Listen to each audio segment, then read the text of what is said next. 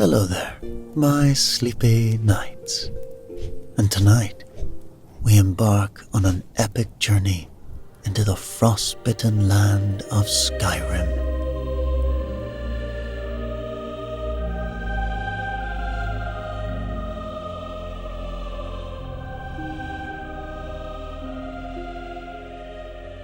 In this special collection, I bring you a series of stories that capture the spirit of Tamriel's northern realm. If you enjoy this Skyrim collection, please remember to like, subscribe, and share your thoughts in the comments below. You can also support us on Patreon, where you get access to our Spotify playlist and early access to all of these stories. But for now, let's get cozy and step into the magical and perilous world of Skyrim.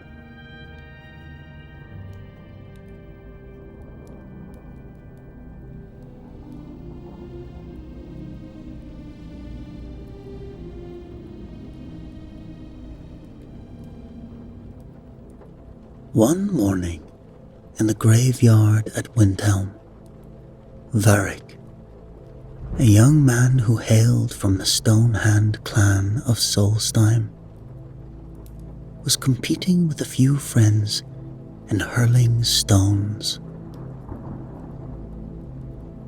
They were using the great blocks from the ruins of Ysgramor's Hall. The blocks were so heavy that Varric was winning easily, for though he was careless and easygoing, his strength was unmatched. Not one of his companions could come close to beating him. Among the crowd watching was a young man who had given up the contest at the start. He despised Varric, who was not only strong but so swift he could outpace a galloping horse, and he could hurl a stone so far that it would disappear from sight.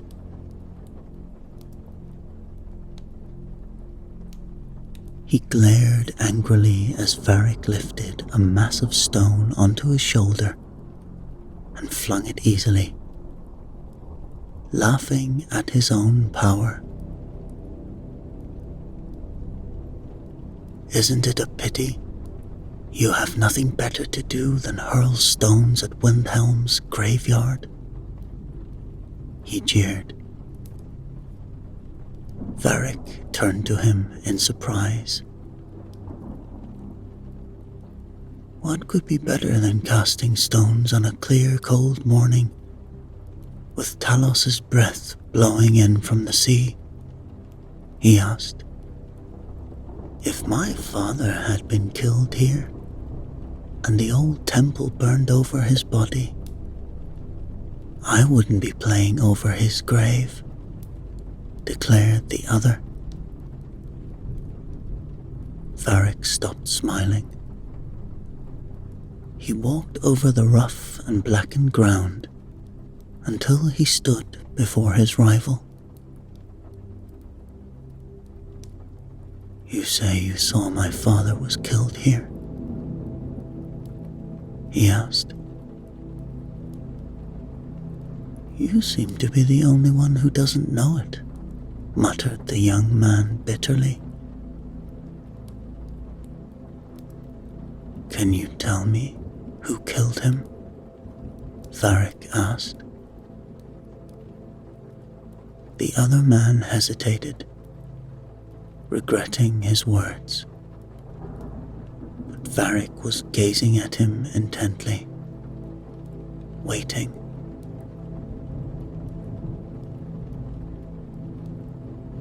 Raiders from Eastmarch, came the answer. "They slew him where you stand," and burned the temple over him. Varric walked away slowly, his mood now a far cry from the carefree man who had started his day in Winterhold. He went home and told his mother all he had learned. "It is true," she said sadly. "I never told you how your father died. His death ruined me, and I didn't want it to ruin you too."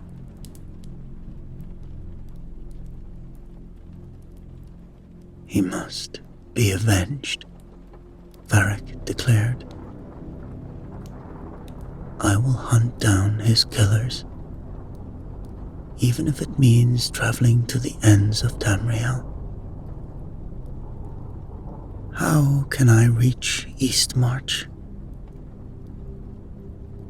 "Ordinarily," his mother said, "you could go by land, but the mountain passes are blocked by heavy snowfalls, and raiders have made the roads too dangerous. For now, the only way is by sea." Varric had no ship, so he decided to build a longboat. His two friends, Gyr and Dirun, went with him to seek advice from a wise skald who lived on the island of Solstheim. The skald listened in silence to their story. "Sometimes, young warrior, forgiveness is stronger than vengeance," he said. "But if you pursue this path, make your longboat with 3 layers of ironwood. Take only 17 men with you, and begin building on the first day of the new moon."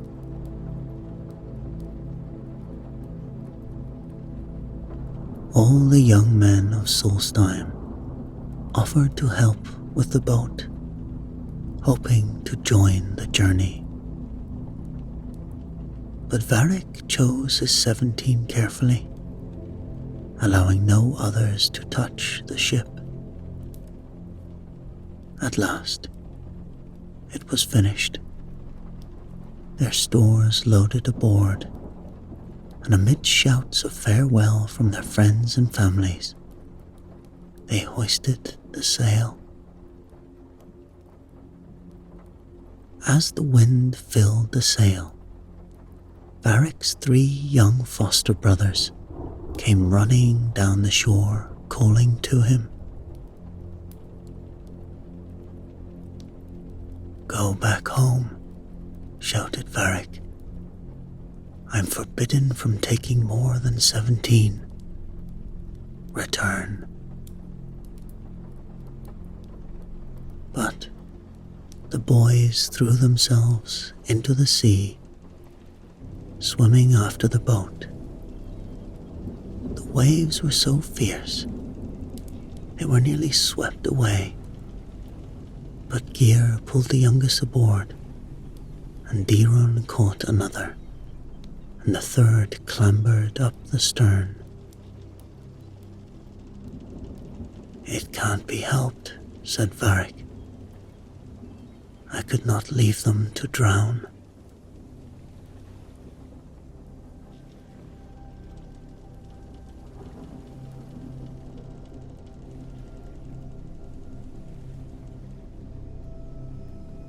When the wind dropped, the young men took turns at rowing. During the night, to give the rowers a rest, Varric once more raised the sail, though there was barely any wind. When dawn broke, They found themselves near a small, rocky island with a round fortress rising in the center. Spears whizzed through the air from behind the walls, and a voice rang out. "I am the better man, for I killed Hijalti of Solstheim and burned the temple over his body. None of his kin has sought me out or avenged his death."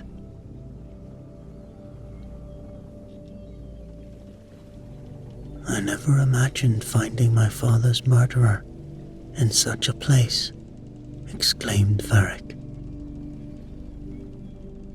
"Our journey is over before we've even begun," grumbled Gear, clearly disappointed. "Talos has guided us here," said Diron. Varric steered the boat toward the island, ignoring the spears still raining down upon them. He was about to leap ashore when a sudden squall arose, sweeping them away from the island. All through the night, wind and rain lashed at them,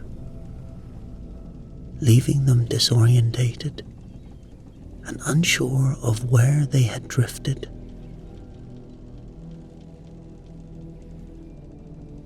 "This is your fault," shouted Varric at his foster brothers.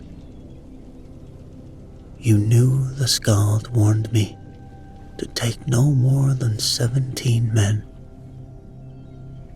This might be the start of our misfortunes."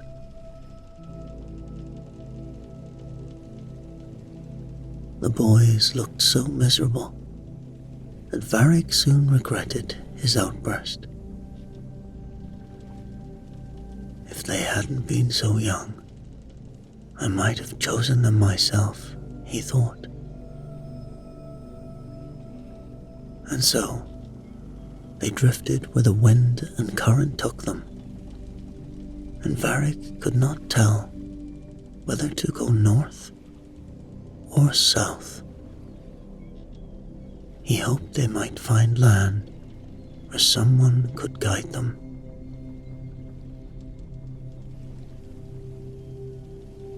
On the third morning, they heard waves crashing against rocks.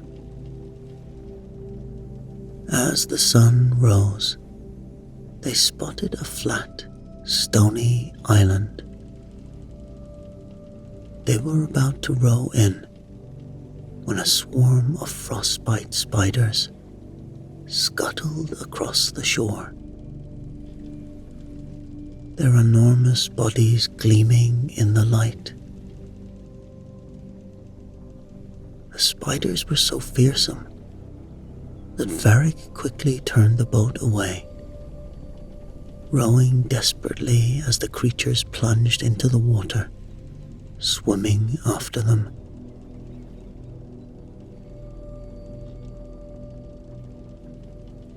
The voyagers passed many strange islands.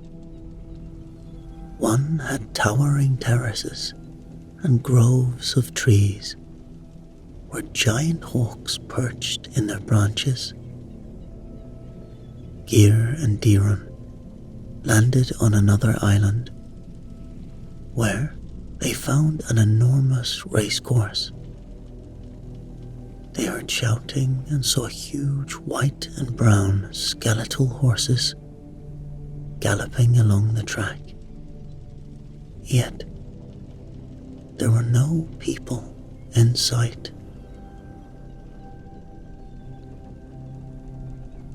Varric and his companions soon were growing weary of their journey.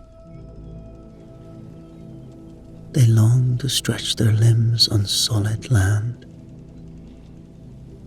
The food they brought was gone, leaving them with only the fish they caught and rainwater to drink. When they finally spotted an island with trees growing to the shore, their branches heavy with golden apples, they cheered in relief.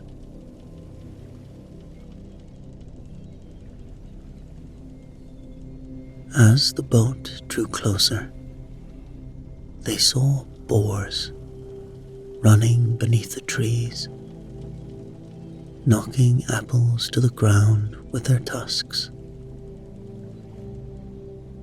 Varric and his companions gathered all the apples they could carry. They ate until they needed nothing else, and for days the golden apples kept them from hunger or thirst.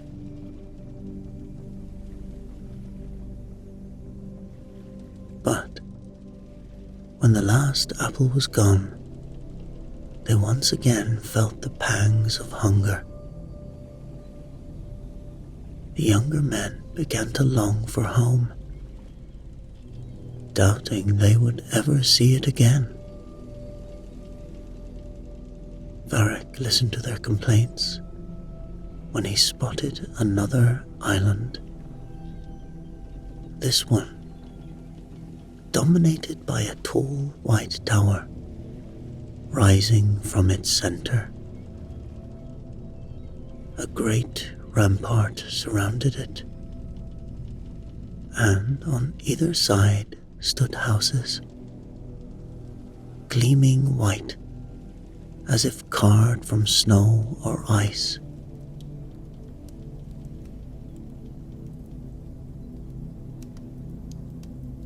Hiding the longboat behind some rocks, the men landed and ventured into the tower. They found a grand hall with 4 low stone pillars supporting the ceiling, and a great curving staircase at the far end. The place was silent and empty, save for a small skeever darting from pillar to pillar. It glanced briefly at the travelers, but continued its scurrying. On the walls hung rows of brooches, Nordic totems of gold and silver, swords with hilts fashioned from some precious metals, and necklaces embedded with jewels. But what Varric admired most wasn't the treasure. It was the grand table set for a feast, laden with roast meats and tall flagons of mead. Was this feast left for us? Varric wondered aloud, though he expected no answer.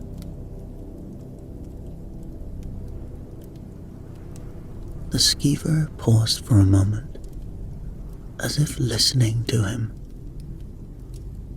then resumed its jumping from pillar to pillar.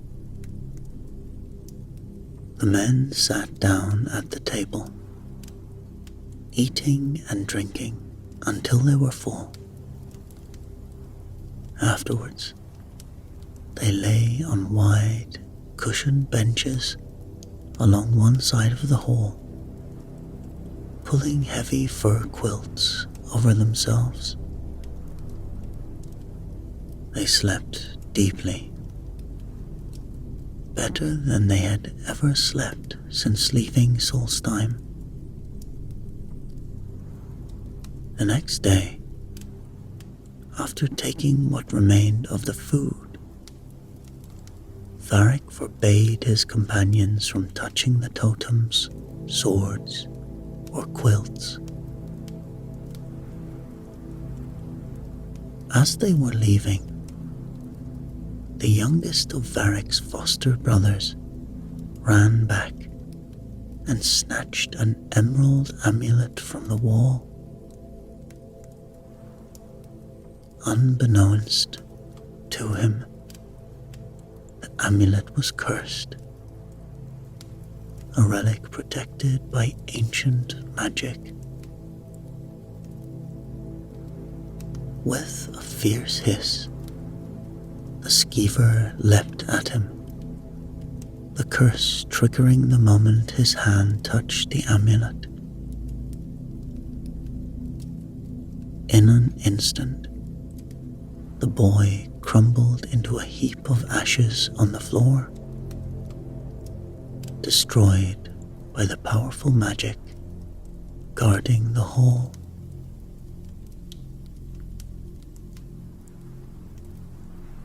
Varric hurried to put the amulet back in its place,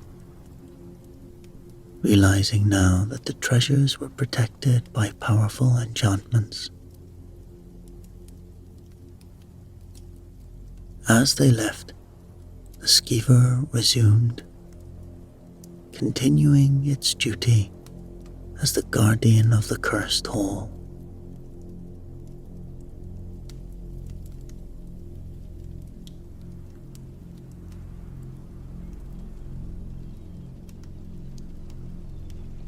Time passed strangely after that. Varric thought they had seen the young moon 7 times, while Gear believed it was twice as long. Diron, however, couldn't remember at all.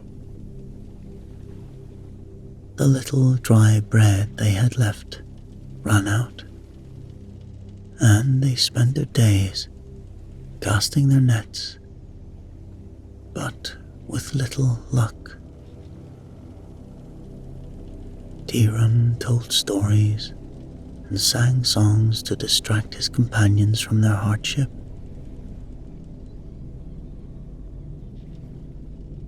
"We should go back," one man suggested. There were other houses on that island with the skeever. The sea is barren, but we might find food and drink again. Why wander aimlessly when we could live in comfort?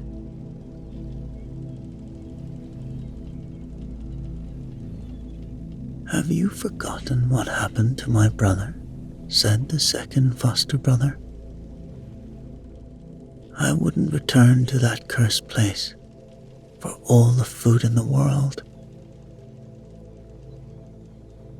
As they argued, Diron sang softly a song of his own creation. "I long to sail far where the sky bends down and the seas of Nairn end. But now I long for winding paths, for soft blue smoke, for hearth and friend." Gear and Varric stood watch as the sun dipped low. A swift tide carried them into a small harbour.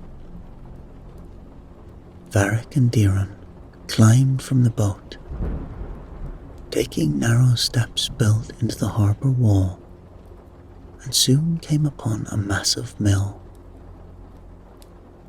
A wide road led towards it, where men struggled past, bent under the weight of heavy sacks.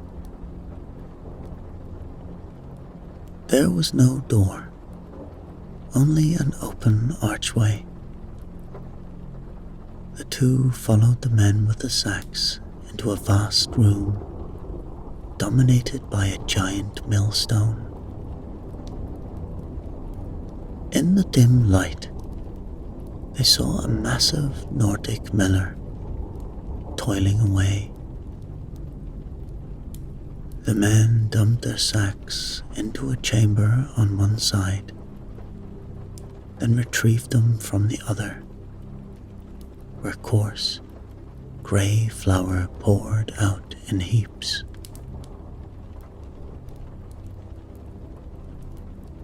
The miller grinned at Varric and Dirun, though there was no warmth in his eyes.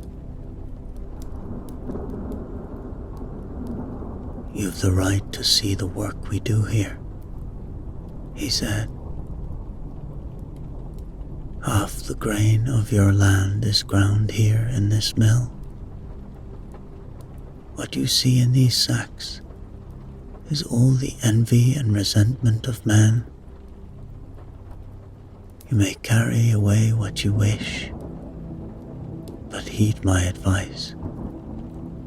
Do not touch what we grind.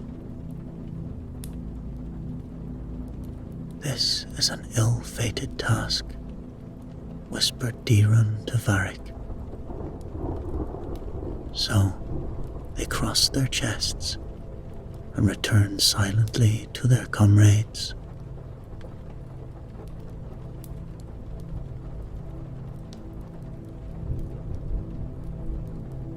Once more, they had nothing to eat but the fish that came into their nets.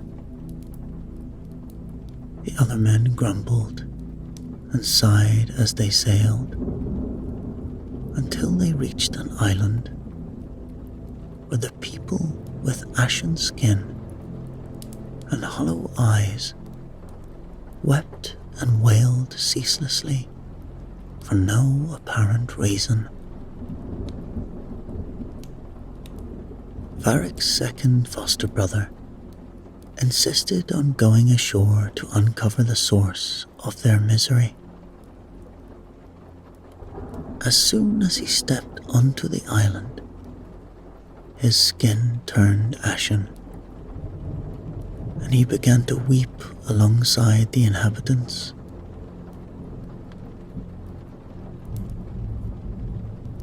Varric sent 2 more to bring him back, but they too were overcome, their skin turning pale as they fell into despair. 4 others wrapped their heads in cloaks, hoping to shield themselves from the curse, and managed to drag the 2 men back. But Varric's foster brother was left behind, lost to the sorrow. The rescued men wept uncontrollably as they rolled back. But once the island was far behind, their color returned, and they ceased weeping.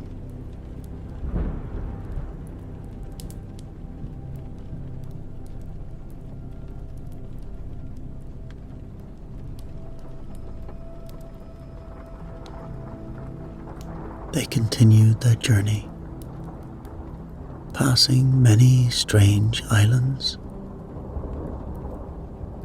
Dirun declared that if they lived long enough to see old age, they would have tales to tell through every winter's night, and never repeat the same story twice. One such island stood out, a towering fortress with a bronze gate in the center. Leaving a guard with the ship, Varric and the rest landed and approached the fortress, where a glass bridge spanned a wide moat. Bronze parapets lined the bridge, and though they stepped onto it together, the bridge flung them back.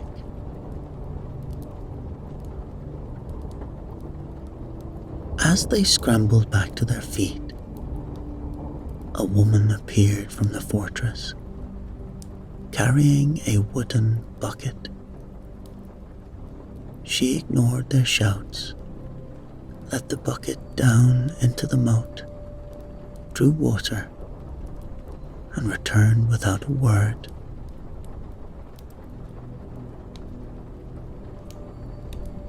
Determined to enter, Varric struck the side of the bridge. The metal quivered, releasing a soft, haunting melody. His eyes grew heavy, and he fell asleep, his companions dropping beside him into a deep slumber.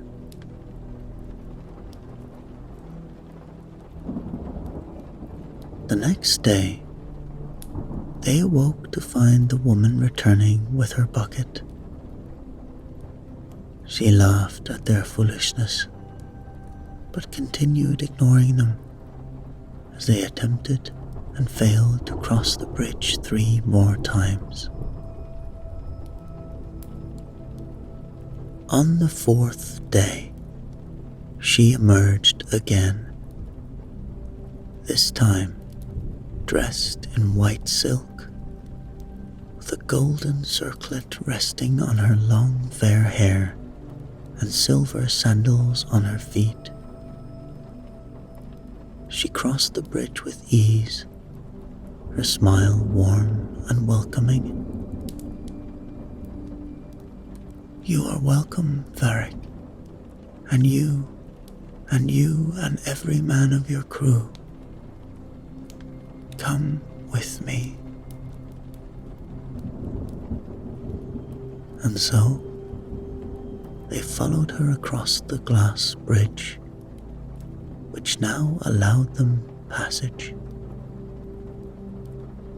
The bronze gate to the fortress stood wide and open, and she led them inside to a grand table, set with plates and goblets, though all were empty.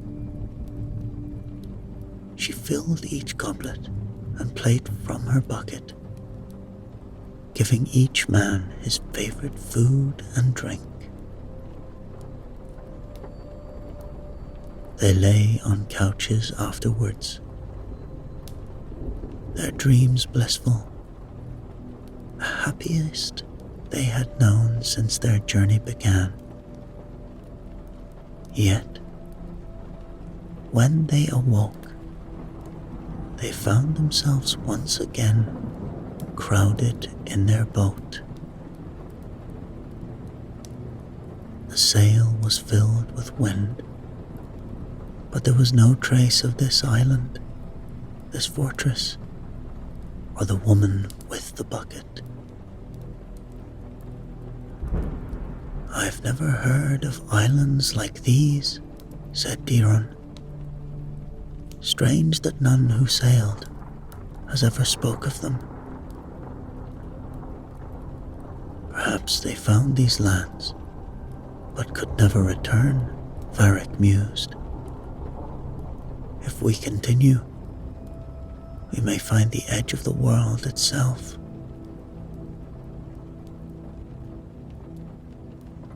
The wind had stilled, and for days they took turns at the oars. Diron sang and recited verses to lift their spirits, helping them forget the dangers that might lay ahead. Then they came upon a great silver column rising from the sea.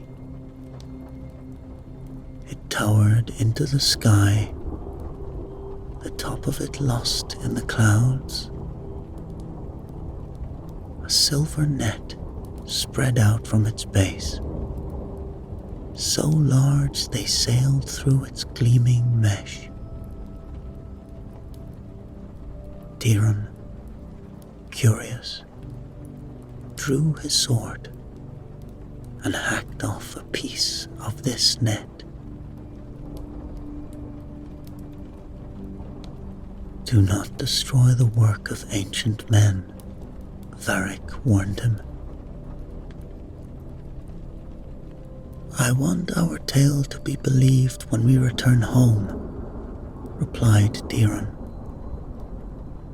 If we ever reach Skyrim again, I'll lay this silver piece upon the altar at the Temple of Talos, in honor of the divines. Suddenly, a voice cried out from the top of the pillar, clear as a battle horn, but they could not understand the words it spoke.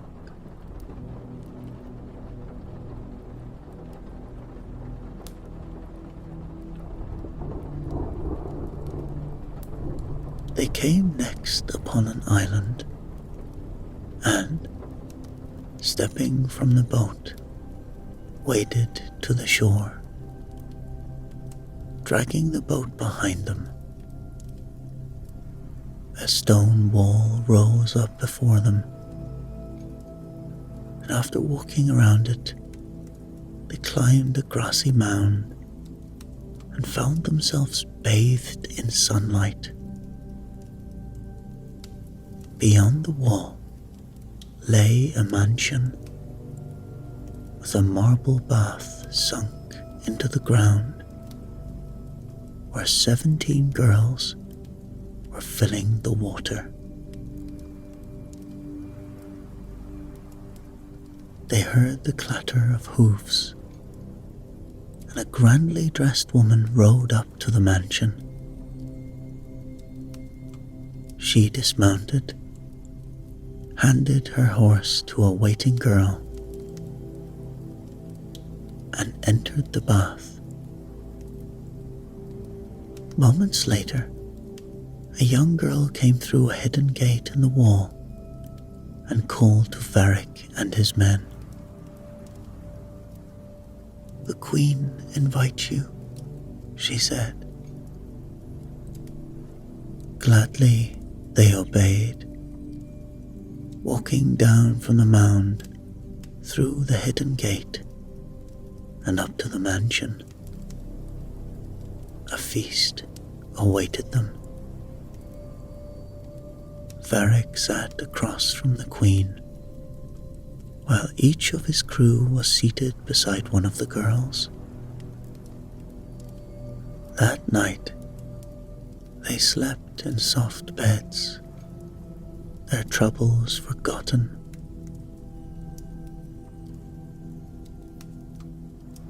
The next morning, when they prepared to leave, the Queen stopped them. "Stay here," the Queen said. "You will never find your home again. So why continue wandering from island to island, only to perish miserably at the end? Stay here. You do not know the wonders of this island. There is no sickness, no aging, and there is room for all of you."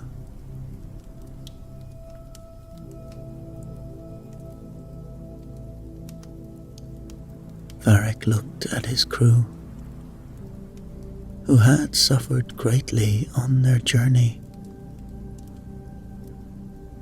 "Shall we stay?" he asked. "We will," shouted the men, wearied by their travels. The Queen explained that her husband had been the king of the island, and the 17 girls were their daughters. Now that the king was dead, she ruled over the island, and there were many others who lived there. Each day, the Queen went among her people, but returned to her hall each night. Varric was happy there, and so were his men, for 3 whole months. But soon, the crew began to long for home, forgetting the hardships they had endured. It seemed to them they had been away for years, and they all pleaded with Varric to set sail once more. Where would we find a better life than the one we have here? Asked Varric. Let us stay a while longer. Even Dirun and Geir, usually content, grew tired of the island. They told him that if he wished to stay, they would go without him. Varric, unwilling to part with his companions, agreed to leave, though the men grumbled often. So, Dirun and Geir decided to depart immediately. Varric declared he had changed his mind and would go with them. While the Queen was away settling a quarrel among her people, they loaded the boat with provisions and pushed off from the shore. As their sail caught the wind, the Queen returned, seeing their departure. She held a ball of cord in her hand and, holding one end, flung the ball towards them. Varric caught the ball and, to his surprise, the Queen began to draw them back toward the shore. Varric had regretted leaving without saying goodbye, but now he was determined to leave. The next time the Queen was away, they boarded the boat again. They had barely rowed an oar's length from the shore when she appeared once more and flung the ball of cord. Again, Varric caught it, and again they were drawn back. The crew began to look at Varric strangely. "Why do you catch the ball?" asked Geir. "If you would rather stay, why pretend to leave? We can sail without you." "I don't hold it willingly," Varric protested. "The cord clings to me. I have been happy here, but I long for home." The next time, one of the crew caught the ball instead.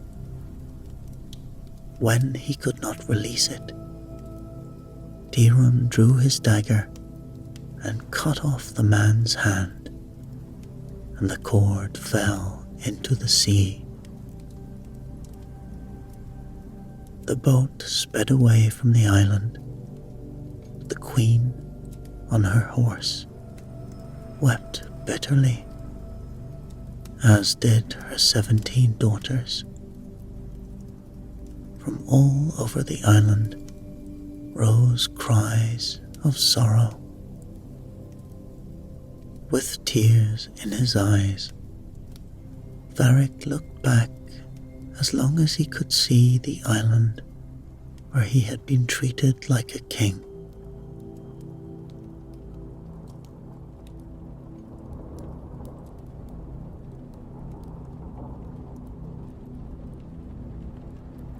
There was no wind, and the air grew soft and lazy. Though the men barely feathered the oars, the boat moved swiftly on a current that carried them past an island, wooded on one side, with a broad grassland covering the other. Sheep grazed beside a lake, and the current brought them into a curved bay, where they found an ancient fort and a small temple, where an old monk was conducting a quiet service.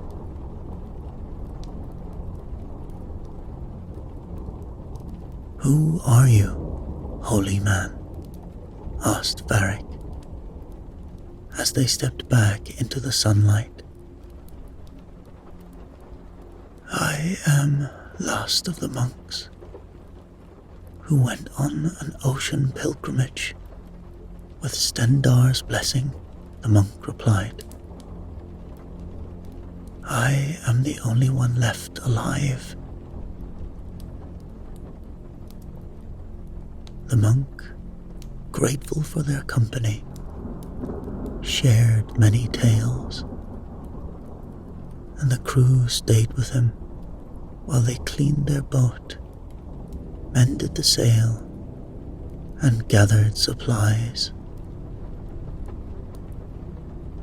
One day, Varric saw a dark cloud approaching from the southwest.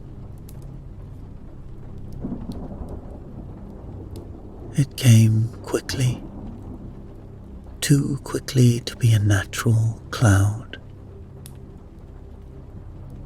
As it drew near, he realized it was a great eagle with faltering wings, carrying a branch of red berry thistle in its talons. The eagle dropped the branch beside the lake and began to eat the berries, which were as large as grapes. Some of the juice fell into the water, staining it a deep crimson. Tirun and Gear, coming to find Varric, hid with him among the trees, fearing that the eagle might seize them in its talons, though it seemed very old and weak, its feathers dull and worn. However, when Varric stepped out, the bird took no notice.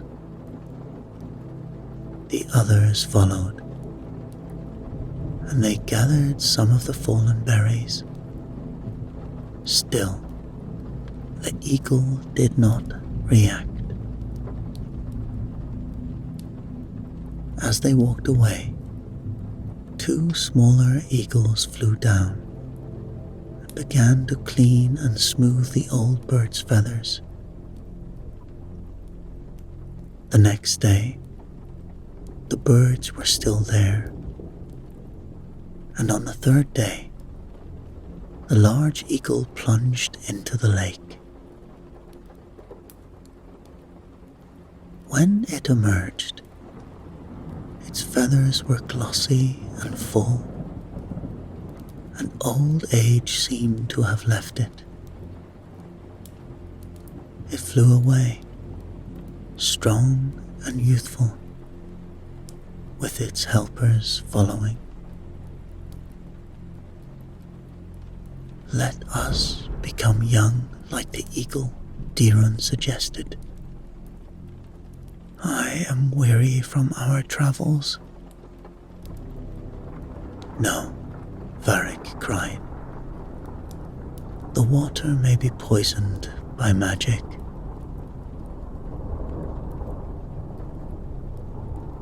But Tirun slipped into the lake, swam, and drank the crimson water.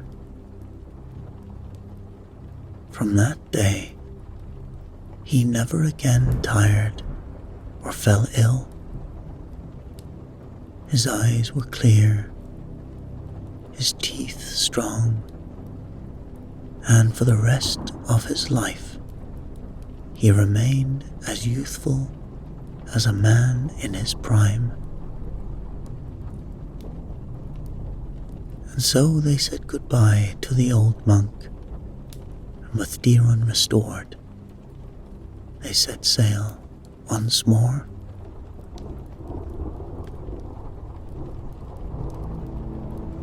Diron was singing about the eagle when they heard loud laughter and shouts of joy. As dawn approached, they reached an island where men and women were dancing, tossing brightly colored balls and laughing in delight. "There's no sense in landing here," said Varric, eyeing the carefree crowd warily.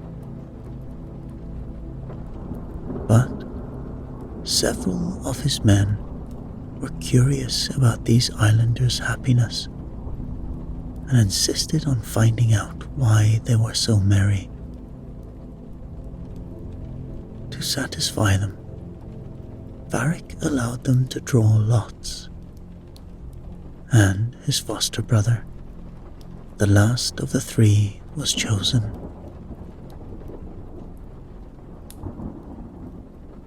The foster brother went ashore and immediately began to laugh and dance like the others. Varric shouted for him to return, but his brother ignored him. Lost in the joy of the island. In the end, they were forced to leave him behind, still laughing and dancing with the islanders.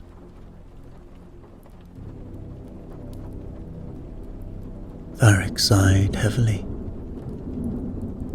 His three brothers were gone, one dead, one lost to the island of mourners, and now the last of them left behind with the laughing strangers. "Perhaps our voyage is nearing its end," Varric said. "I've seen too many strange places. Yet, how can I return home like this?"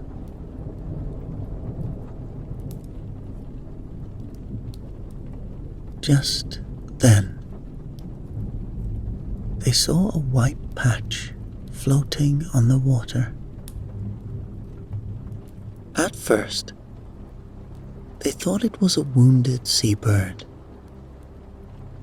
but as they drew closer, they saw that it was an old man,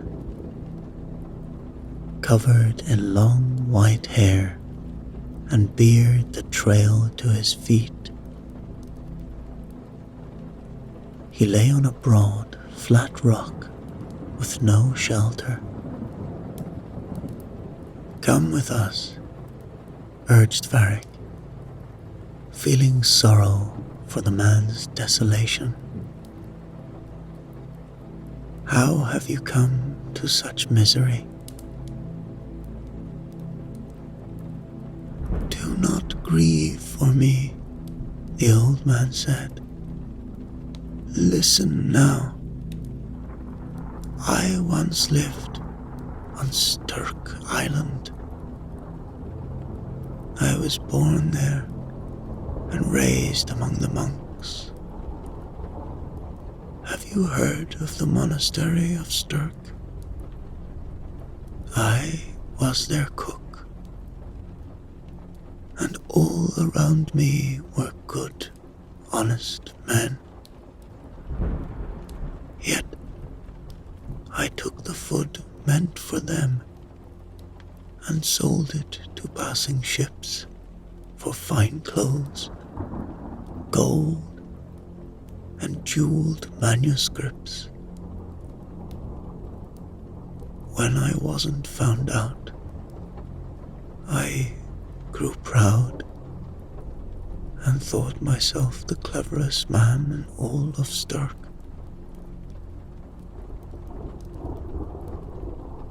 One day, I loaded a boat with all my stolen treasures, set out to live grandly. No one would know I had been a mere cook. A great storm rose, and I was terrified. But when the wind dropped, the boat lay still, and before me stood an angel on the water. "Where are you going?" the angel asked me. "I'm going to live a comfortable life," I said. "Well, you wouldn't find it pleasant if you could see the demons gathered around you," said the angel. "Because of your greed and pride, the boat will not move. And unless you do as I say, your path will lead straight to oblivion."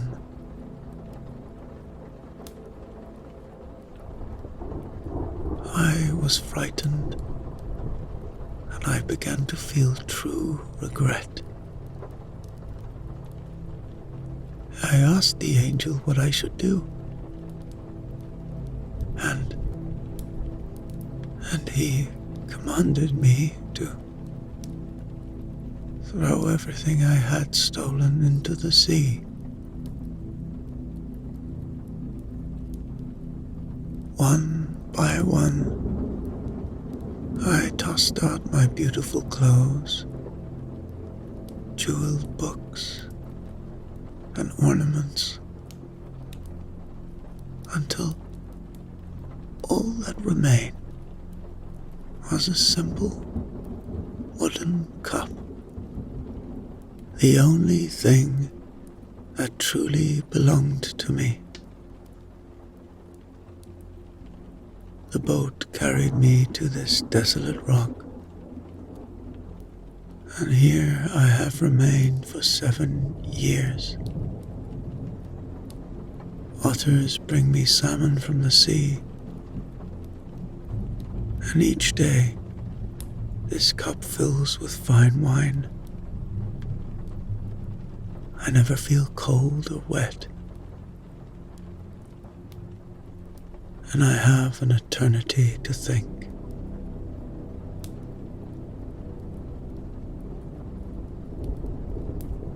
Varric then told the old man his story. "You will find the man who killed your father, Varric," said the cook. "But do not kill him. What good would it do your father now? Talos has protected you through great dangers. And have you never done wrong yourself? Forgive your enemy, and you will return home in peace."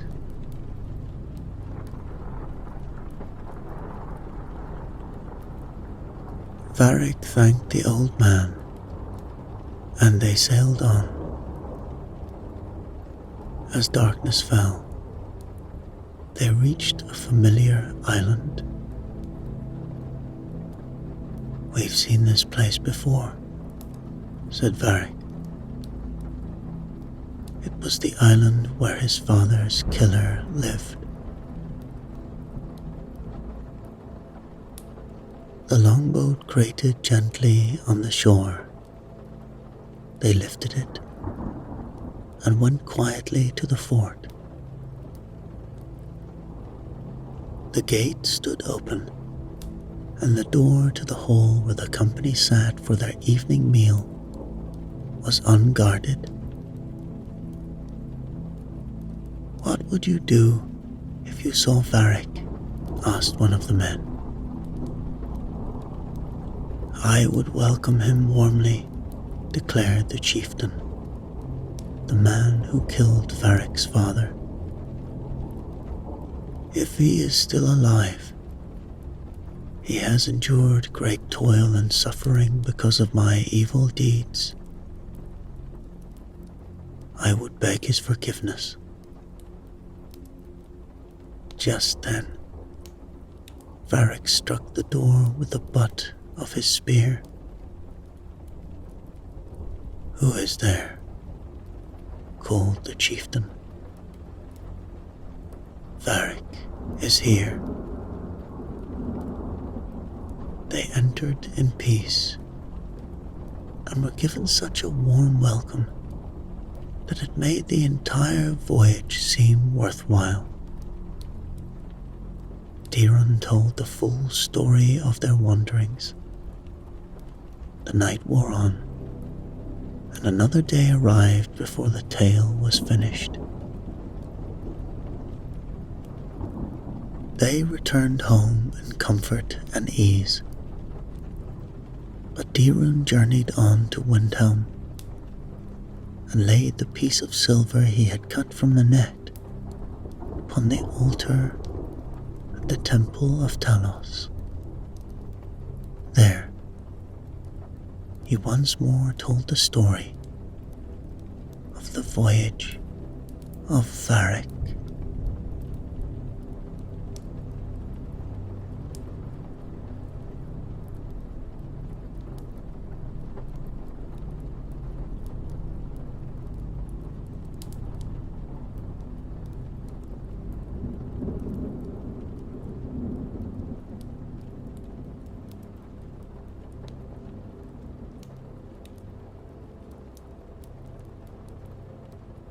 In the hour before dawn, when even Windhelm's hardy merchants still huddled near their hearths, Sigrid Stonevoice stood in the deserted marketplace,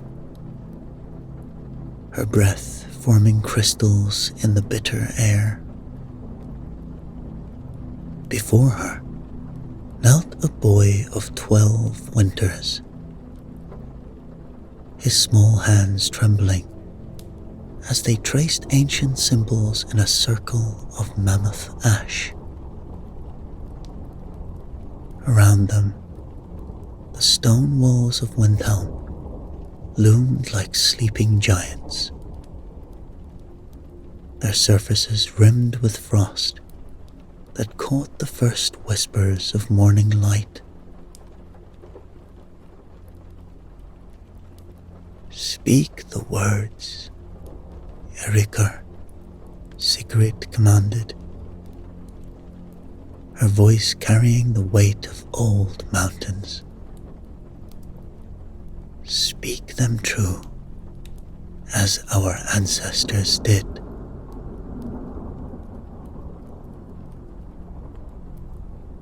The boy's voice quavered as he recited the sacred phrase, stumbling over symbols that had once shaken the very foundations of Skyrim.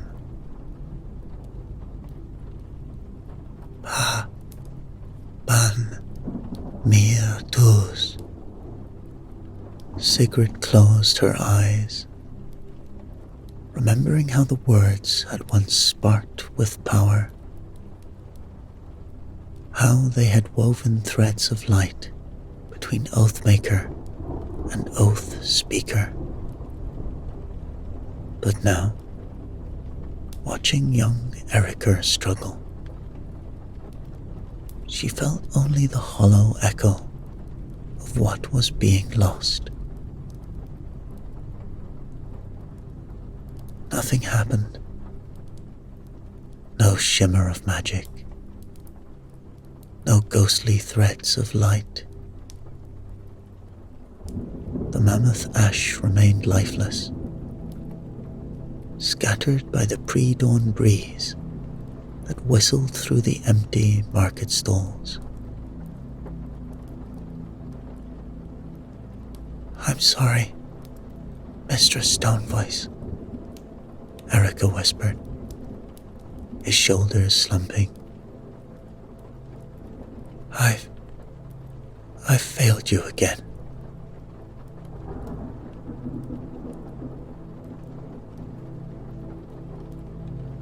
Sigrid laid a weathered hand on the boy's shoulder.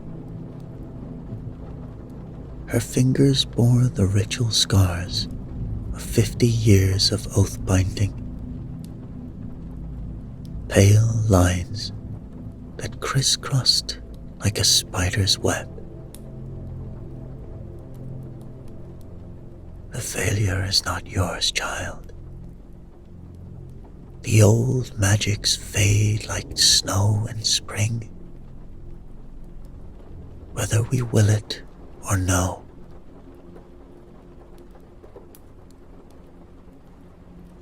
As she spoke these words, the first rays of dawn spilled over Windhelm's ancient walls, bringing life to the marketplace. Merchants emerged from their shops, stamping their feet against the cold, their breath mingling with the smoke from newly lit braziers.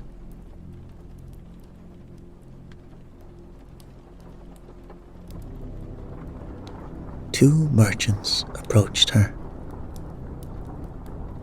Bjorn Greymane and Solvik the Fair, their faces pinched with mutual distrust. They sought to seal a trading contract, a simple thing that once would have been beneath an oath-maker's notice. But in these diminished days, even minor bindings served to remind the people of what was being lost.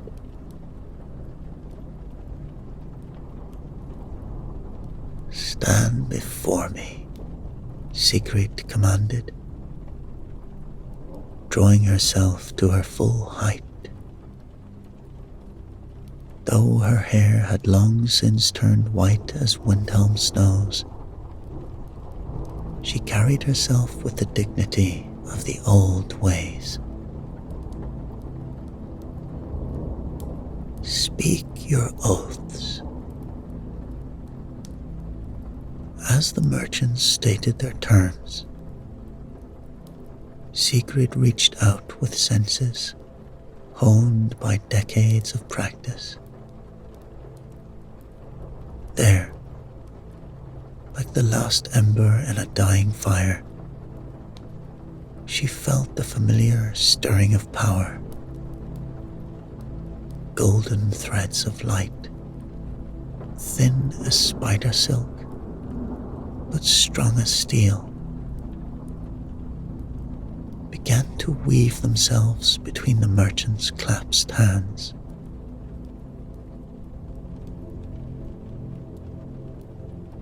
The gathered crowd gasped, even now, after all these years.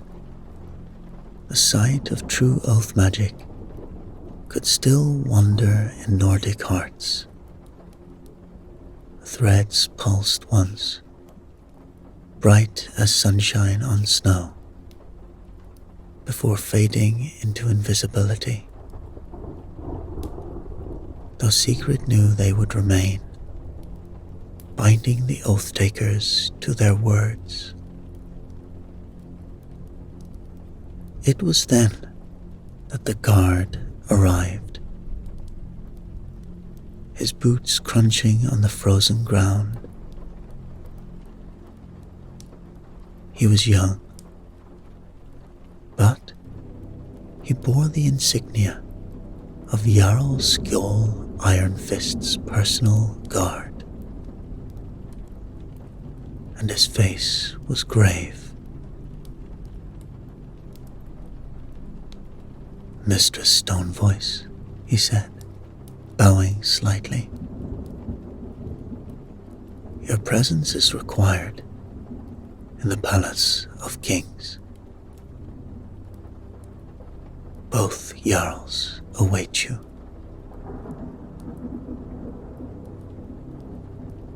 Sigrid felt a chill that had nothing to do with Windhelm's bitter mourning.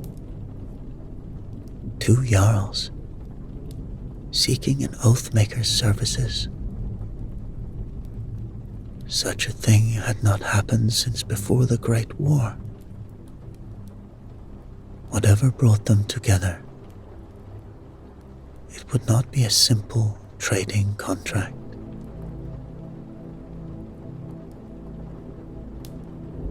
"Very well," she said, gathering her ritual pouch with its precious mammoth ash and sacred herbs.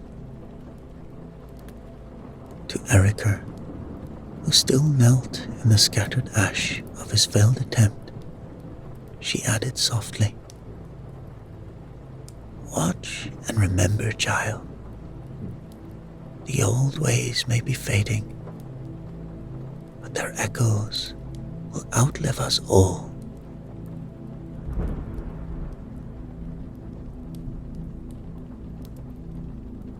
The guard led her toward the Palace of Kings. Its ancient stones looming before them like the bones of some great beast.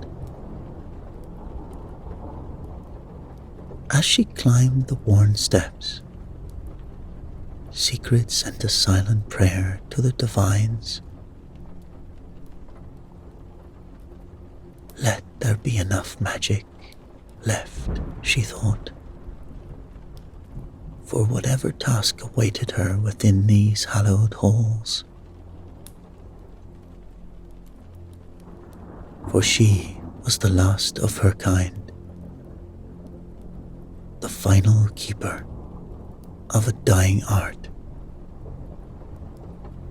and she could feel in her very bones that this summoning would test not just her power, the very nature of oaths themselves.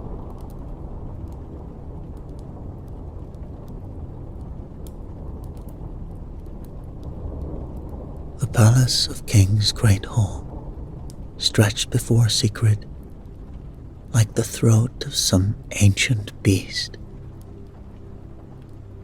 its vaulted ceiling lost in shadow despite the dozens of blazing braziers.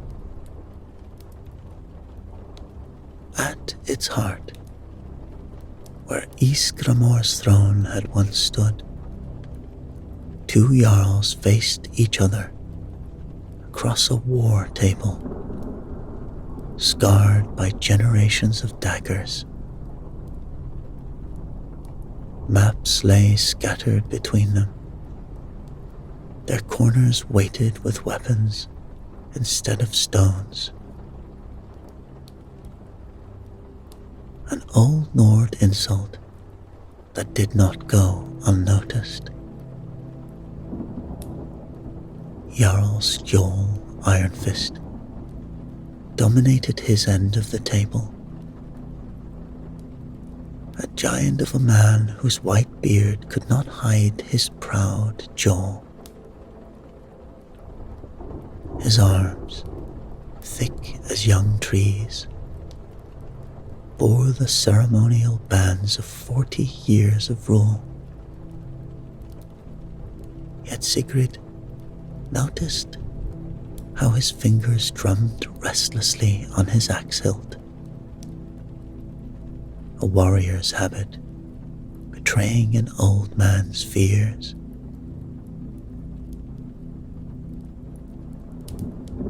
Opposite him stood Jarl Herman the Hawk, lean as a blade and half Skjold's age. His fine clothes did little to mask the hunger in his bearing, though he held himself with a nobleman's pride. Sigrid saw how his eyes darted around the room, sharp and desperate as a fox in a henhouse.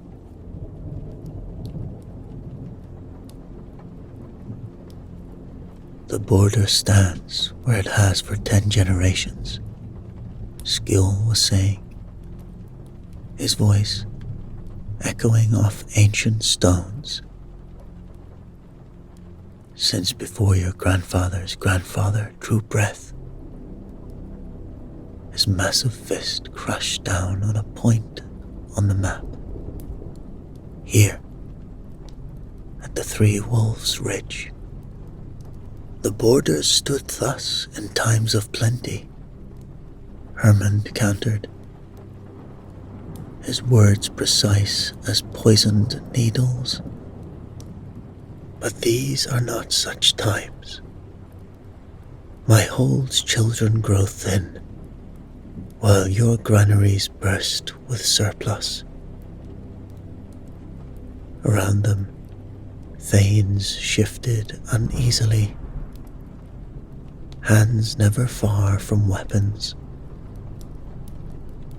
The very air crackled with tension, reminding Sigrid of the moment before lightning splits a tree. And what of the raids? One of the Skjold's thanes demanded.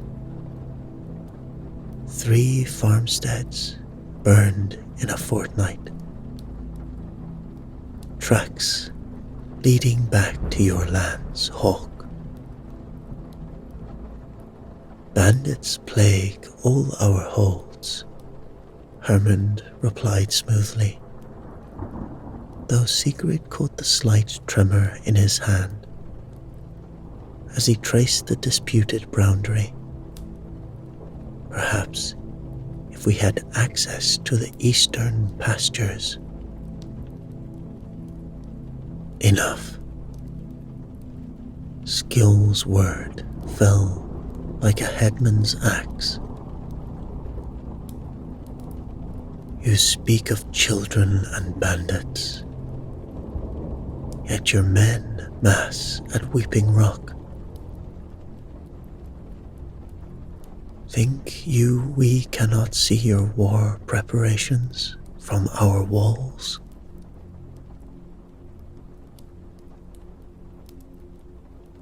As the argument spiraled, Sigrid studied Hermund more closely. Beneath his calculated and careful posture, she sensed fracture lines running deep as glacial crevices. His fine cloak was newly made, yet the boots beneath it were worn thin. His guards, though well armed, had the gaunt look of men who had missed too many meals.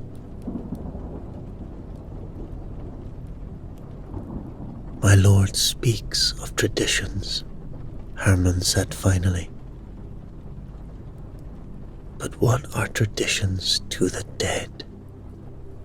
When the snows come, he caught himself straightening. We cannot survive another winter as things stand.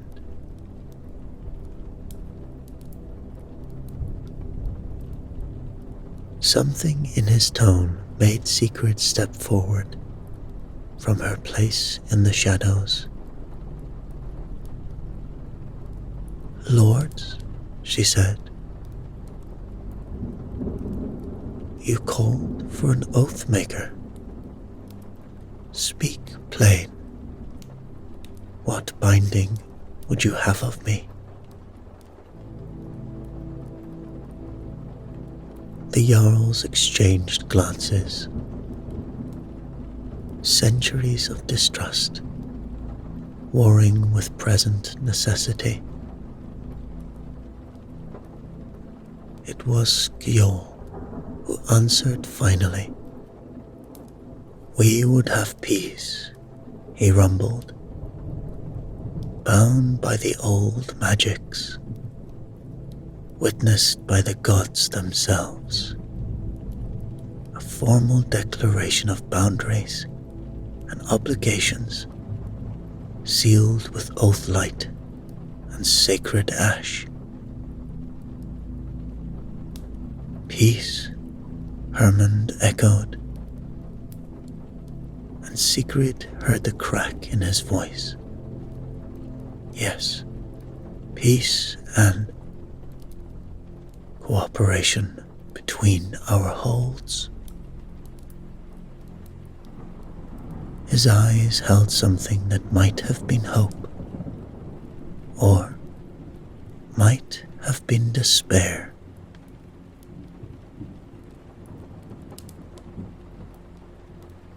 As Sigrid began laying out the requirements for such a binding, she noticed a servant girl from Herman's hold slip into the hall. The girl whispered something in her Jarl's ear that drained what little colour remained from his face. Though he showed no other reaction, Sigrid saw his knuckles whiten on the table's edge.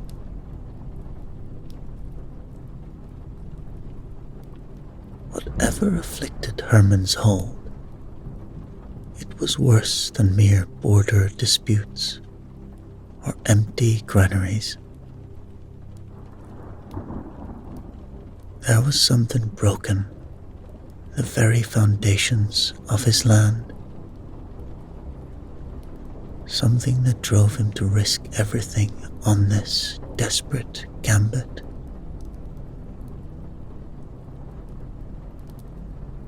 And now, she would bind him with oaths to a peace he could clearly not afford to keep.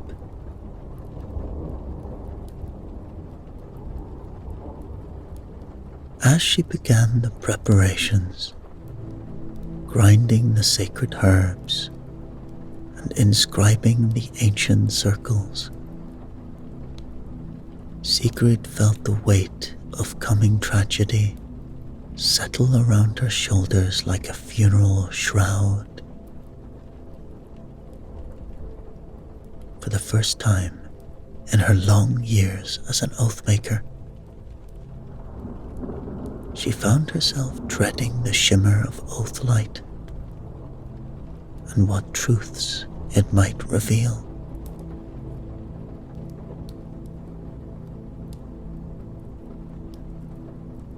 By tradition, great oaths must be sworn as the sun dies. As dusk approached, Sigrid transformed the palace of King's Great Hall into a temple of the old ways. Servants extinguished every torch, leaving only the fading daylight that filtered through the high windows. In that purple twilight, she began her work.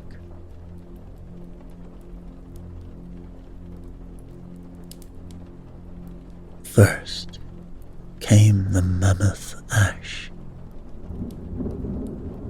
so ancient it was said to have been gathered from the funeral pyres of Ysgramor's own companions.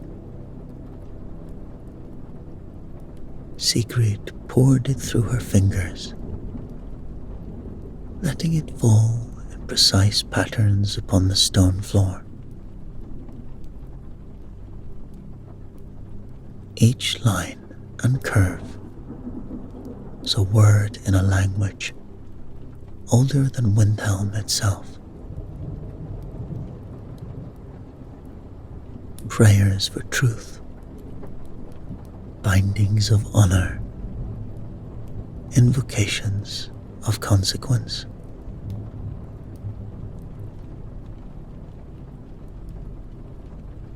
The ash seemed to drink what little light remained,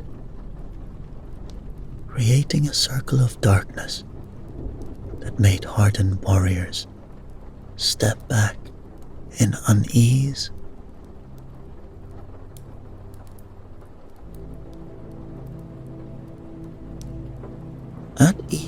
cardinal point, she placed bundles of sacred herbs, frost meriam from high Horgara's slopes, dried snowberries gathered under autumn moons, and most precious of all, strands of moth silk, preserved from the days when priests still read the Elder Scrolls in Winterhold.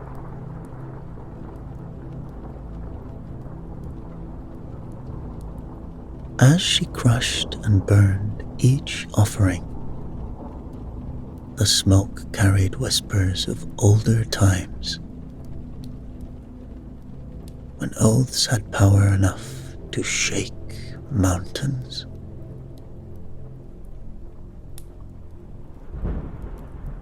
Enter the circle, she commanded the Jarls, her voice rough with herb smoke. Both men stepped forward, their faces ghostly in the gathering dark. Remove your weapons, your symbols of office. Before the gods, you must stand as equals.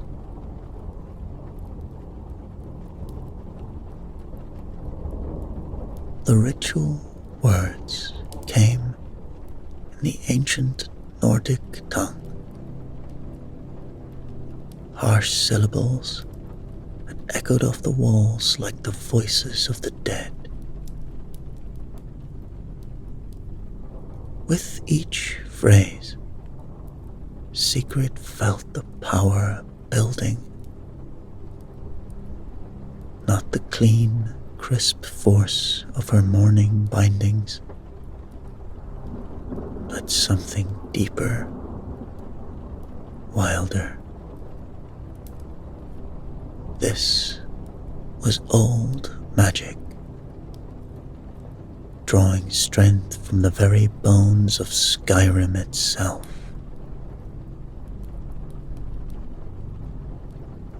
Speak your oaths, she instructed. First, the victor's peace, then the yielder's acceptance. Jarl Skjold spoke first, his voice steady as mountain stone. By ice and iron, by blood and bone, I swear fair sharing of land and bounty. Where my power reaches, there shall your people find shelter and sustenance.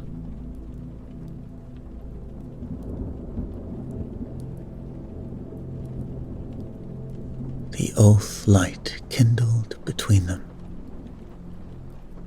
a thread of pure gold spanning itself from his heart. It hung in the air like captured sunshine, awaiting its mirror. Then Hermann stepped forward, and Sigrid felt the change. The very air seemed to recoil as he spoke the answering oath. By ice and iron, by blood and bone, I swear to honor boundaries old and new. Where your power reaches, There shall my people keep peace. A second thread emerged from his breast, twinning with the first. But as the magics merged, Sigrid saw what no other could. A sickly purple sheen that pulsed with the golden light, like rot in the heart of an apple. The sight made her stomach clench. In all her years of binding, she had never seen an oath light corrupt at the moment of its making.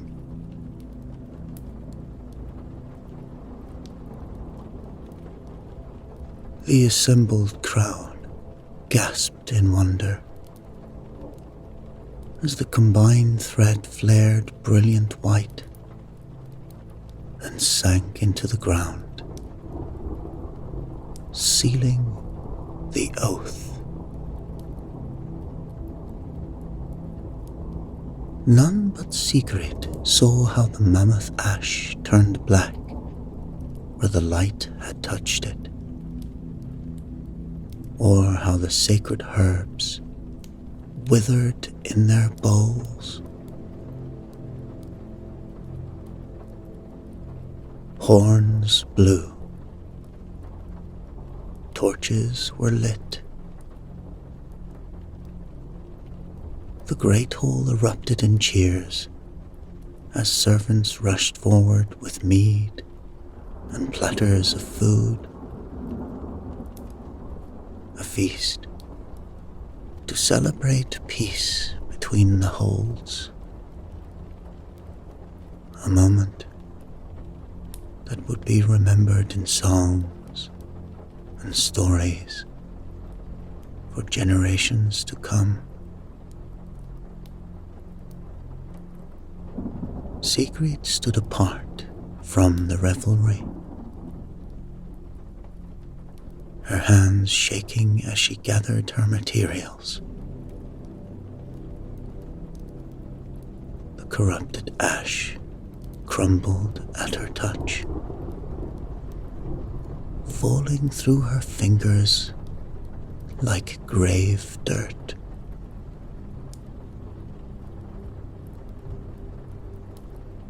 She watched Jarl Hermund accept congratulations,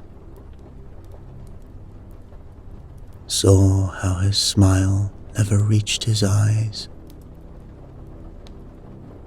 noted how he flinched almost imperceptibly when Jarl Skjold embraced him as a brother.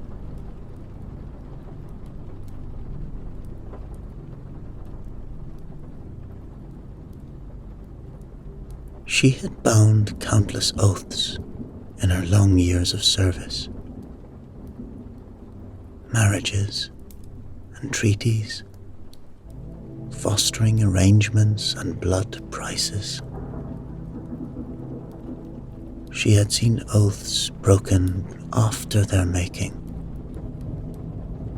watched the consequences unfold, but never had she bound an oath that was false in its very forging.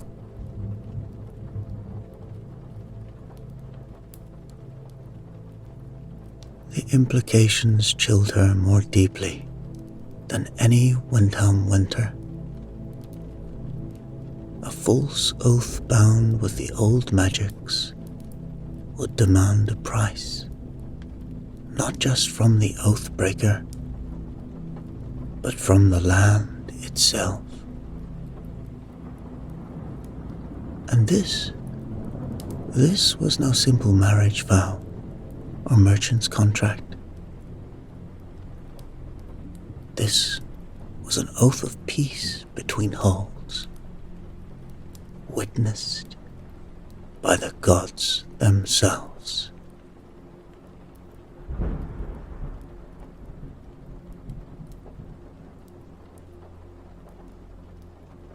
As the celebration roared around her, Sigrid's stone voice, last of the oath makers, felt the first tremors of approaching doom.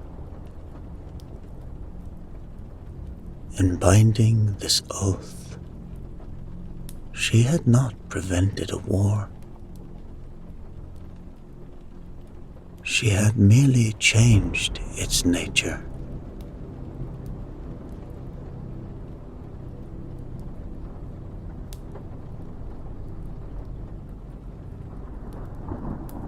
Summer came to Skyrim like a half-hearted apology. But in the lands between the holds, spring's thaw never arrived.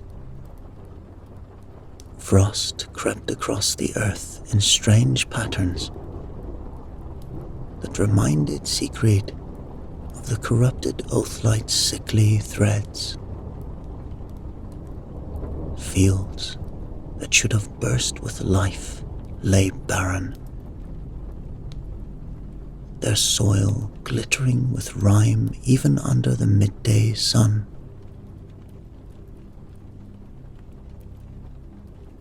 The few plants that dared push through the frozen ground emerged twisted, their leaves black and stems pearl white, as if they had been carved from ice. Sigrid watched it all from the ramparts of Winterhold, each day bringing fresh reports that made her bones ache with dread. Farmers spoke of entire herds of deer fleeing south, their eyes wild with terror. Hunters returned empty-handed, claiming their arrows passed through phantom elk that dissolved into mist. At night, wisps of green light danced above the ancient barrows, and the voices of the dead could be heard singing in the old tongue.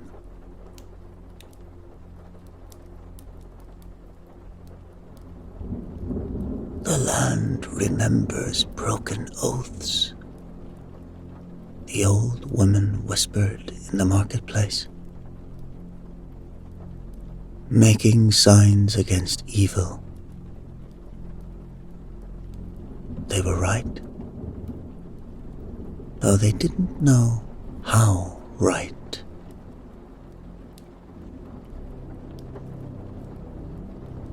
Unable to bear the weight of her knowledge alone, Sigrid decided to act.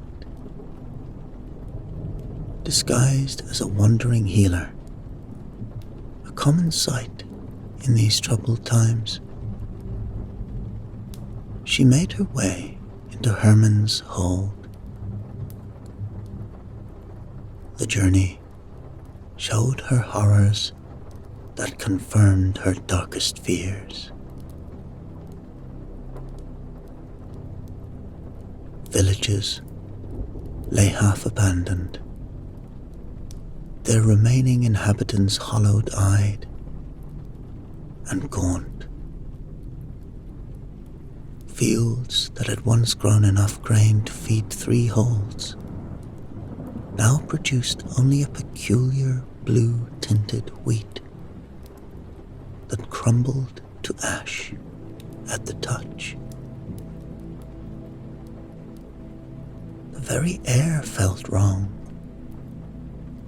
carrying an ancient malice that set her oathmaker's senses screaming.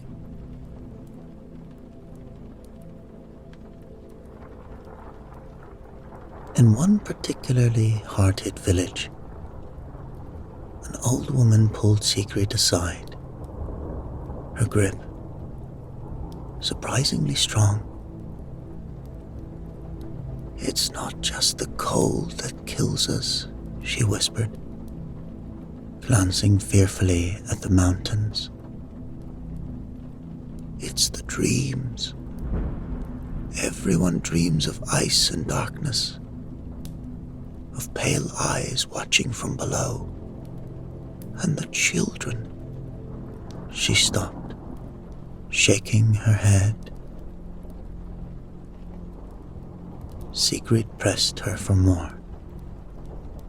And finally, the woman led her to a house at the village's edge. Inside, a young girl lay in a fever sleep. Her skin bearing traceries of frost that neither fire nor friction could dispel.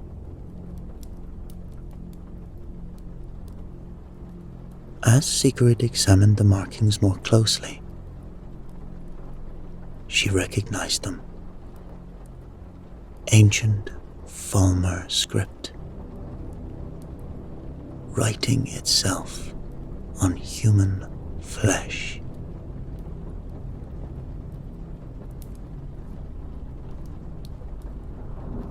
It started after the miners broke through into the deep caves, the woman explained. They found something down there. Something old. Jarl Hermund ordered the mines sealed, but it was too late. The cold had already crept into our bones.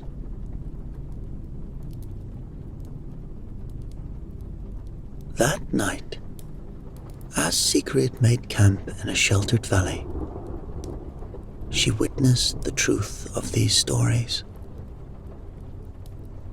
The northern lights appeared, not in their usual colors, but in shades of ice blue and corpse white. They formed patterns that she recognized from her studies of the oldest Nordic texts. Warnings written in the sky itself, speaking of ancient wrongs and prices yet to be paid.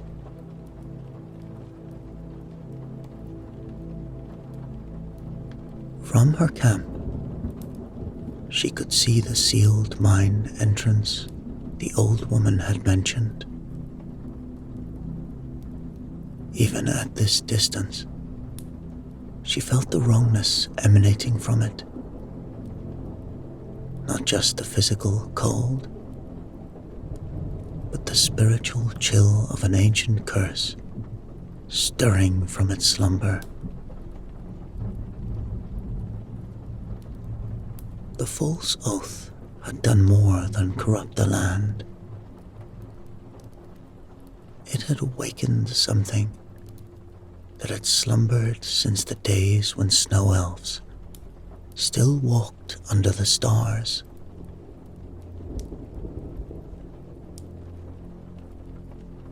The pieces began to click into place. Hermund's desperation, the failing crops, the children's affliction. This was no natural famine driving the Jarl's action. His hold labored under a curse far older than any living memory. A doom born from another broken oath in Skyrim's dark past.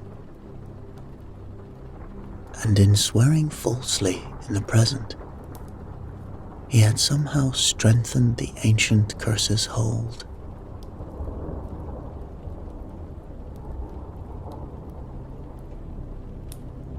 As dawn approached, Sigrid wrapped herself tighter in her cloak though she knew the chill she felt came not from the air, but from certainty.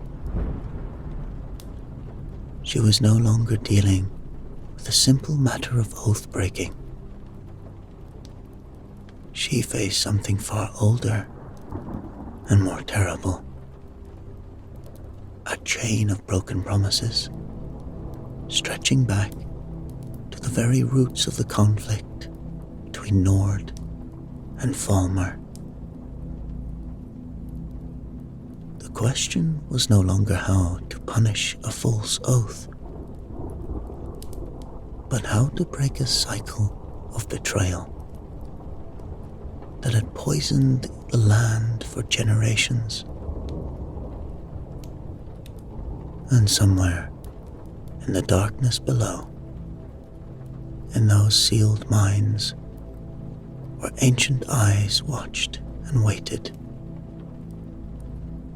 lay the key to it all.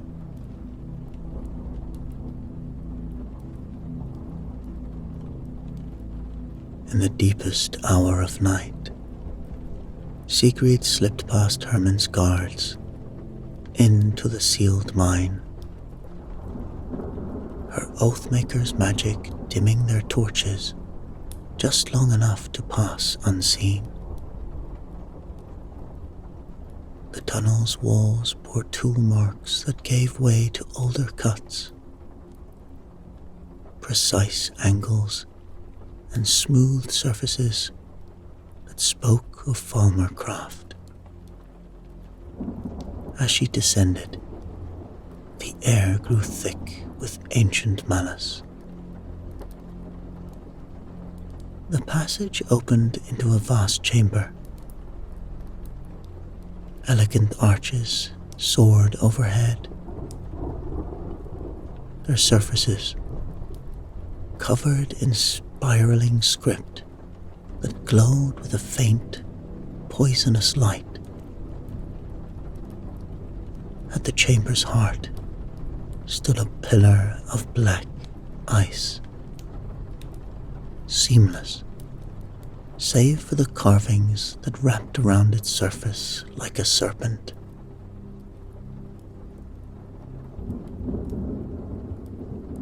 Sigrid's hands trembled as she traced the ancient words. They told the story of a time when snow elves and Nords had attempted peace, of promises made beneath these very arches. The Nords had sworn to respect ancient boundaries, to let the snow elves keep their deepest sanctuaries. But when a terrible winter came, they broke their oath, driving the snow elves from their last refuges. In their final hour, the snow elf priests had laid a curse. The land would remember, and one day it would make the Nords know the meaning of bitter refuge and desperate survival.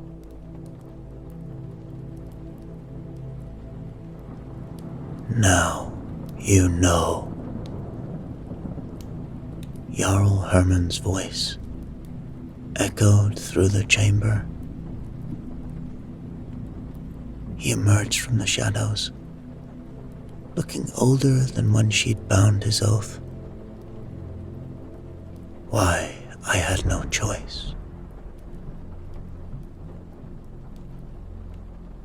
You knew about this place, Sigrid said. It wasn't a question. Found it 3 winters ago, when the curse first began to wake. The signs were small at first. Failed crops, sick livestock. And the children, the children started dreaming of ice and darkness. His voice crackled. I tried everything. Offerings, prayers. Even sought help from those damned college mages. Nothing worked.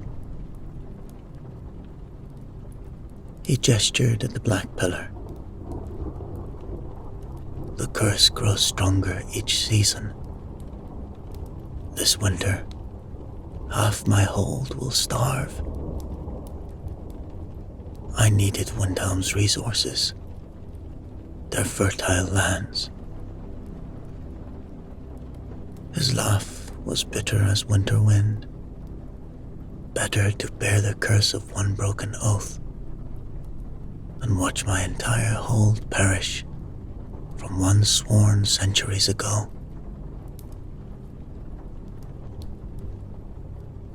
Sigrid saw the truth in his eyes. The desperation of a man who would damn himself to save his people. But she also saw something he had missed in the ancient carvings. A pattern hidden within the curse itself. But before she could speak, horns blew in the distance. Herman straightened, his face heartening. That's the signal. My men move on Windhelm tonight. The false oath will break, but my people will survive. You'll start a war, Sigrid warned. Yes, better a swift war than a slow death. He drew his sword. I can't let you warn them. But Sigrid's stone voice hadn't survived as the last Oathmaker by being defenseless. As her power flared, the chamber's ancient magics responded.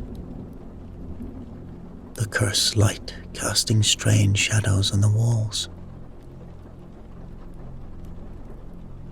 Listen, she commanded. The curse can be broken, but not with blood. Those who wrote these words left another way.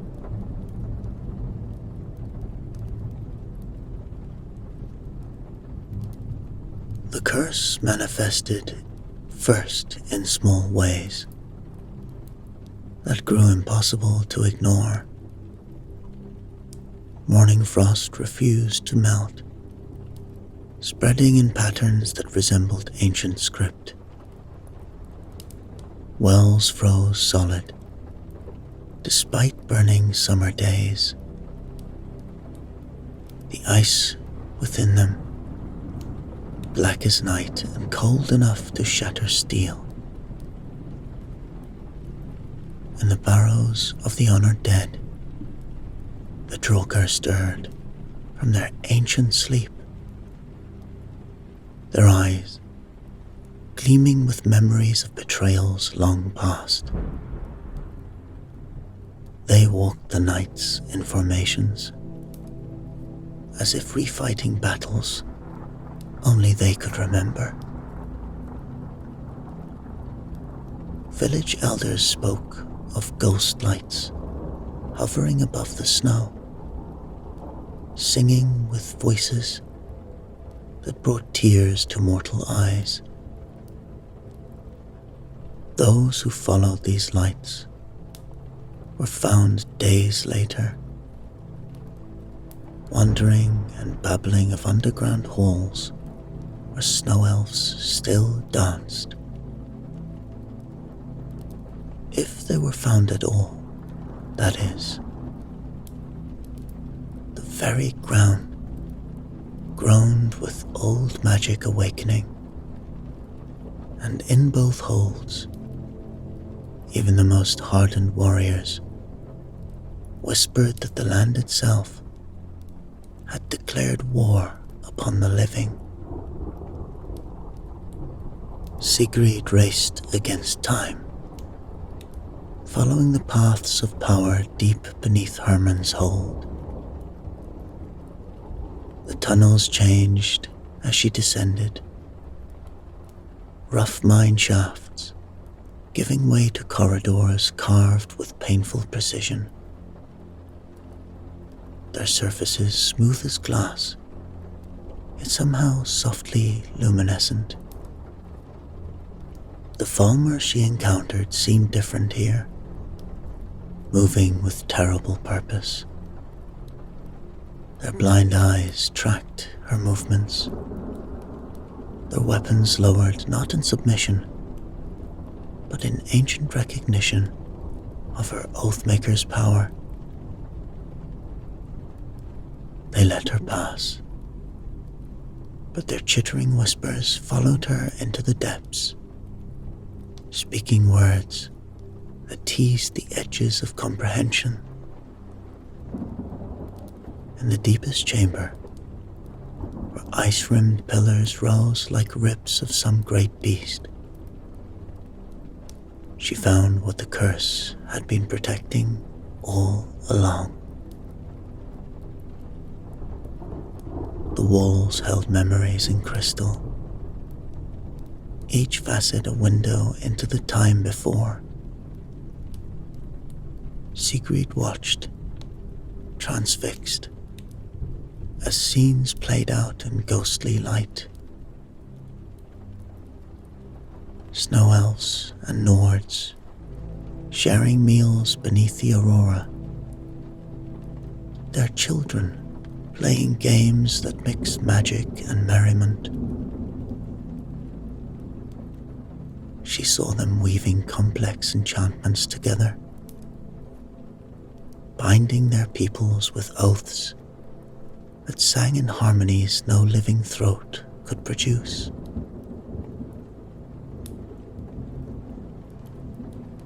Then came the terrible winter. She felt the desperate hunger in the Nord's eyes as their children wasted away, saw the moment their desperation overcame their honor. The betrayal unfolded in frozen tableau, broken oaths, broken bodies, broken trust. Yet, as the last snow elf priests fell, their curse was not one of simple vengeance. It was a lesson, written in magic and blood, that their conquerors might one day understand the true price of desperate choices.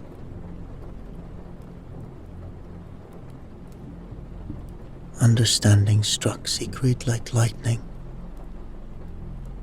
Her binding of Hermann's false oath hadn't just awakened the old curse. It had completed a circuit of power centuries in the making. Past and present were now locked together, each broken promise feeding the other's power.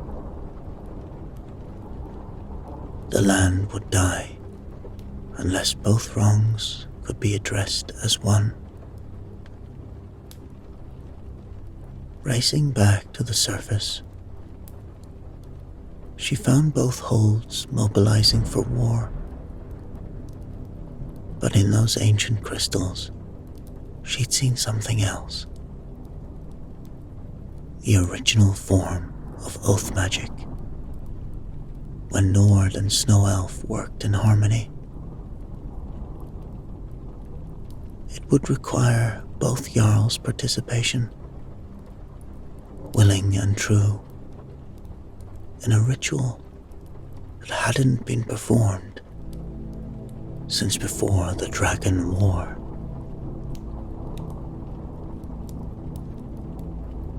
Your war would solve nothing, she told the assembled Jarls and their warriors.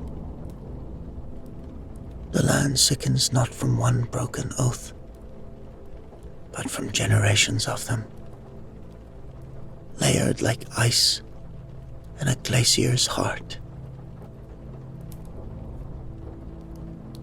Under the winter solstice moon, before the black ice pillar that held the snow elf's last curse, Sigrid prepared the final ritual. She laid out ancient snow elf crystals in a complex pattern, their facets pulsing with stored memories. Between them, she poured Nordic ritual ash in spirals that mirrored the auras above.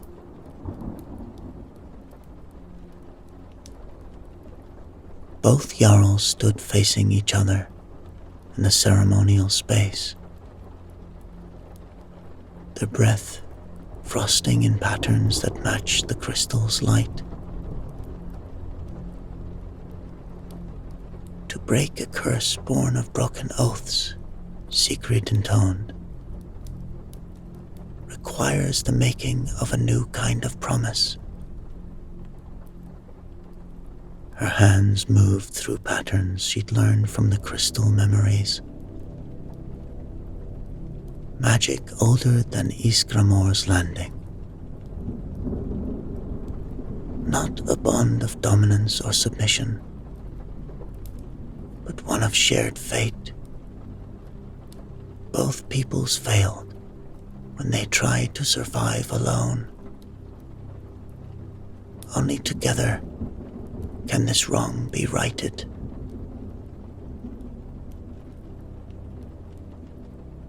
As she spoke the words of power, part Nordic tongue, part snow elf song, the crystals began to chime. The sound grew until it filled the chamber, a harmony of ice and iron, blood and starlight. The Jarl's voices joined hers, first hesitant, then, with growing strength, speaking oaths that bound not just their holds, but their very lives together. The magic rose like a storm, ancient power meeting present need. Sigrid felt something fundamental shift within her as she channeled both magics. She was no longer just a Nord oathmaker, but something new. A bridge between lost ways and living needs. The power threatened to tear her apart, but she held firm, understanding at last this was what all her years of binding had prepared her for.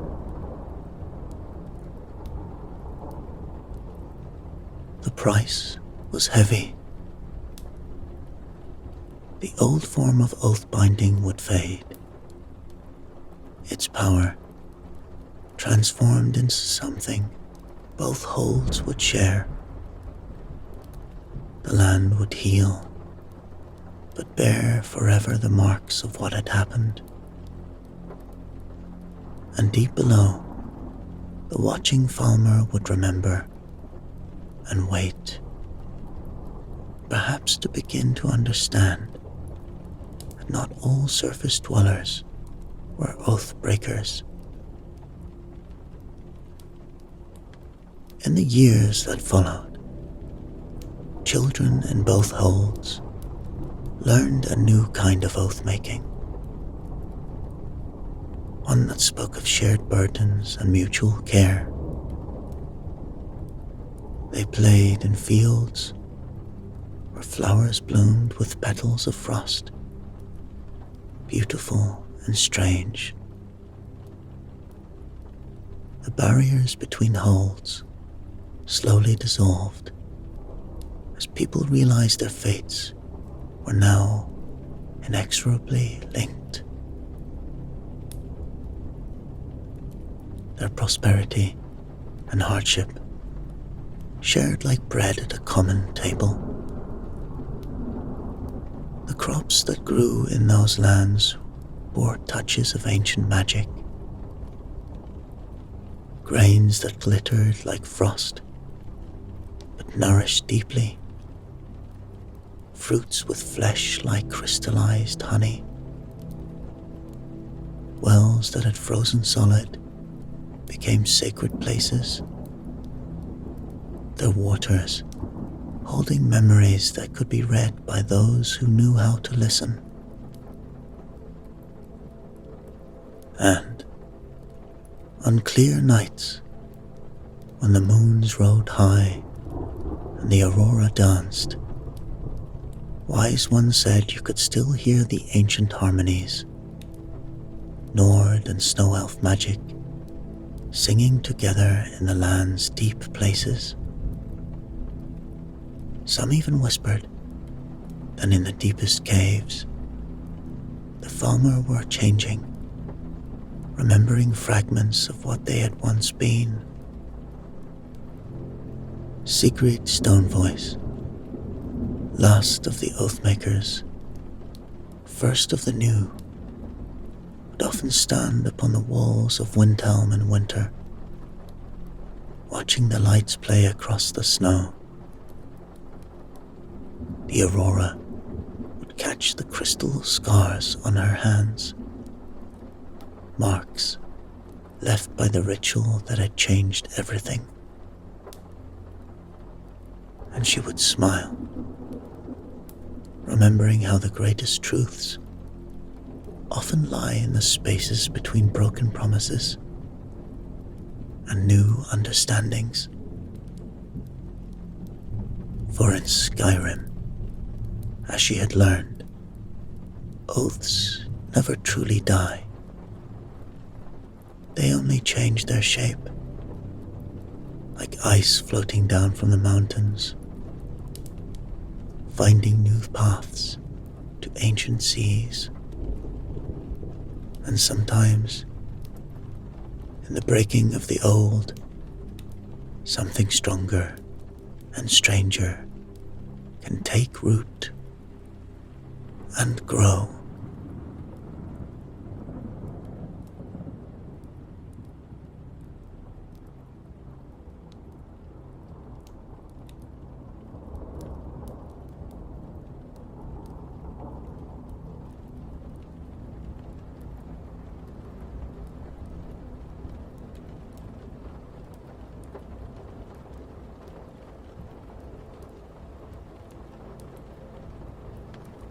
The Nord's Guide to Survival in Skyrim by Bjorn Ironfist, veteran of the Great War and hunter of the Pale.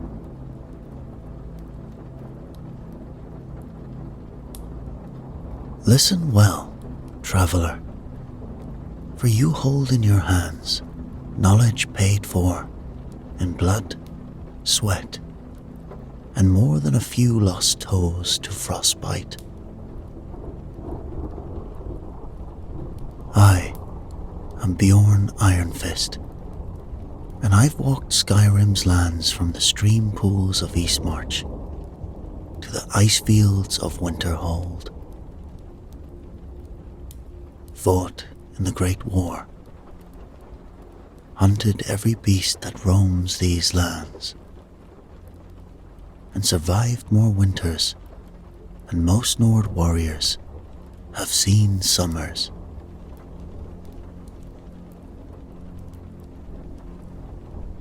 I write this guide not out of kindness, mind you, but because I've grown tired of finding frozen corpses in the passes and hearing tales of fools who thought they could wrestle a cave bear with nothing but bravado and a rusty iron sword.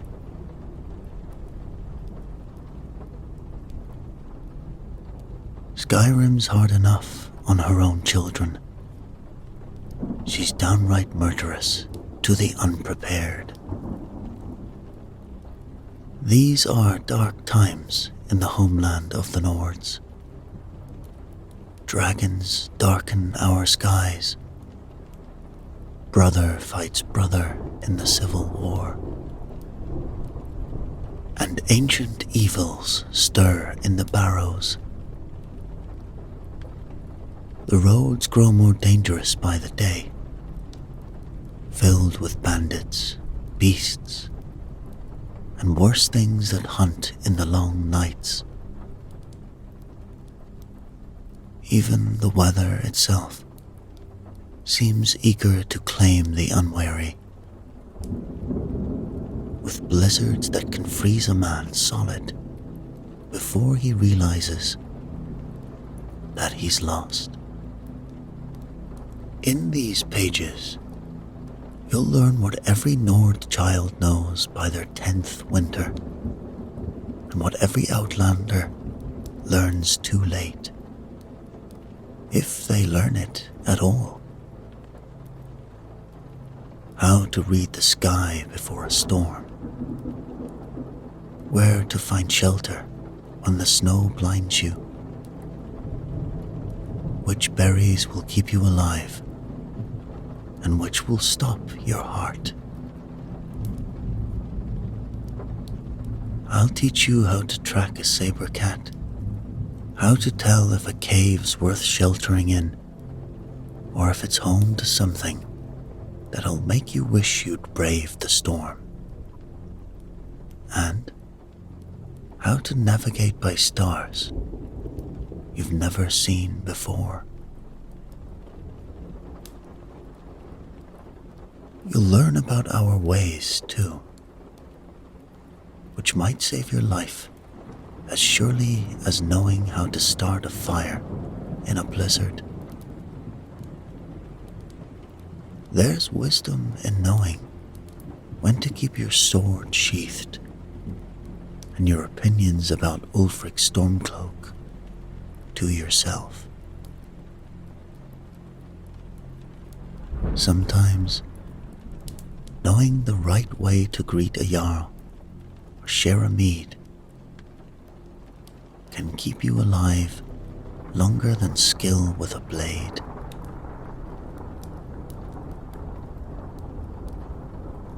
Take heed of what's written here, or don't. Sovngarde welcomes all Nords in the end, but I'd rather you live long enough to have stories worth telling in the mead hall when you eventually get there.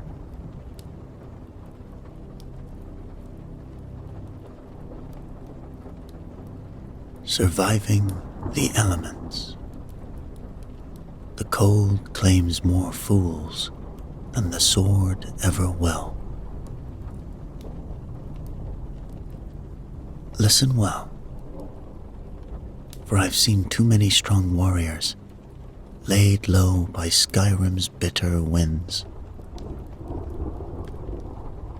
You may be hardy enough to swing a warhammer or quick with a blade, but the cold cares nothing for your strength or skill. What you'll need to wear. Every Nord child knows these truths of survival. 2 layers of fur armor.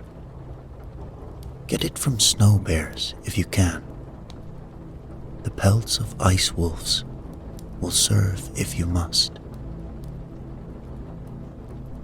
Proper Nord boots, lined with mammoth wool. Keep a spare pair Wet feet in Skyrim mean dead feet. Good leather gloves, something to wrap your face in blizzards. That famous Nord resistance to cold only goes so far. An oiled outer layer to keep the wet out. The rain can kill you as surely as the snow. Finding shelter. When there's no inn or friendly meat hole in sight, a shelter in the snow is warmer than you'd think. Dig deep, pack the entrance. Caves might save you from the storm, but check them carefully. Better to brave the cold than to stumble into a frost troll's den. Make your camp before your hands grow stiff. Once the deep cold takes you, you'll be too clumsy to save yourself. The clever traveler always carries a tent roll. Skyrim's weather is as fickle as Haycraven's promises. When the cold takes you, know these signs or join the dead in their ice beds. Fingers and toes gone numb. Start moving and don't stop. Speech turning to mumbles. Find shelter now before Archay claims you. Feeling a strange warmth, wanting to rest. That's death calling. Ignore it. Skin turned white as snow. Get to a healer or lose what's frozen. Ways to stay warm. Warmth potions are worth their weight in gold. Strong mead will keep you warm, but too much will kill you. Keep fire salts for your boots. Your toes will thank you. Skyrim's weather. Surviving blizzards. When the white death comes. Can't see the peaks ahead. Get inside and fast. Lost? Keep walking straight. Count your steps. Check your heading often. No shelter in sight. Dig in the snow. Better to be found alive tomorrow than dead today. Follow water sounds. They'll lead you to settlements, or at least a cave.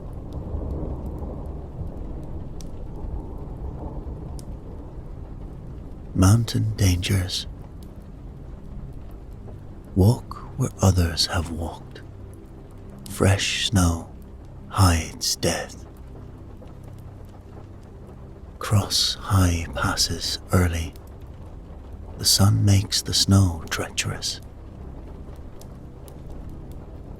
Can you hear cracking? Run to the side, not down. Keep one hand free for balance. Your possessions won't matter if you're dead. Ice dangers. Clear ice shows its death trap nature. White ice usually bears weight. Test ice with your weapon first. If you fall in, you have moments to save yourself, not minutes. The rains, worse than snow in their own way. Rain soaks, then freezes. Lightning claims the highest ground. Wet wood won't light. Carry dry tinder. Valleys flood quick in storms. Remember this, traveler. Skyrim's weather isn't your enemy.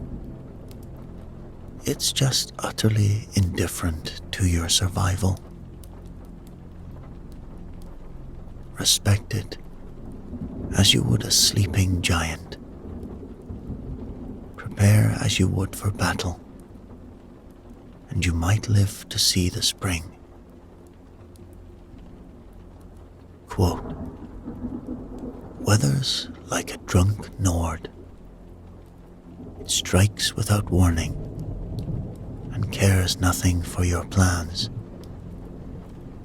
Unquote.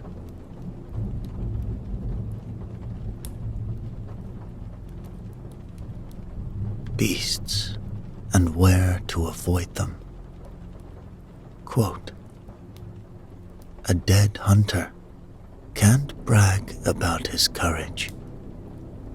Unquote.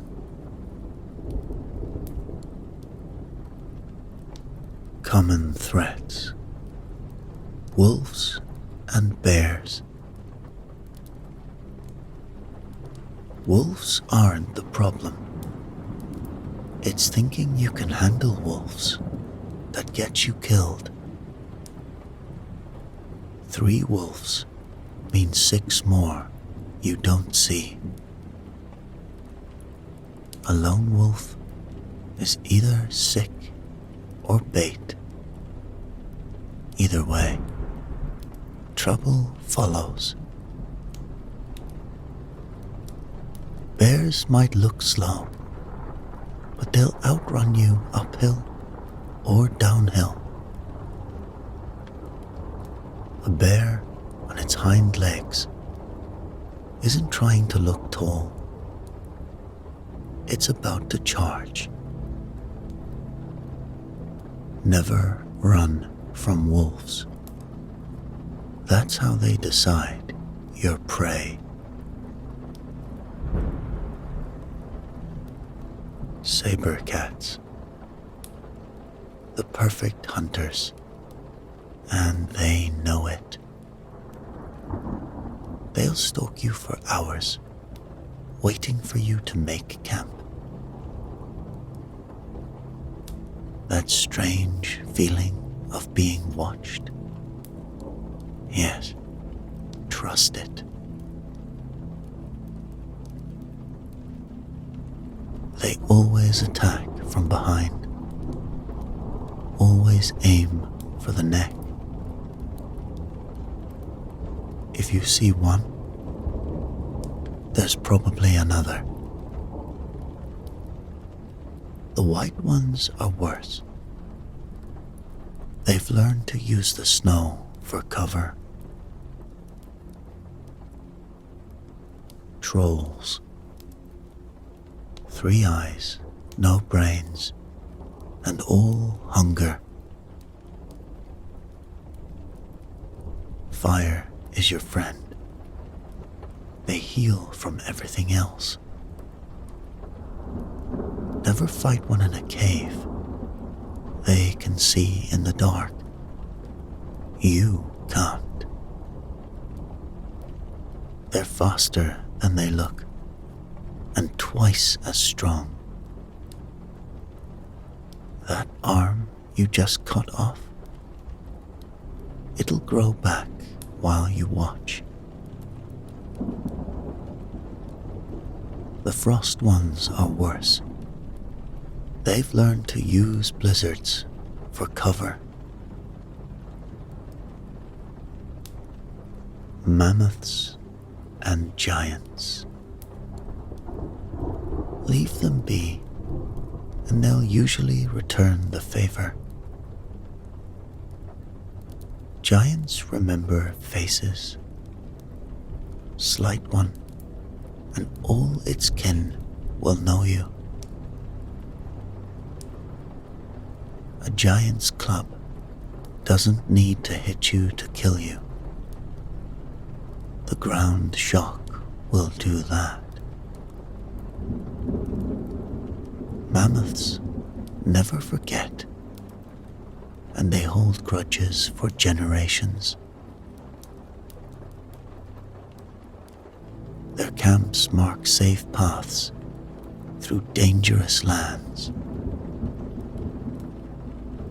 The painted cows in their camps are sacred, and don't even look at them wrongly.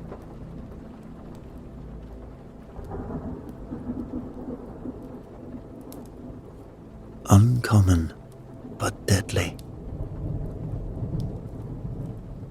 Dragons. I never thought I'd write this section. Yet, here we are. Their shadows are your first warning. Watch the ground, not the sky.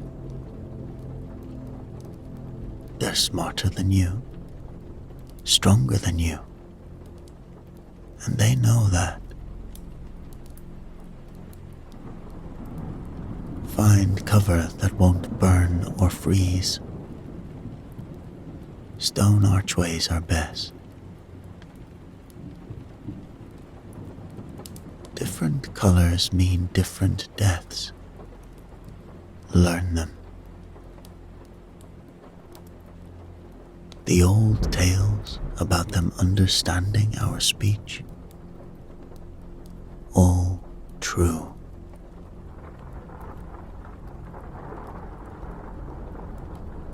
Frost wraiths. The wind given form and malice. They're invisible in snowstorms.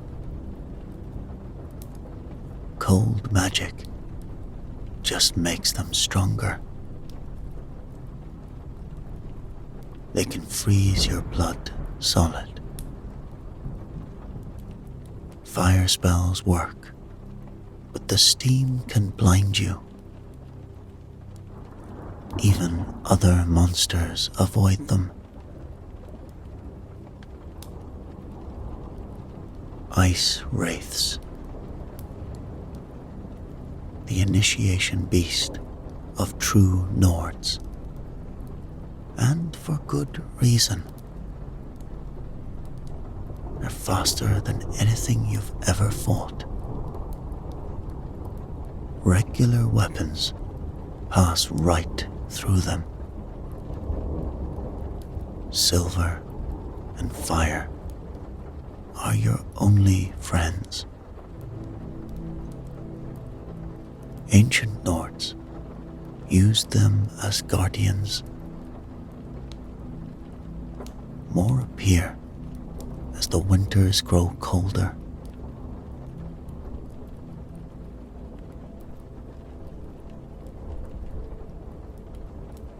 How to stay alive. The best fight is the one you never have to fight. Remember, most beasts have better senses than you. They know you're coming. Stick to the well-traveled roads when you can. Make noise when traveling. Surprising a bear never ends well. Learn to read tracks. Better to know what's ahead than what's behind you. Most predators won't follow you into deep water, but then you have to worry about what's in the water. No trophy is worth your life. You can always come back better prepared. Quote, "The difference between a brave hunter and a dead one is knowing when not to hunt." Unquote. Remember, animals aren't evil. They're just hungry. Monsters aren't cruel. They're just monsters. Treat them with respect. Keep your distance when you can. And save your bravado for the meat hole.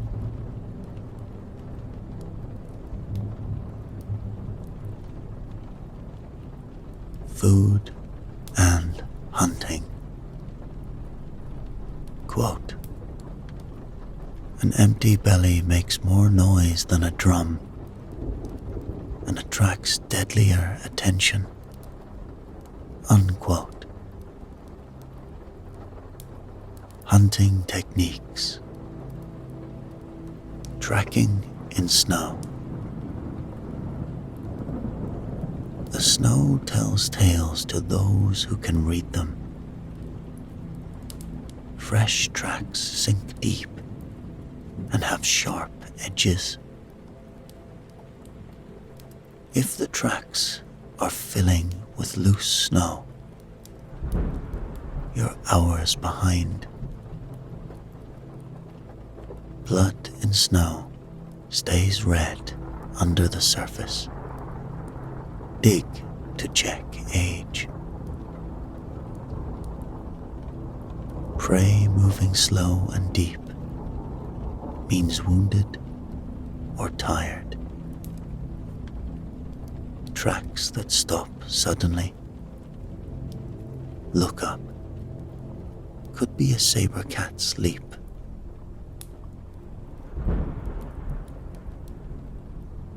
Choosing your weapon. Each beast needs the right tool. Elk and deer fall to arrows. Aim behind the shoulder. Boar, they need a spear. Arrows just make them angry. Rabbits and foxes deserve a clean death. Use small game arrows. Orcers need a strong blade between the plates.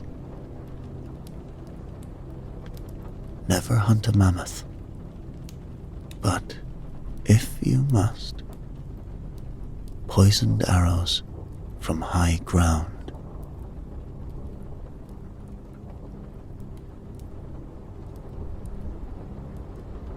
Field dressing.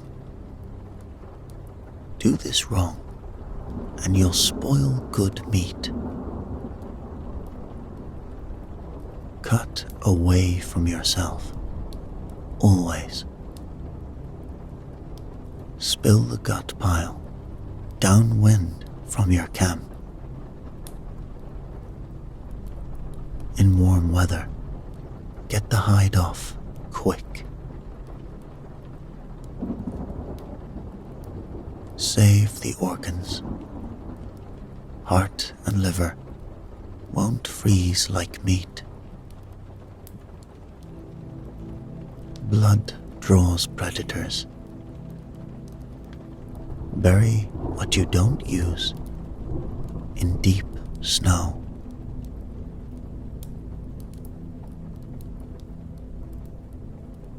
foraging, safe and deadly.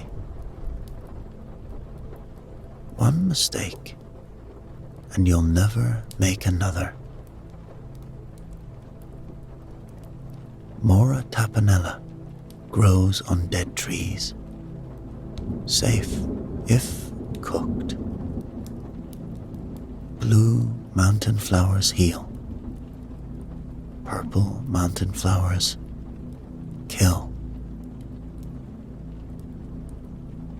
Death Bell lives up to its name. Snowberries are always safe, even raw. If you don't know it, don't eat it. There's always tree bark. When together, spring brings jasbay grapes near hot springs. Summer fills the valleys with wheat and blue flowers. Fall has snowberries and pine thrush eggs. Winter forces you to dig for roots. Look near running water. Where to look? Tundra cotton loves the open plains. Fungus thrives in cave mouths, not deep inside.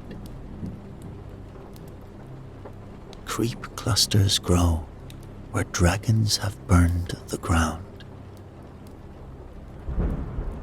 Thistle branches grow in giant camps, but good luck gathering them. Preservation, smoking and drying. Keep your meat through winter. Smoke with snowberry branches for sweetness. Dry strips with salt and juniper. Keep smoked meat wrapped in leather, not cloth. Dried fish needs strong rope. Skeevers will climb for it.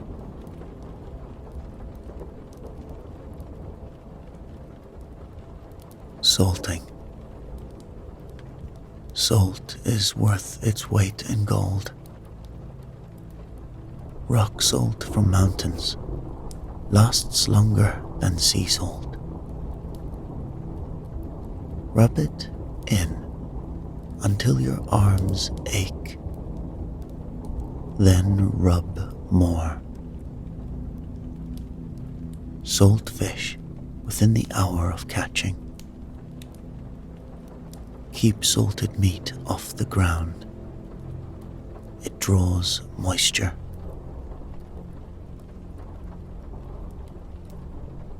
Root cellars. A good cellar means eating when others starve. Dig deep, but above the permafrost. Layer vegetables in clean straw. Keep apples away from everything. They speed rotting. Check weekly for rot. One bad vegetable spoils the barrel. Quote, "A hunter who can't preserve his skill is just feeding the wolves."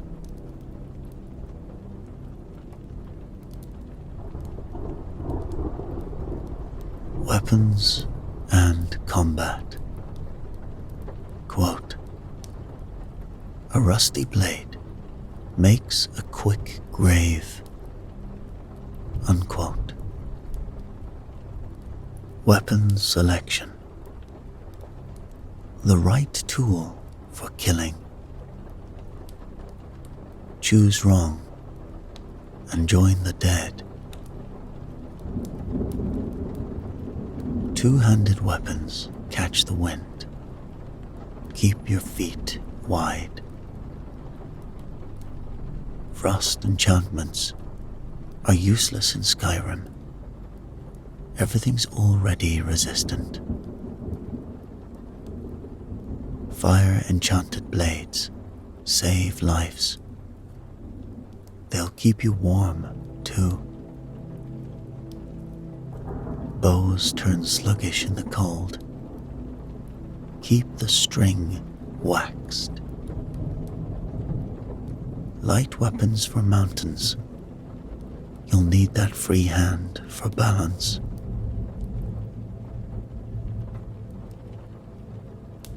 Harsh weather care. A weapon is like a lover. Neglect it, and it'll betray you. Oil your blade after every snowfall. Cold steel sticks to bare skin.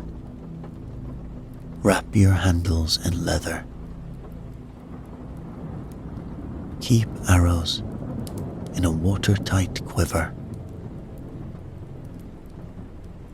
Check your bindings daily. Cold makes them shrink. Clean off the blood before it freezes.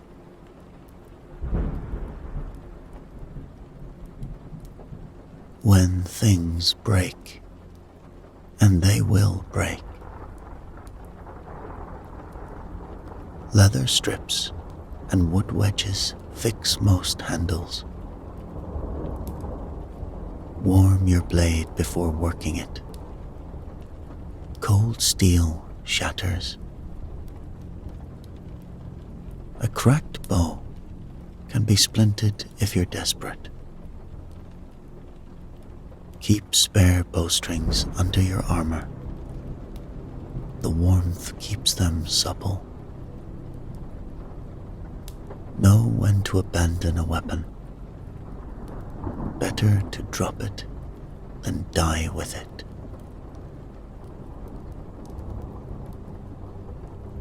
Combat tactics. Fighting in snow. The White Death changes everything. Deep snow slows your swing. Adjust your stance. Pack a fighting spot with your feet before battle. Blood on snow blinds in sunlight. Keep your back to the sun. High ground matters less than solid ground. The snow shows your tracks. Use that to fool enemies. Multiple foes. More than two means time to run. But if you can't, keep moving. A still target freezes and dies. Use their numbers against them. Make them crowd each other. Break lines of sight. Let them lose you in weather. Make them come to you through deep snow. Pick one target and finish it. Wounded foes won't die enough to stop fighting.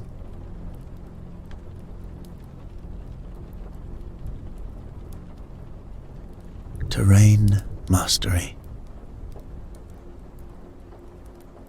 The land can kill your foes for you. Fight near trees. Arrows hate branches. Ice cracks under armored foes. Let them lead. Create fallen snow with your weapon. Blind them. Back them toward drops they can't see. Use the wind. Fight with it at your back. Quote, only milk drinkers think fighting fair means fighting smart. Unquote.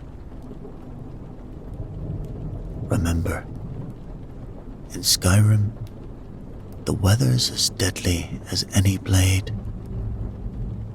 Learn to make it your ally, or it'll surely be your enemy. A true Nord warrior knows when to fight, when to run, and when to let the cold do the killing.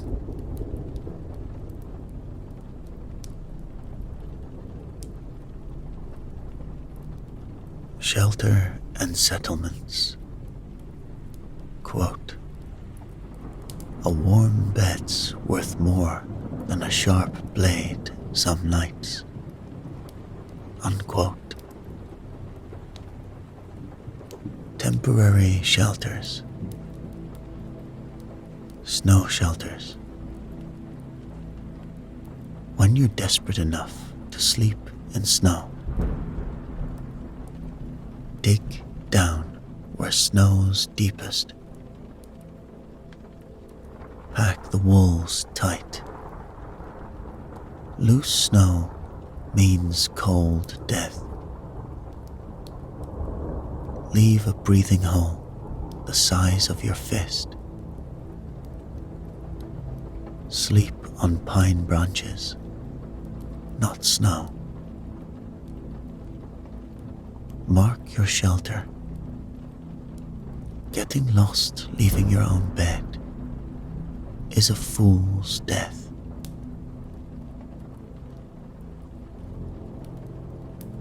Cave wisdom.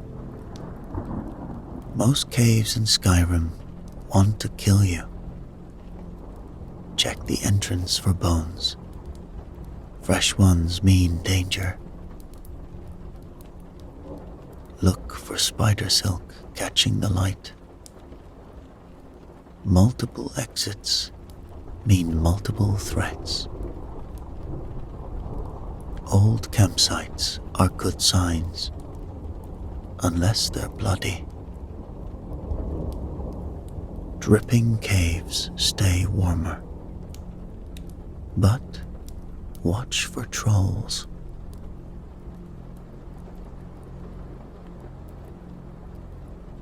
Making camp. Set it wrong. Wake up dead. Wind from the north kills. Block it out.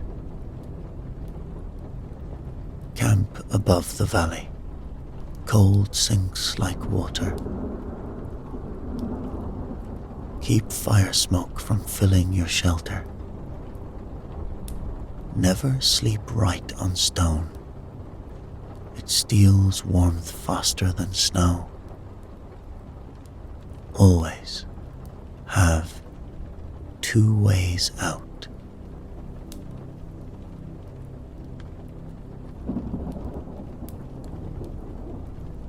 The settlements. Where they'll welcome you, where they won't. Whiterun treats traders best. Windhelm's cold to outsiders, colder to elves. Riften warms to gold more than people. Solitude wants papers and permissions. Markarth. Just be careful in Markarth.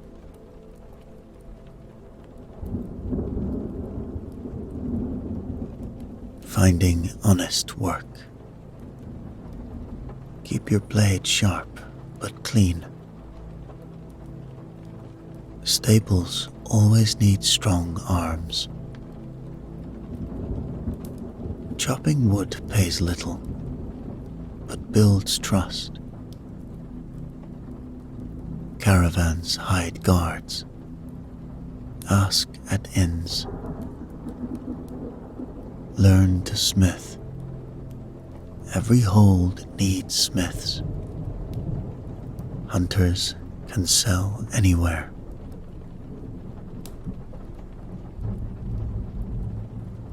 Staying out of trouble.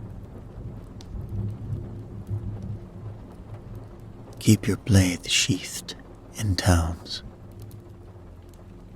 Don't take sides in the war.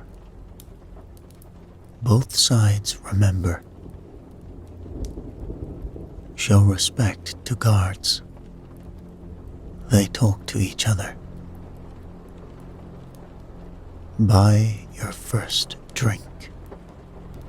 Earn your second. Mind the local temples.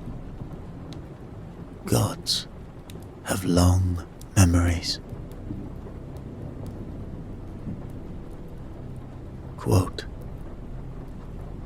better a straw bed among friends than a throne among enemies.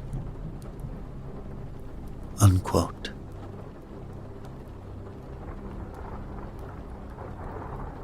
Social survival.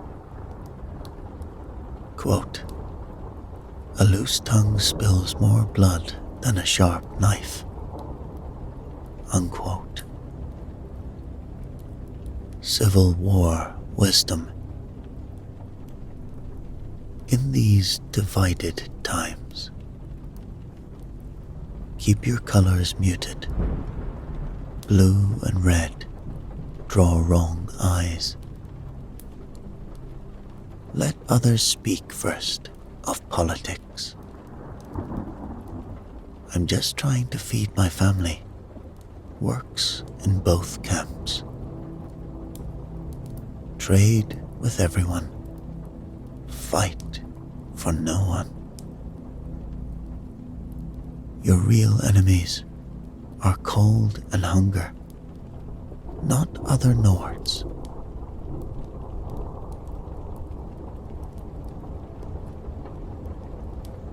Knowing the signs. Read the signs or die for the wrong words. Stormcloaks wear blue and bear their arms open. Imperials march in formation even off duty. Watch the guards' armor, not their faces. Listen for names. Ulfric or Empire tell you plenty. Every inn has its loyalty. Learn it before drinking. Political survival. Because politics kills more than dragons lately. Interesting times is all you need to say. Keep your shield arms strong, but your opinions weak. Nod at both sides. Fight for neither. Remember, today's enemy is tomorrow's drinking companion. Some fights aren't worth the mead that starts them.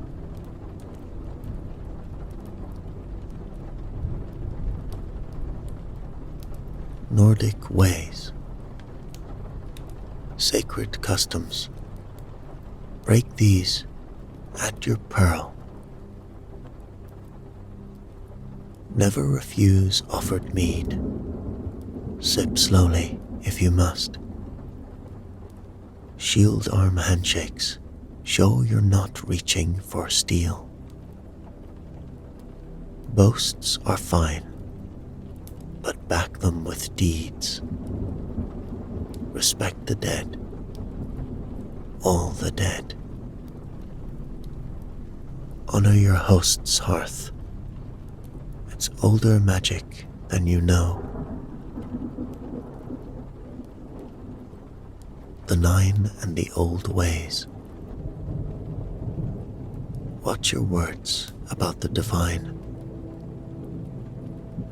Talos worship isn't illegal everywhere, but be careful. Respect shrine blessings. They're real. Different holds, different gods. Watch the locals. Old totems still have power. Leave offerings you find. The old ways and the new ones both draw blood. Local ways. Every hold has its own rules. Whiterun values trade talk. Windhelm remembers the old songs. Solitude wants pretty words and proper bows. Riften respects clever hands and quick wit. Markarth holds to the old ways. Blood and silver. Things to remember. These might save your life. Share your mead, but guard your secrets. A friend in every hold is worth more than gold. Learn the local songs. Music loosens tongues. Keep one story for guards, another for traitors. Your word is your bond. Break it and leave Skyrim. Quote, in troubled times, the smartest Nord is the one who lives to see peace. Unquote. Remember, Skyrim's people can be harder than her winters. Show respect. Keep your sword arm ready, but your sword sheathed. And remember that today's enemy might be tomorrow's shield brother. The civil war will end. Don't make enemies that last longer.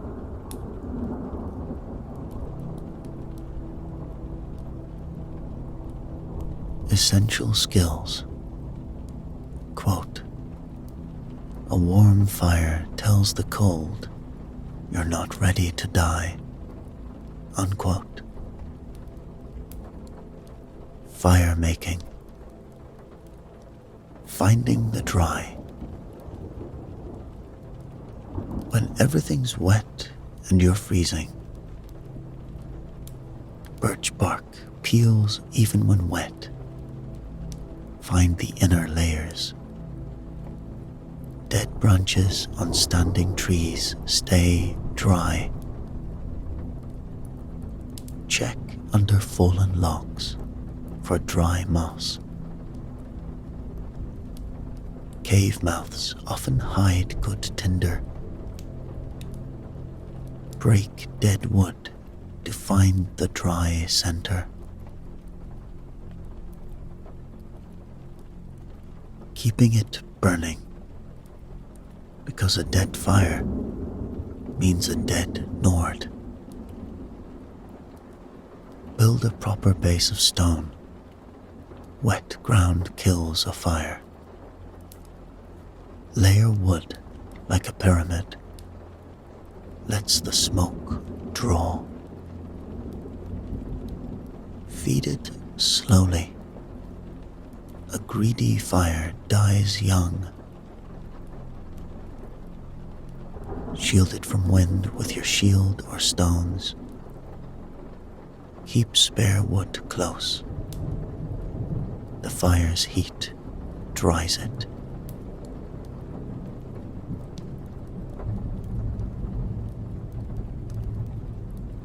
Smoke signals. For when you need help or want to avoid it. White smoke means camp or trouble. Black smoke draws guards and bandits alike. 3 smoke bursts is the hunter's distress call. Steady smoke in mountains means giant camps. Green smoke means witch or alchemist. Choose your need.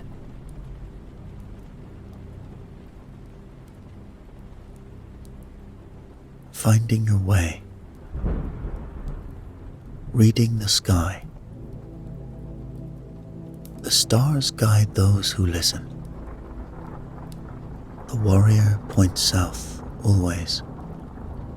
The thief's eye marks east in winter. Red sky at dawn means storm by noon. Birds flying low means high winds are coming. No stars at all means find shelter now.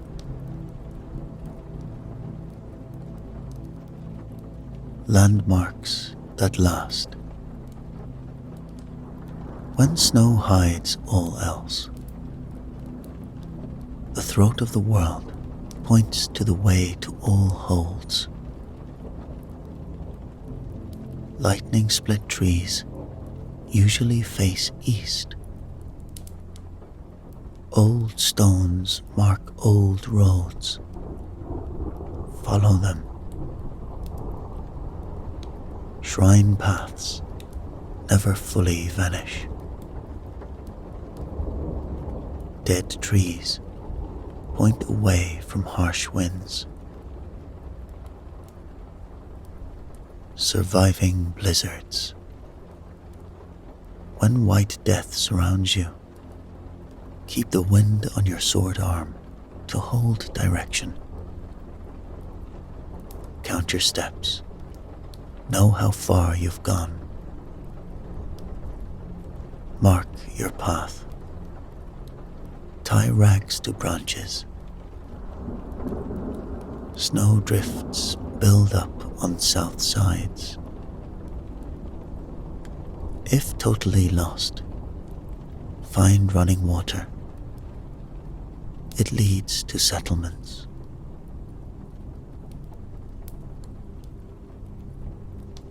Weather wisdom. Signs that save lives. Ring around moons means storm by morning. Snapping sounds at night mean temperature dropping.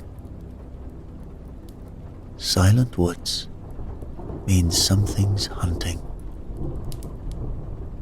Green sky means ice storm. Animals fleeing means something worse is coming. Quote, a Nord lost in Skyrim is a Nord not paying attention. Unquote. Remember, fire's your friend, but can bring enemies. The stars never lie, but clouds hide the truth. Learn to read both. Trust your gut, and remember, it's better to wait out a storm than have your body found when it clears.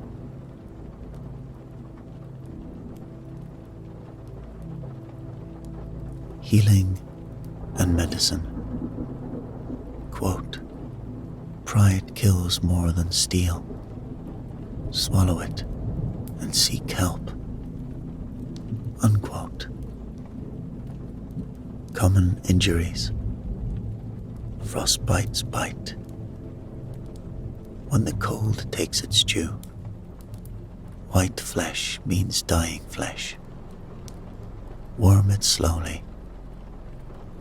Never rub snow on frozen skin. That's how you lose your fingers. Keep moving what's frozen, or lose it. Warm water's better than hot fire. If it turns black, find a healer or a sharp knife. Battle wounds. Steel's mercy is quick, but infection's slow. Clean cuts with strong drink. Press fire-hot blade to stop bleeding. Arrow goes through or not at all. Breaking it makes it worse. Bind wounds tight, but not dead tight. Keep wounds covered in snow weather. Nature's cures. When healers are far. Blue mountain flower stops bleeding. Wheat and blue flower together speed healing. Charred skeever, hide fights fever. Mud crab chitin, ground fine, cleans wounds. Hawk feathers, fight diseases, if you catch them early. Finding help. When to seek healers. Stubborn pride fills graveyards. Bone breaks need magic. No shame in it. Green touched wounds mean poison. Fever lasting 3 days needs temple healing. When sleep brings no recovery. If you can't tell what's wrong, that's what's wrong.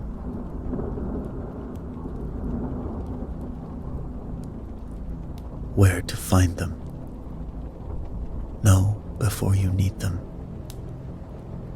Every hold has a temple. Look for the shrine markers. Priests know old healing. Alchemists can help you if you have coin. Field healers follow army camps. Quote, a warrior who won't seek healing won't live to become a veteran. Unquote. Remember, magic healing's not cheating. It's surviving. There's no glory in dying from a wound that a healer could have fixed. Save your pride for battles, not recovery. Conclusion. Quote, the smartest warrior is the one who lives to tell the tales. Unquote. So, you've read this far. Maybe you'll live longer for it. Remember these final truths, carved from years of blood and frost. Skyrim forgives no fools, but rewards the prepared. The cold kills more than dragons ever will. Your pride's worth nothing to a frozen corpse. Steel can fail, but knowledge never dulls. The longest journey starts with checking your boots. Better to sleep cold than never wake at all. I've buried too many who thought themselves stronger than Skyrim's winters, braver than her beasts, or cleverer than her people. They feed the soil now, their names forgotten even by those who loved them. Some call these harsh lands cruel. They're wrong. Cruelty suggests intent.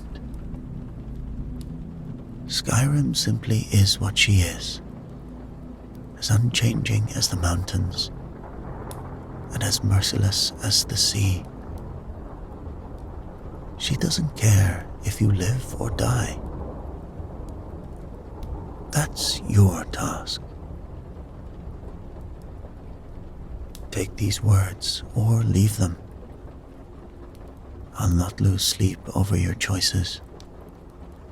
But know this: every piece of advice in these pages was paid for in blood, frost, and scars. Some of them mine, most of them others. All of them learned the hard way.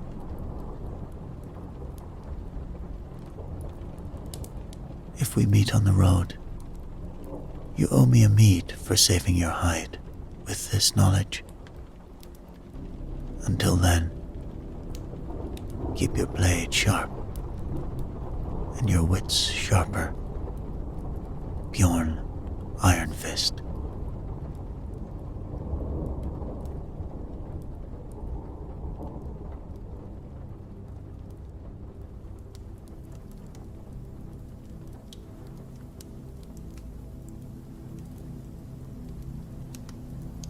Dawnstar sits on the northern coast of Skyrim, a rugged city known for its port and nearby iron mines. Despite the harsh climate, with biting winds and heavy snowfall, the residents of this frontier settlement have carved out a life for themselves. The city's wooden buildings and stone walls stand as a testament to Nordic resilience. However, even in this community accustomed to hardship, recent events have begun to unsettle the populace. Strange, unexplained sounds echoing from nearby caves have become a topic of worried discussion among Dawnstar's citizens. Deep beneath the frozen earth, in a network of caves that wind their way through the very bones of the world, strange sounds echo through the darkness. They are not the familiar drip of water on stone, nor the scrabbling of cave-dwelling creatures. No, these are songs, mournful, haunting melodies that seem to carry the weight of ages long past.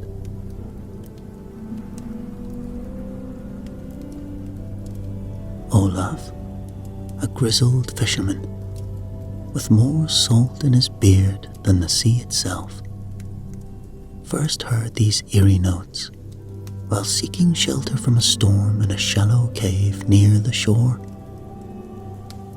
It was like nothing I ever heard before, he recounted at the Wind Peak Inn. Weren't no words I could make out, but by the 9, I felt every note in my bones. Made me think of all the sorrows I've known, and then some.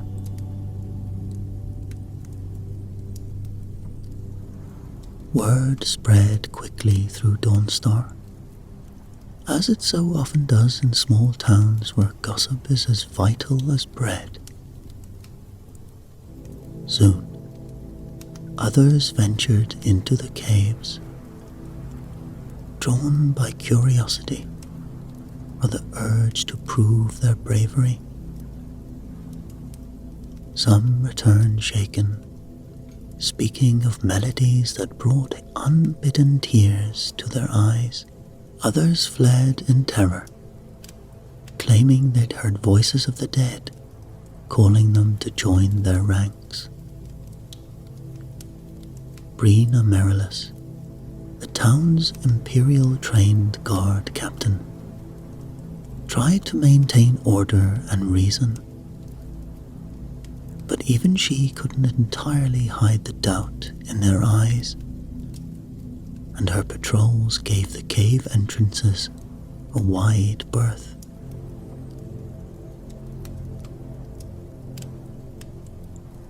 As the days passed, the locals began to avoid the area entirely. Fishermen chose to brave the treacherous ice floes rather than cast their nets near the shore where the songs could be heard. Hunters tracked their prey for miles rather than risk passing close to the caves.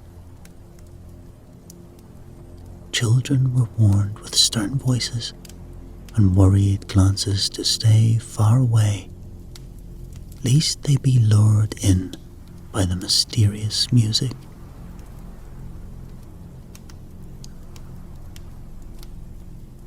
Theories abounded as to the source of the sounds. Some claimed it was the ghosts of ancient Nords singing laments for their lost glory. Others whispered of Daedric influence, fearing that some dark prince of oblivion was trying to ensnare mortal souls. But the more practically minded suggested it may be some strange effect of the wind through the caverns, though they couldn't explain why it sounded so hauntingly like music. Yet, for all the fear and speculation, no one could deny the beauty woven into these sorrowful notes. On quiet nights, when the wind died down and the moons hung low in the sky, the faintest strains of the subterranean melody would drift into town. Those who heard it found themselves standing still, transfixed, as if the song spoke to something deep within their very being. Ulgarf, the old Nord who ran the mining operation, perhaps put it best as he sat by the fire one evening, his eyes like a distant memory.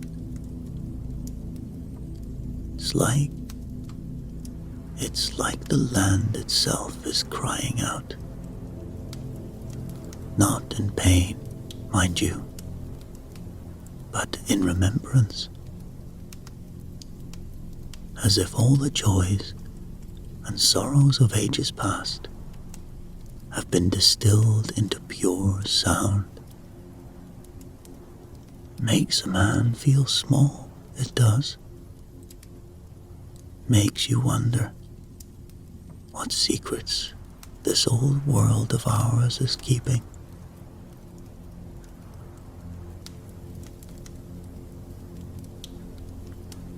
And so, the caves near Dawnstar became a place of mystery and foreboding. The songs continued day and night, season after season,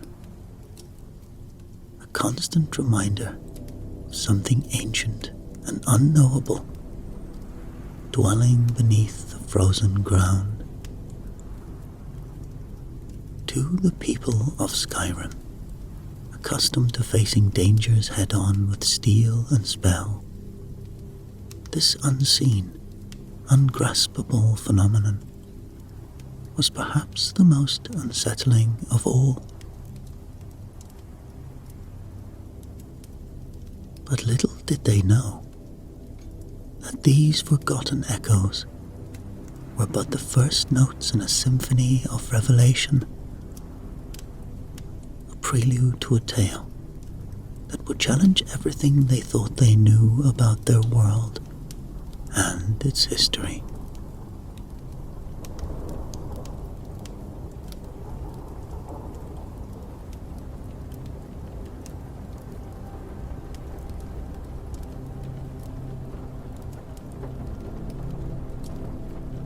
In the harsh, wintry landscape of Skyrim's northernmost reaches stood the town of Winterhold, a shadow of its former glory. Perched precariously on a cliff overlooking the Sea of Ghosts was the College of Winterhold, Skyrim's premier institution for the study of magic. This ancient stronghold of arcane learning towered over the modest settlement below. Its weathered stone walls, a testament to centuries of magical practice and scholarly pursuit. It was from this prestigious academy that Ilya now found herself exiled. As she trudged through the snow-covered streets of Winterhold, her pack heavy with books and research notes, the magnitude of her fall from grace weighed heavily upon her. Just days ago, she had been a respected researcher within the college's halls. Now, she was an outcast. Ilya's expertise lay in the study of the Dwemer, an ancient and advanced race of elves who had mysteriously vanished thousands of years ago. These deep elves had left behind vast underground cities filled with complex machinery and automations that continued to function long after their creator's disappearance. Unraveling the secrets of Dwemer technology and culture was considered one of the most challenging pursuits in Tamriel's scholarly circles. However, it wasn't her Dwemer research that had led Ilya's expulsion. Rather, it was her controversial theories about another elven race, the Falmer, once known as the Snow Elves, the original elven inhabitants of Skyrim. The Falmer had a tragic history that fascinated and horrified scholars in equal measure. Centuries ago, conflict with the invading lords had driven the Snow Elves to seek refuge with their Dwemer cousins underground. But this sanctuary came at a terrible price. Through cruel alchemy and generations of subterranean living, the proud Snow Elves degenerated into the Falmer, blind, aggressive creatures that now dwelled in Skyrim's darkest depths. Most citizens of Skyrim knew the Falmer only as dangerous monsters to be feared and avoided at all costs.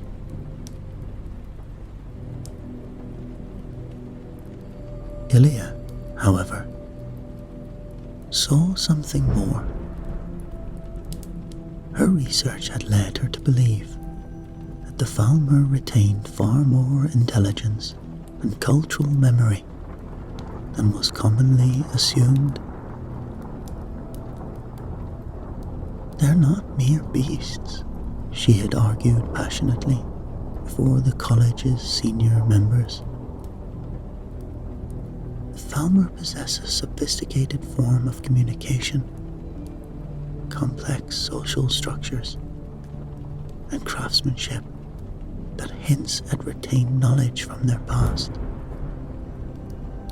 Her words had fallen on deaf ears. Archmage Savros Aran, the leader of the college, had dismissed her theories as dangerous speculation.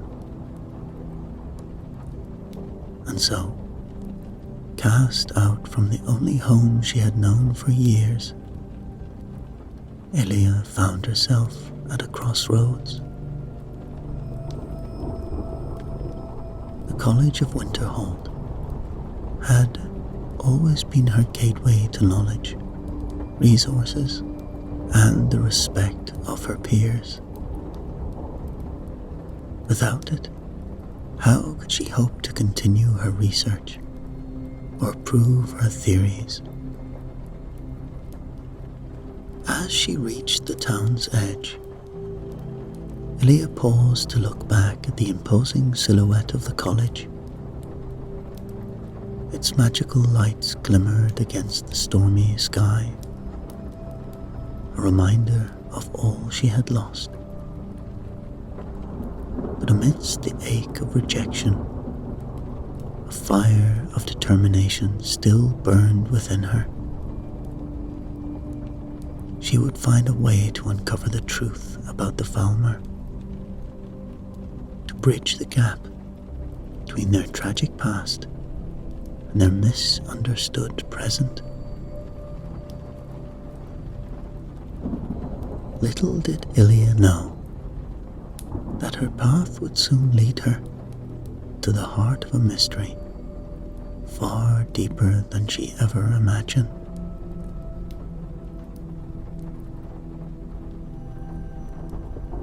Ilia arrived in Dawnstar as winter's grip tightened on the already frigid town. The locals' whispers of eerie songs drifting from nearby caves piqued her interest immediately, while others saw a threat. She recognized an opportunity.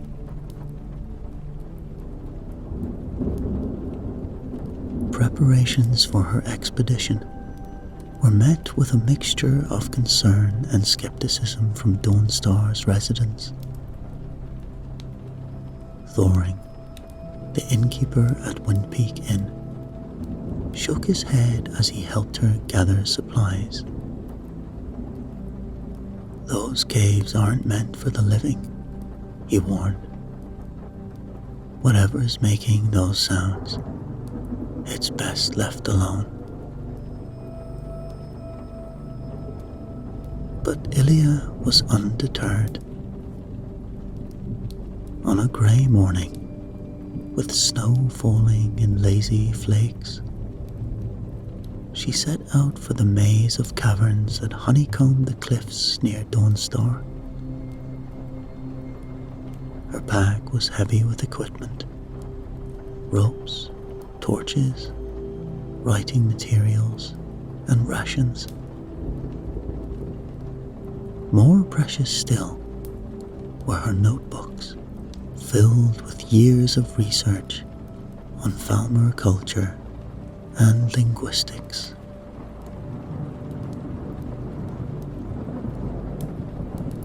The cave entrance yawned before her, a dark mole in the white landscape. As Ilia lit her first torch, the flickering light revealed ice-slicked walls and the faint shimmer of frost crystals. The temperature dropped noticeably as she ventured deeper, her breath forming clouds in the stagnant air. For hours, Ilia carefully picked her way through twisting passages and steep descents. The silence was oppressive, broken only by the occasional drip of water or the crunch of loose stones beneath her feet. She began to wonder if the locals' tales of ghostly music were just that, tales.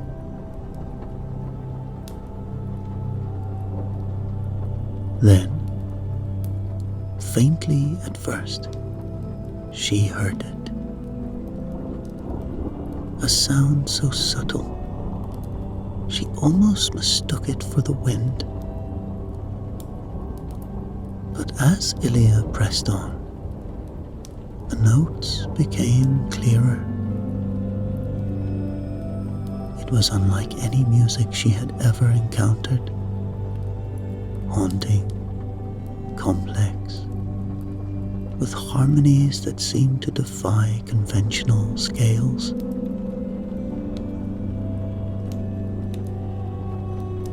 Excitement quickened her steps. This was no natural phenomenon. The intricacy of the melody spoke of intelligence and intention.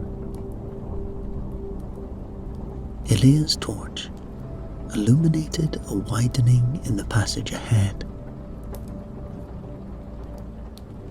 As she entered a larger cavern, she gasped. The walls were covered in carvings. Intricate patterns spiraled across the stone,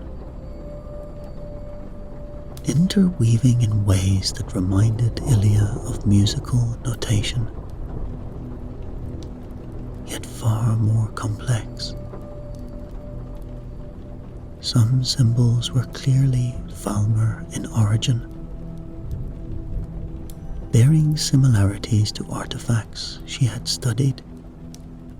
Others were utterly foreign, hinting at a depth of culture far beyond what most scholars attributed to the Falmer.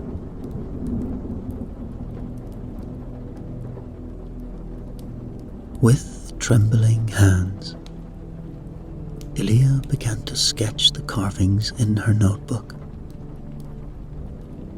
Hours passed unnoticed as she worked, pausing only to replace guttering torches.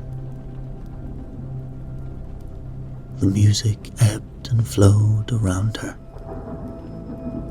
sometimes fading entirely before swelling again from new directions. As she studied the carvings, patterns began to emerge. Certain sequences of symbols appeared to correspond with changes in the melody. Was this a form of musical transcription? Or something even more profound? Language where music and meaning were inextricably linked. Ilia's mind raced with the implications. If the Falmer had developed such a sophisticated system of communication, it would shatter conventional understanding of their capabilities. This could be the best evidence she needed to vindicate her theories. But the carvings raised as many questions as they answered. Some sections seemed to predate known Falmer artifacts by centuries. Others incorporated elements that hinted at Dwemer influence. What was the true history of these underground passages?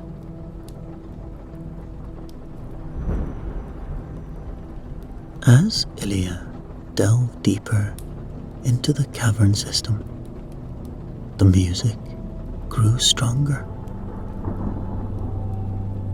She could almost feel it resonating in her bones, stirring emotions she couldn't quite name.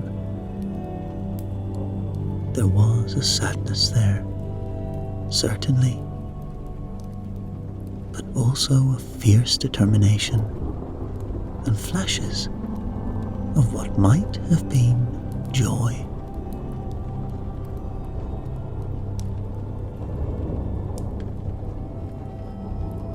Days blended together in the timeless dark. Ilya pushed on, driven by the tantalizing promise of answers just around the next bend. She was vaguely aware that she should turn back, that her supplies were running low. But the mystery of the carvings and the allure of the ever-present music urged her forward.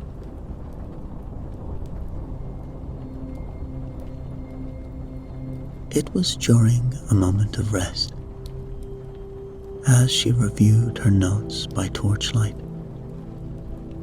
that Ilya realized the true scale of this discovery. These caves weren't just a refuge or a simple dwelling place. They were an archive, a repository of Falmer culture, preserved in stone and song. As this revelation washed over her, the cavern trembled. Loose stones clattered to the floor. The music swelled to a crescendo, and for a moment, Ilya thought she heard words woven into the melody. An ancient voice calling out across the ages. Then, with a sound like the shattering of glass, a section of the cavern wall crumbled. As the dust settled, Ilya raised her torch. Beyond the newly formed opening, a passageway stretched into darkness. And from that darkness came the clearest, most haunting strain of music yet.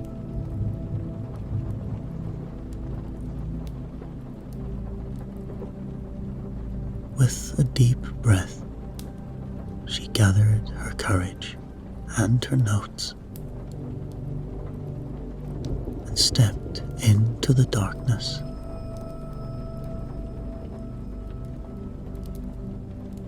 As she delved deeper, the carvings on the walls here began to tell a more coherent story. Her torch illuminated panel after panel of intricate pictures, each one adding to a narrative that spanned centuries.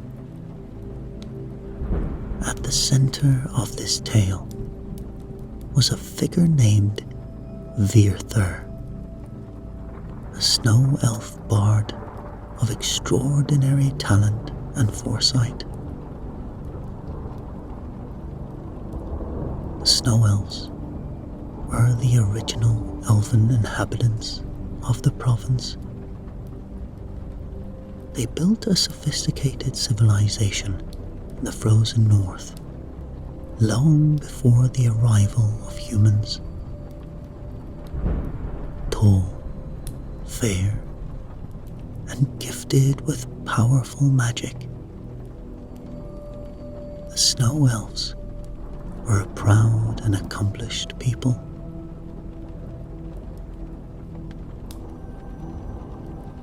The carvings depicted Virthur as a respected member of the Snow Elf Society. His music, celebrated in grand halls and quiet groves alike. But as Ilia traced the story with her fingers, she noticed a shift in tone.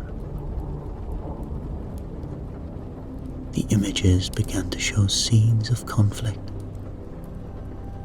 battles with the invading Nords that forced the snow elves from their homeland. In desperation, the carvings showed the snow elves turning to their distant cousins, the Dwemer, for aid. The Dwemer, or the Deep Elves, were renowned for their advanced technology and vast underground cities. They offered sanctuary to the beleaguered snow elves, a gesture that seemed at first to be one of kindness. But Virthur, according to the carvings, was troubled. Ilia's breath caught as she deciphered a series of symbols that seemed to represent prophetic visions. The bard had foreseen a great betrayal. The Dwemer's true intentions were far from benevolent. The next panels showed Virthur's attempts to warn his people, his music taking on new, urgent tones. But pride and desperation had blinded the snow elf leaders. They dismissed Virthur's concerns, seeing the Dwemer's offer as their only hope for survival. As Ilia studied the final carvings in this sequence, she felt a chill that had nothing to do with the cave's temperature. They showed the snow elves descending into the Dwemer cities, unaware that they were walking into a trap that would alter their very nature. The story of Virthur didn't end there, though. The carvings hinted at a desperate plan, a final attempt to preserve some essence of snow elf culture before it was lost forever. But the details of this plan were frustratingly vague, as if the carver had been interrupted or forced to conceal the true meaning.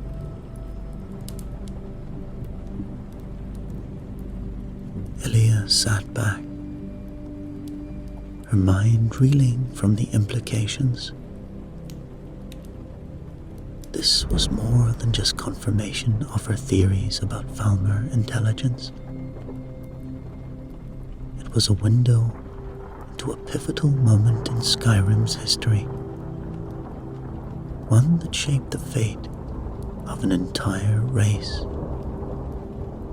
With renewed determination, Ilia gathered her notes. The tale of Virthur and the fall of the Snow Elves was just the beginning. Somewhere in these caves, she was certain, lay the key to understanding the full extent of the Bard's legacy. Perhaps a way to bridge the vast gulf between Falmer's tragic past and their present state.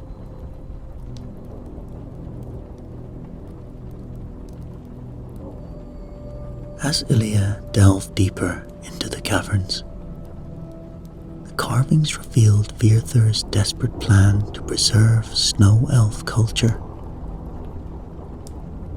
The Bard had created a magical harp, a marvel that combined the mystical properties of Falmer tears with Dwemer technology.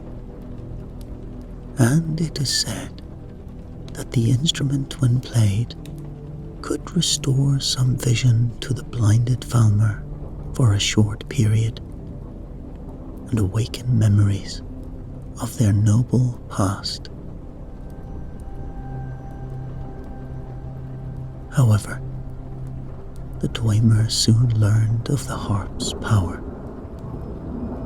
The carvings depicted their cruel ambition to seize the instrument and use it to manipulate Falmer memories, ensuring their complete subservience. This revelation shed new light on the historical betrayal of the Snow Elves, explaining how the Dwemer had maintained control over their guests as they transformed them into the creatures known as Falmer. Ilia's excitement grew as she realized the significance of her discovery. The haunting melodies echoing through the caves weren't random occurrences. They were distorted remnants of Virthur's musical clues, left behind to guide future generations to the harp.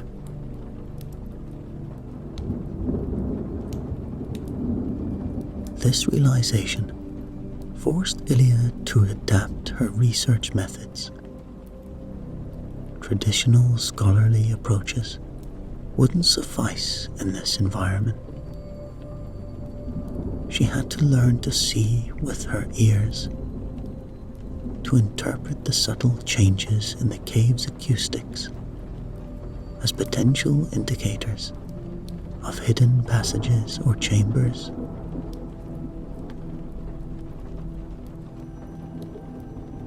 As she attuned herself to the cavern's sounds,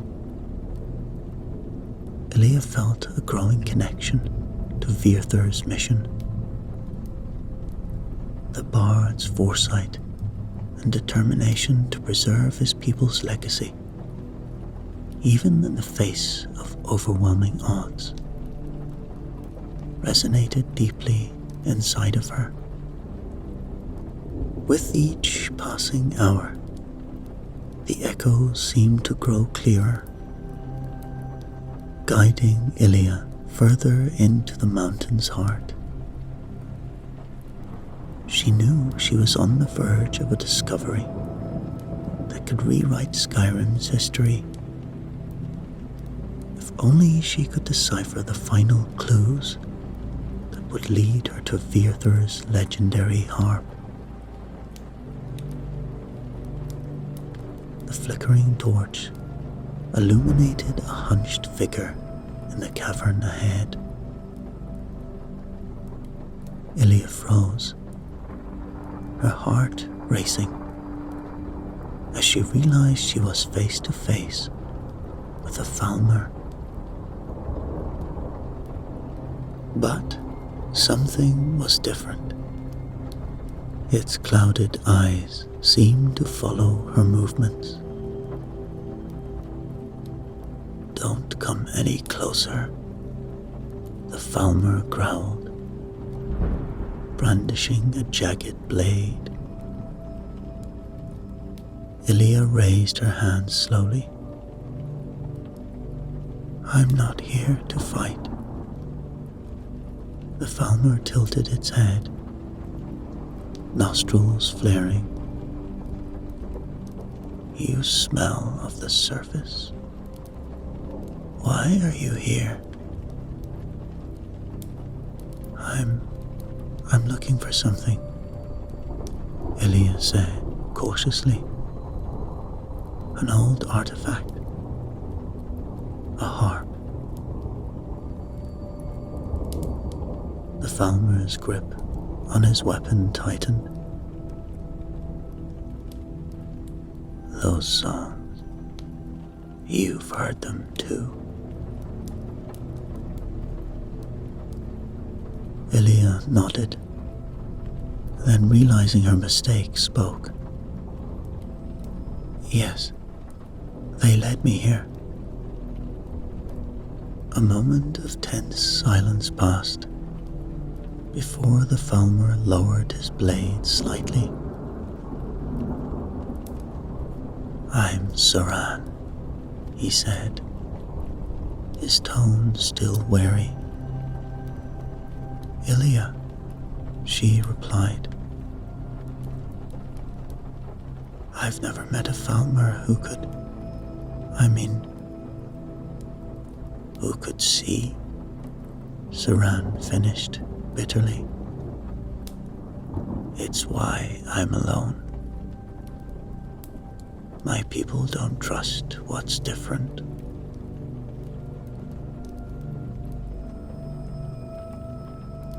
Ilia took a cautious step forward. "I could use a guide. These caves are treacherous." Saran scoffed. "And why would I help you, surface dweller?" "Because you're curious," Ilia ventured. "About the harp.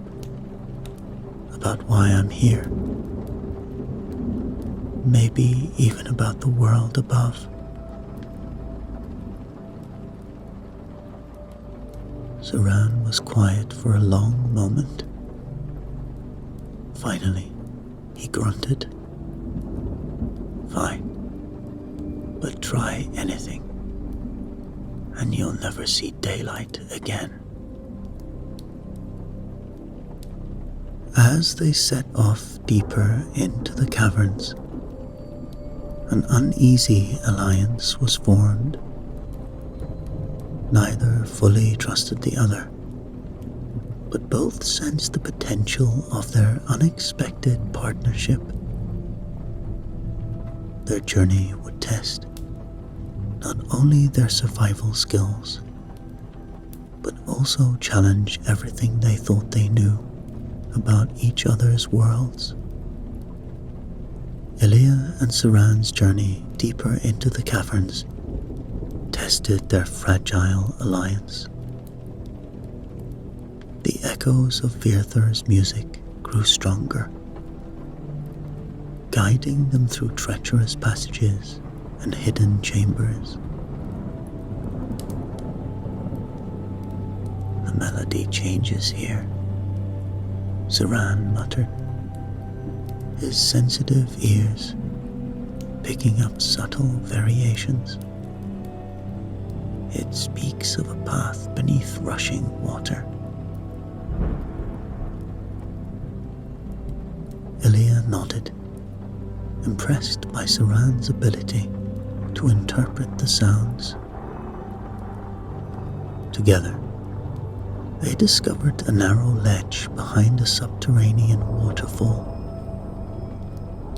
Saran's sure-footed guidance and Ilia's analysis of the musical clues allowed them to progress or neither could have alone. Their teamwork faced its greatest challenge when they encountered a Falmer tribe.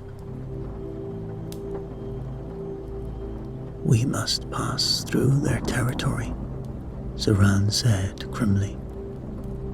"It's the only way forward." Ilya hesitated, her mind racing. "Isn't there another route? We can't just fight them." Saran's expression was unreadable in the dim light. "This is their home. They won't show mercy to intruders." The weight of her research ethics pressed heavily on Ilya. These weren't just subjects in a study. They were living, breathing beings. Yet the pull of discovery urged her forward. In the end, they opted for stealth, using Saran's knowledge of Falmer behavior and Ilya's quick thinking to navigate the tribal lands undetected. The experience left Ilya shaken. As they pushed on, the cave structure began to change. Rough-hewn walls gave way to precisely cut stone corridors. Dwemer pipes and gears lined the walls, many still hissing with steam and turning with ominous purpose.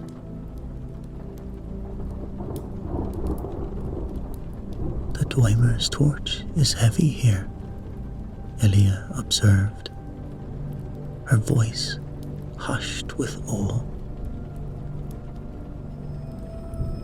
Their wonderment was short-lived. As they entered a vast circular chamber, a grinding noise filled the air. From an alcove emerged a colossus of metal and steam. A Dwemer machine, its brass surface gleaming in the dim light. "What manner of creature is this?" Saran hissed, his limited vision struggling to comprehend the massive structure. The machine's gears whirred as it assessed the intruders. "What manner of creature is this?" Saran hissed, his limited vision struggling to comprehend the massive construct. It was an automaton. Gears whirred as it assessed the intruders. With surprising speed for its size, it charged, forcing Ilya and Saran to dive for cover. What followed was a desperate battle of wit and agility against relentless mechanical power. Saran's Falmer-honed reflexes and Ilya's knowledge of Dwemer weaknesses allowed them to gradually wear down the Guardian. As the automaton finally collapsed in a shower of sparks, they stood panting, battered but alive. Beyond the fallen Guardian, on a pedestal of intricately carved stone, sat their prize, Virthur's harp. Its elegant form seemed to shimmer with an inner light, Dwemer metal blending, seamlessly with designs clearly of snow elf origin. With reverence, Ilia lifted the instrument.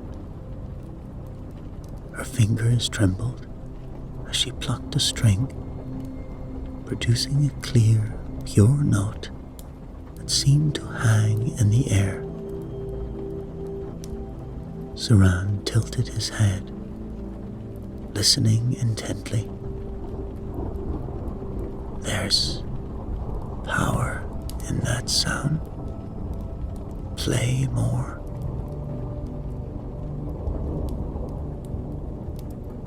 Ilia began a simple melody, one of the phrases they had followed through the caves. As the music filled the chamber, a soft glow emanated from the harp. Saran's posture changed, his clouded eyes widening slightly. The shadows, they're shifting. I can almost... He trailed off, reaching out as if to grasp something just beyond his perception.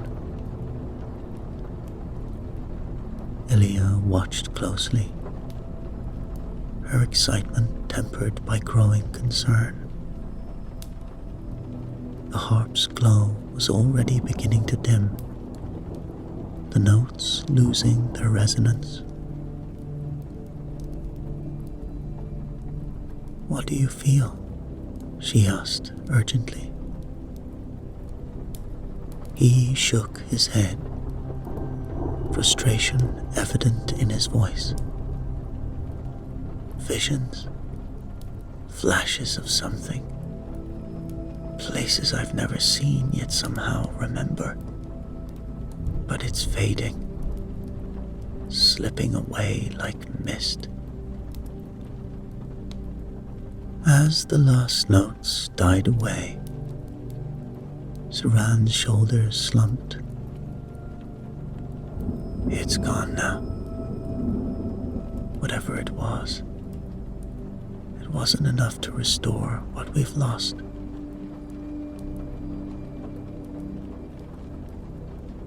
Ilia's heart sank as the implications became clear. The harp still held power, but centuries of dormancy had weakened its magic. It could stir echoes of memory and perception, but not fully restore what the Falmer had lost. "I'm sorry, Saran," Ilia said softly. "I had hoped." Saran was quiet for a long moment before speaking. "It may not be what we sought, but it's more than what we had before. A glimpse of what once was. Perhaps that's all we need."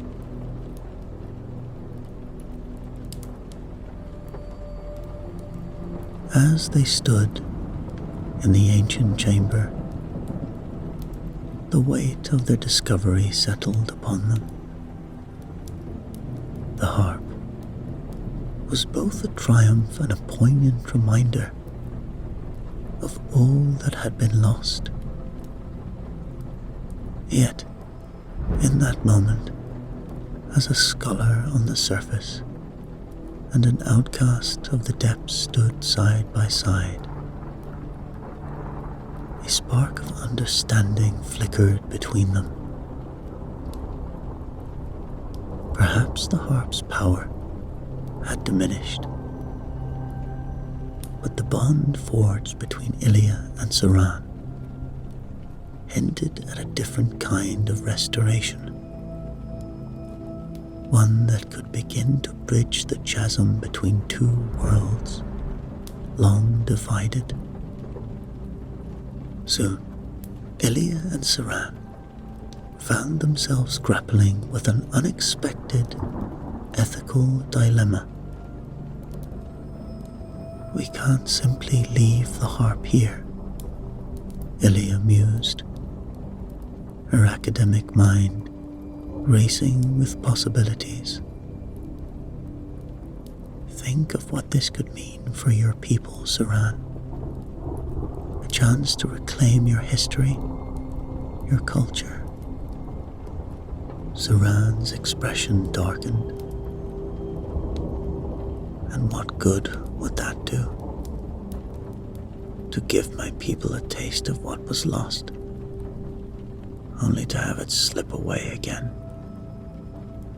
He gestured around the cavern. We've adapted to survive in this world of darkness. Stirring up memories of past glory could breed resentment, maybe even violence. Ilia paused, considering his words. The complex history of the Falmer weighed heavily on her mind. But knowledge is power, she argued. Understanding your past could help shape a better future. The Falmer aren't just mindless creatures, as so many in Skyrim believe. The debate continued as they made their way back through the winding caverns. Each use of the harp brought new insights, but also new questions. They witnessed firsthand how even brief glimpses of the past could profoundly affect the Falmer they encountered. Finally, as they neared the surface, a compromise began to take shape. Use the harp sparingly, Ilia proposed, not to fully restore what was lost, but to gradually reintroduce elements of Falmer culture. A slow awakening, giving your people time to adapt and understand. Saran nodded slowly. And we do it together. Your knowledge of history, my understanding of our current ways. We could bridge the gap between our worlds.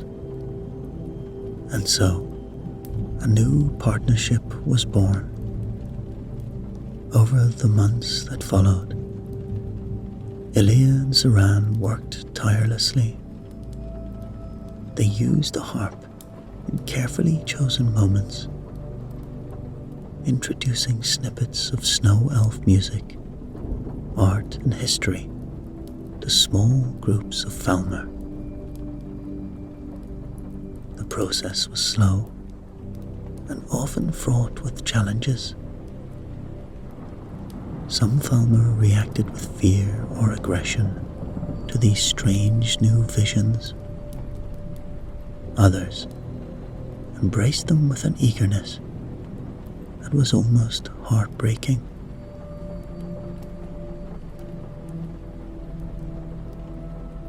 As word of their work spread, it sent ripples through Skyrim. Ilia's research, once dismissed as fringe theories, gained new respect in academic circles. Scholars from the College of Winterhold and beyond sought her out, eager to learn more about the new understanding of Falmer history and potential. This tale of the magical harp and the unlikely alliance between a human scholar and a Falmer outcast became the stuff of legend in Skyrim's taverns and great halls. It challenged long-held perception of the Falmer among the Nords, elves, and other races. Not everyone welcomed these changes, of course. Some saw the awakening of Falmer culture as a threat stirring up old fears. Others dismissed it as a futile endeavor, arguing that the Falmer were too far gone to ever reclaim their past. But for Ilya and Saran, the path forward was clear. They had uncovered not just an artifact, but a new possibility for understanding and cooperation. The harp's music, though faded, had sparked a harmony between two worlds, long divided. As they stood at the mouth of the cave, looking out over Skyrim's rugged landscape, Ilya turned to her unlikely friend. "What do you think Virthur would make of all this?" she asked. Saran was quiet for a moment, his clouded eyes focused on some distant point. "I think," he said, "he would be pleased to know his music still echoes, even if not in the way he intended." The wind carried the faint strains of a melody from the depths behind them, a bitter-sweet reminder of all that had been lost and all that might yet be regained.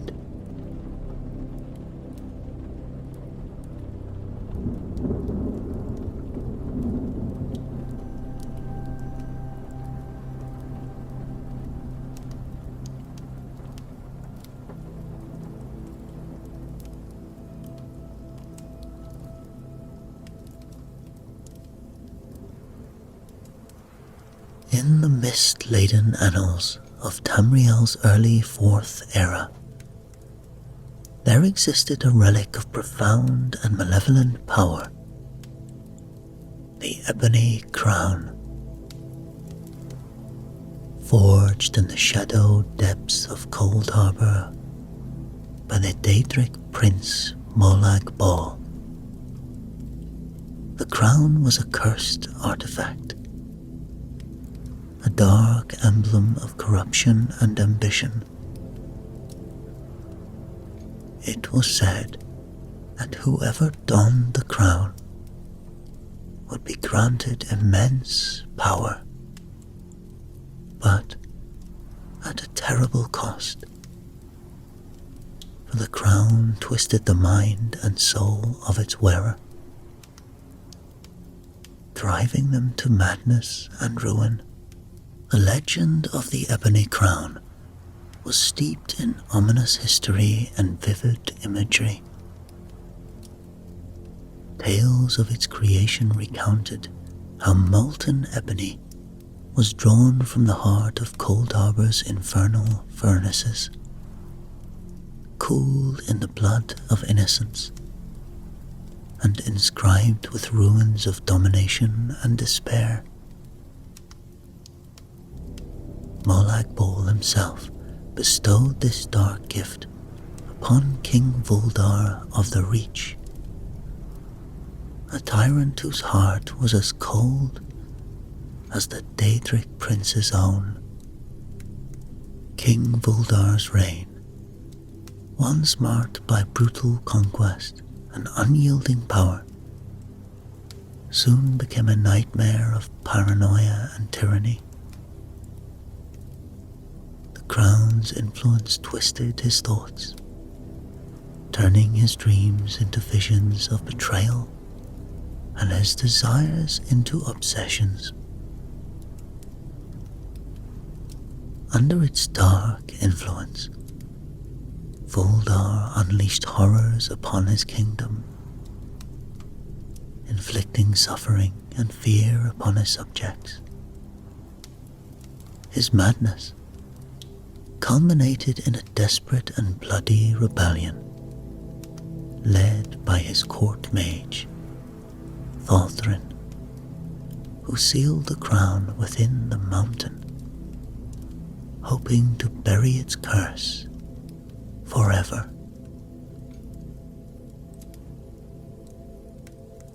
But legends never truly died. The story of the Ebony Crown persisted, whispered in the shadows of Skyrim's rugged terrain. It was a tale of power and peril, a cautionary legend reminding all who heard it of the dangers that lay in the pursuit of absolute dominion. The crown, they said, still waited, its dark power undiminished, ready to ensnare the next soul foolish enough to seek it out. Centuries passed, and the legend of the Ebony Crown became little more than a whispered tale. Yet, as is the way of such legends, it waited with patient malice for the day when it would be found again.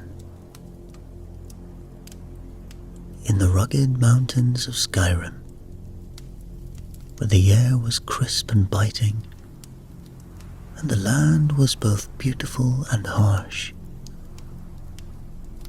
there lived a young Nord miner named Eirik. He was a man of simple means, strong and determined. His hands etched from years of labor in the unforgiving earth. Eirik spent his days chipping away at rock faces, seeking the precious veins of iron ore that promised a modest prosperity.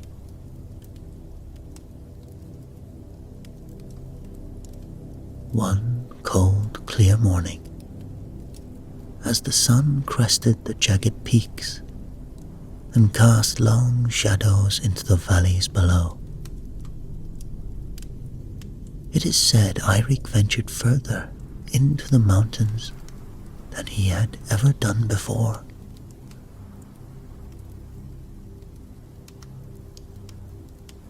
The frost-laden ground crunched beneath his boots,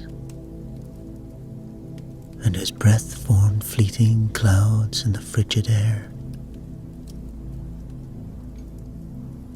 He had heard rumors of rich veins hidden deep within the forgotten crags, and his heart thrummed with the hope of discovery.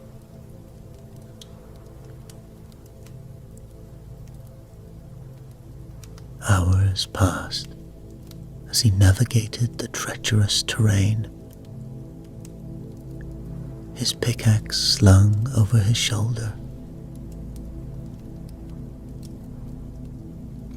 The silence of the wilderness was broken only by the distant calls of hawks and the occasional rustle of unseen creatures. Just as fatigue began to weigh heavily on his limbs, Eirik's keen eyes caught sight of something unusual. A narrow fissure in the rock face, half concealed by a curtain of ivy. Curiosity sparked.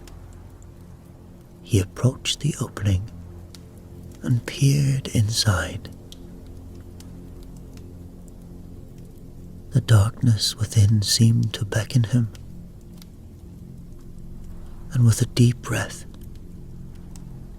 Eirik squeezed through the gap.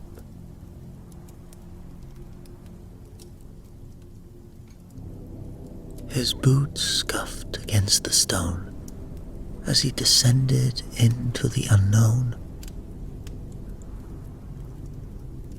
the light from the world outside, gradually fading until he was enveloped in pitch black. He fumbled for the flint in his pack, striking it to ignite a torch. The flame flickered to life, casting dancing shadows on the rough walls of the cave.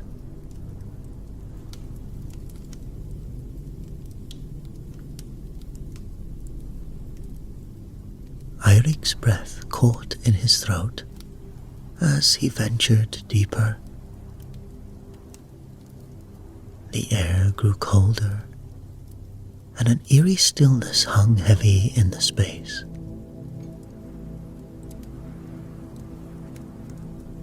The walls of the cave were adorned with ancient carvings, their meanings lost to time, but their presence speaking of a forgotten past.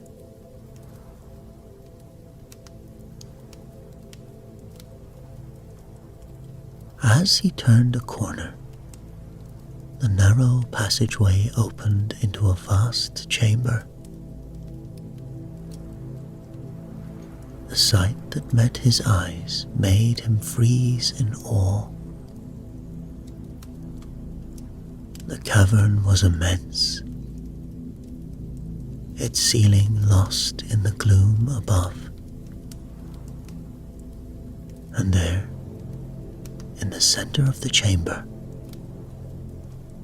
bathed in a faint, otherworldly light, stood a stone pedestal.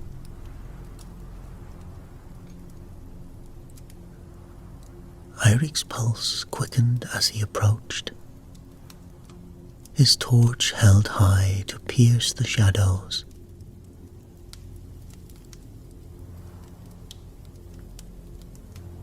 Upon the pedestal rested the ebony crown. Even in the dim light, its dark, polished surface seemed to absorb the torchlight, giving off an almost palpable aura of power and malevolence. The crown was wrought of blackened ebony, its surface intricately carved with sinister runes and adorned with cruel spikes that seemed to promise pain to any who dared wear it. A faint, eerie glow emanated from the ruins, casting flickering patterns on the cavern walls.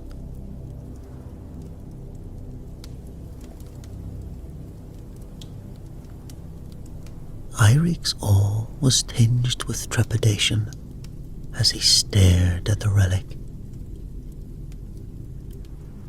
The air around it seemed to hum with energy, a whisper of the ancient and the forbidden. His mind raced, recalling the old tales told by the village elders. Stories of a crown that brought both immense power and inevitable ruin. Yet, as he stood there, the allure of the crown grew stronger, tugging at something deep within him.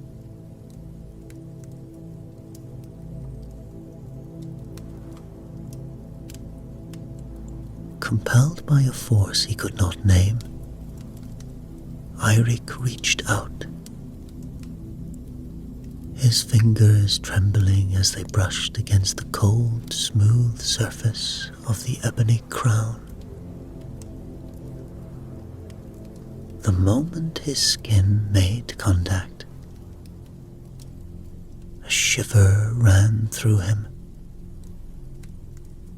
and a whispering voice seemed to echo in his mind, promising greatness, dominion, and untold power.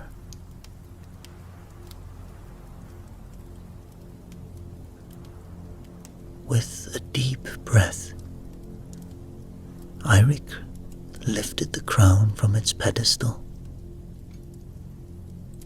The faint light around it flared briefly. As he held the crown in his hands, a sense of destiny filled within him.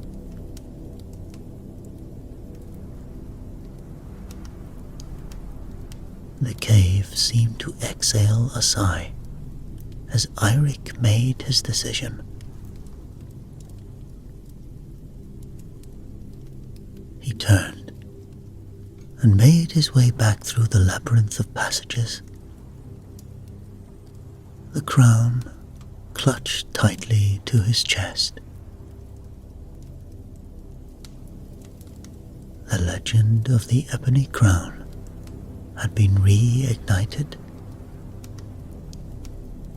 and its influence was about to be unleashed upon the world once more.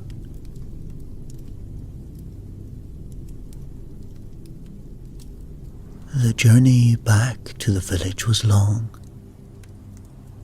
but Eirik felt as though he moved with a new purpose.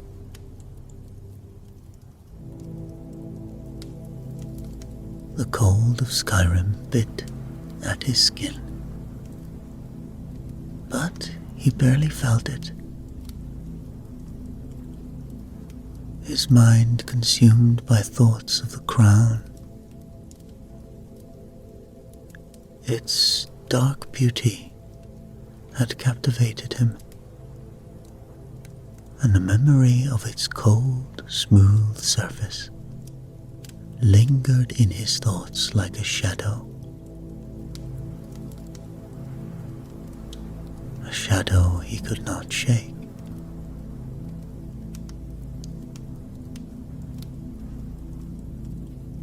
As he approached his modest home, nestled among the other humble dwellings of the village, Eirik felt a compulsion, a gnawing need to place the crown upon his head.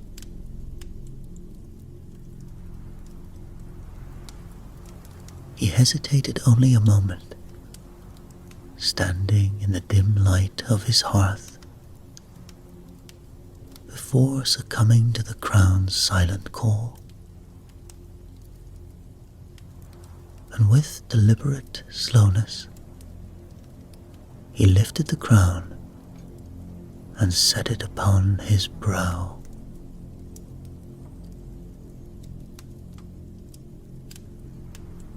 The moment the ebony crown touched his head, a wave of cold fire surged through Eirik's veins. His vision blurred, and for an instant, the world around him seemed to twist and distort. Shadows danced at the edges of his sight, and whispers filled his ears, seductive and insistent.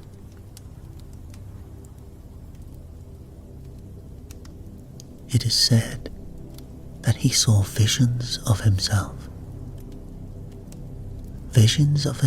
as a great leader, a conqueror, wielding power beyond his wildest dreams.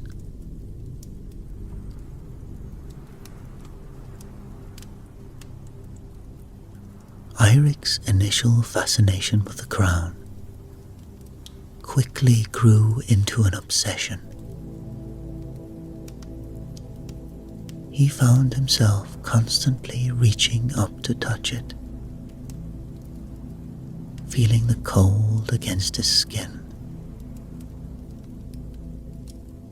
and the whispers in his mind grew louder, urging him to embrace his destiny, to seize control and bend others to his will.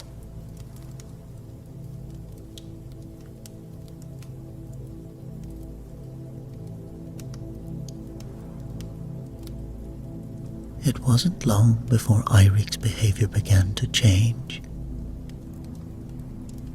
The villagers, who had always known him as a hard-working and honest man, started to notice a shift in his demeanor.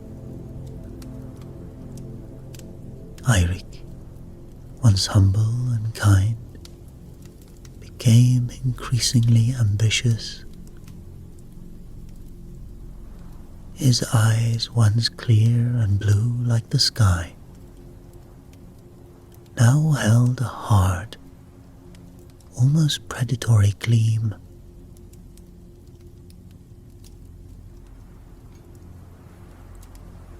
The first signs of his transformation were subtle. He started speaking with a newfound confidence, his voice carrying a weight that demanded attention. He began to assert his opinions more forcefully, dismissing the concerns of others with a wave of his hand. Those who questioned him found themselves on the receiving end of his sharp tongue, and the friendly banter that had once filled the village square grew tense and uneasy in his presence.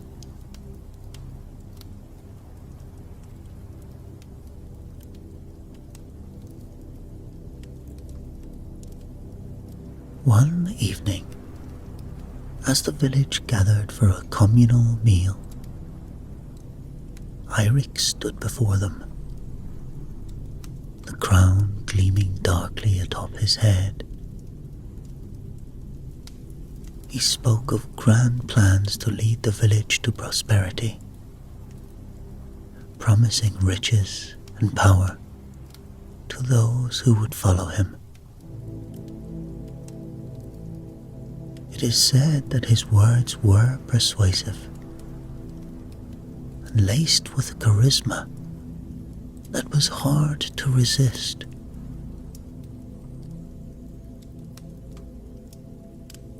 Many of the villagers found themselves nodding along, captivated by his grand vision. But not everyone was swayed. Old Sigrid, a respected elder, voiced her doubts. Eirik's response was swift and harsh. It is said he publicly humiliated Sigrid, mocking her age and wisdom, his words dripping with disdain. And the villagers watched in stunned silence as their once gentle neighbor unleashed his venom upon her.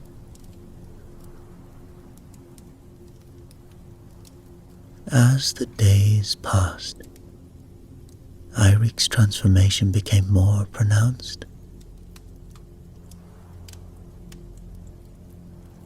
He began to demand more from the villagers, forcing them to work harder and longer hours. Those who resisted or questioned his orders found themselves ostracized or worse, disappearing without a trace. Rumors of dark deeds and sinister plots began to circulate, but fear kept most mouths shut.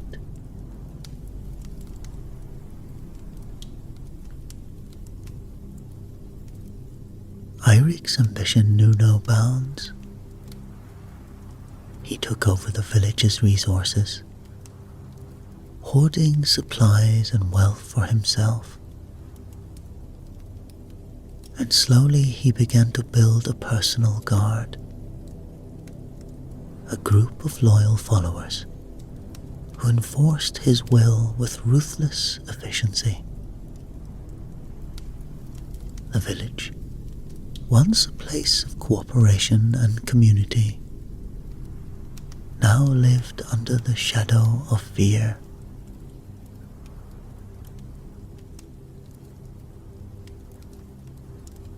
The crown's influence twisted Eirik's mind further. He saw threats and conspiracies everywhere, suspecting even his closest allies of plotting against him.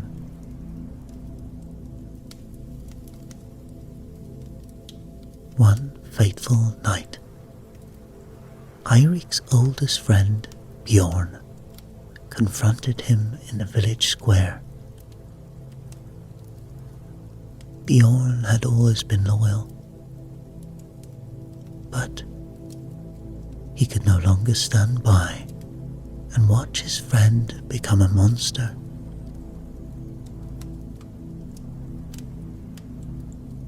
"Eirik," he said, his voice filled with sorrow and anger, "this crown is destroying you. You're not the man I once knew."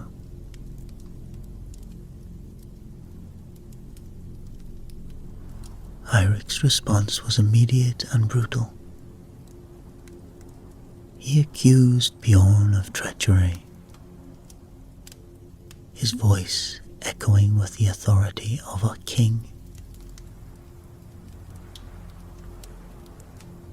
"You dare question me," he thundered. "I am your leader, your savior. Without me, you are nothing."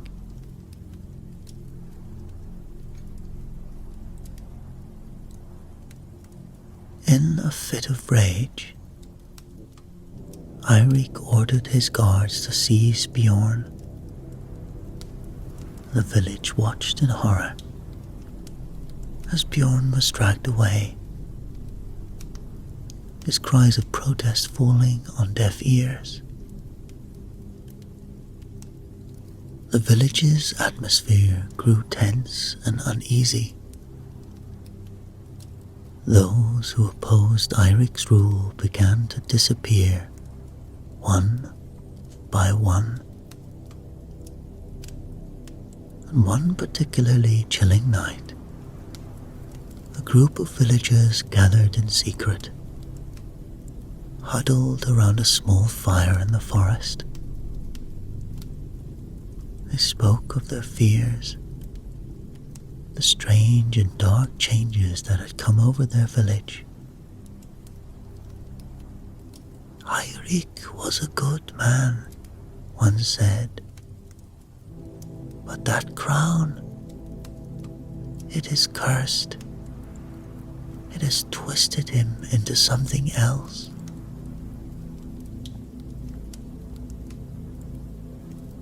Amidst the growing turmoil, one person remained steadfast and clear-eyed. Freya, the village healer. Now, Freya had known Eirik since childhood. They had grown up together, shared dreams and secrets under the vast Skyrim sky.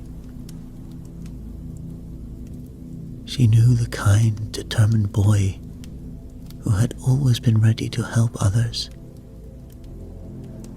who had dreamed of finding riches not for himself, but for the village.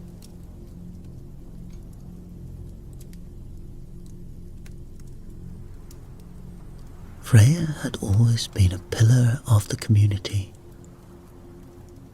Her knowledge of herbs and remedies passed down through generations. She was respected and trusted, a source of comfort and wisdom. But as Eirik's behavior grew more erratic and cruel, Freya's concern deepened. Determined to understand what was happening, Freya began to research the legend of the Ebony Crown. She delved into ancient scrolls, seeking any mention of a cursed crown and its history. One night, in the dim glow of her fire, Freya came across an old, weathered manuscript.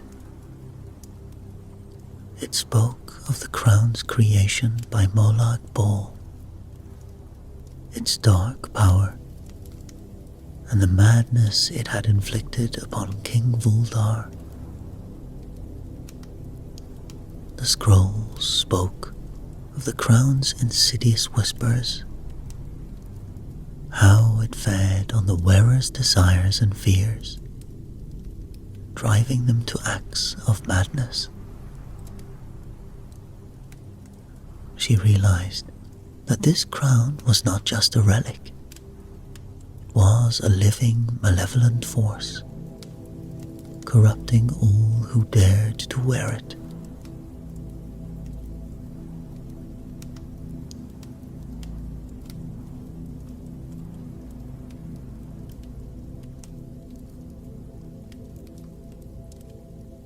Armed with this knowledge, Freya knew she had to act.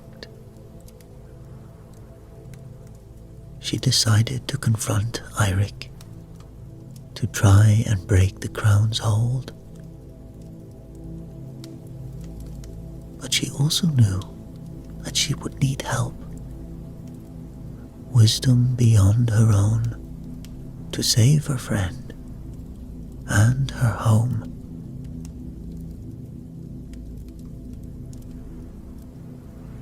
And so it is said that with a heavy heart and a determined spirit, Freya prepared for a journey to seek the counsel of the Greybeards. She knew the path would be perilous, but it was a risk she was willing to take for the sake of her friend and for the village she loved. She would face whatever challenges lay ahead.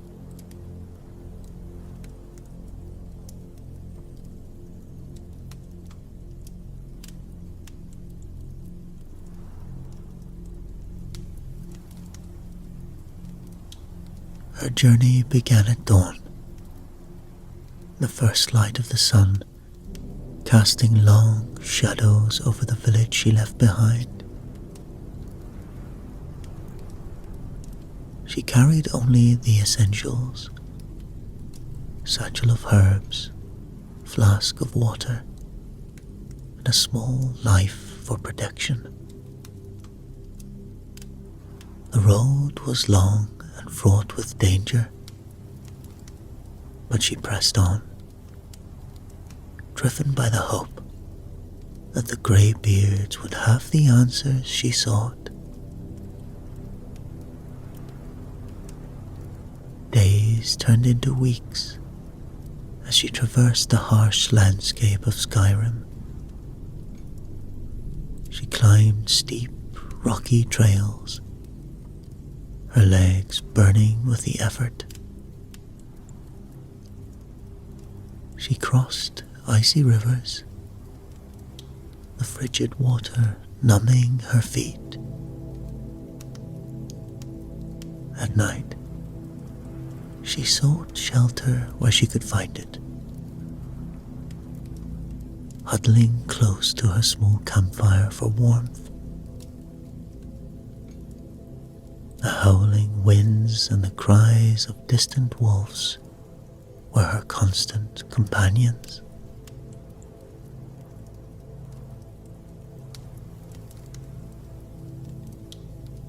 Despite the hardships, Freya's spirit remained unbroken. She drew strength from the memories of Eirik's smile, the sound of the villagers' laughter, and the hope of a brighter future. Her journey was a pilgrimage of sorts, each step a prayer for guidance and strength.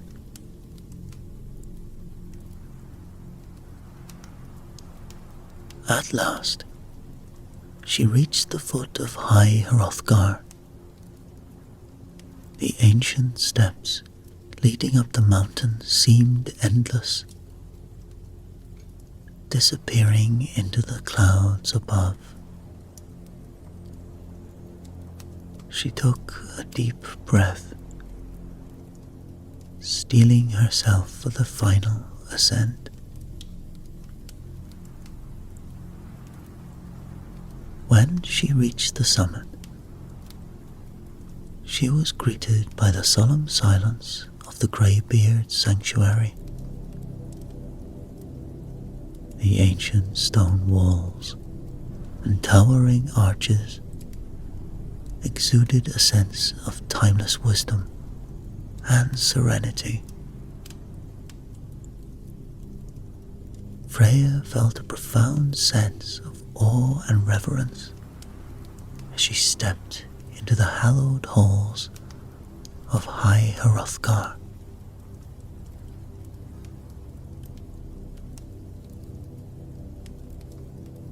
The Greybeards, ancient and wise, awaited her arrival. They were shrouded in their traditional robes, their faces lined with the wisdom of the ages. They listened intently as Freya recounted the tale of the ebony crown and the plight of her village. Their eyes, though old, were sharp with understanding and compassion.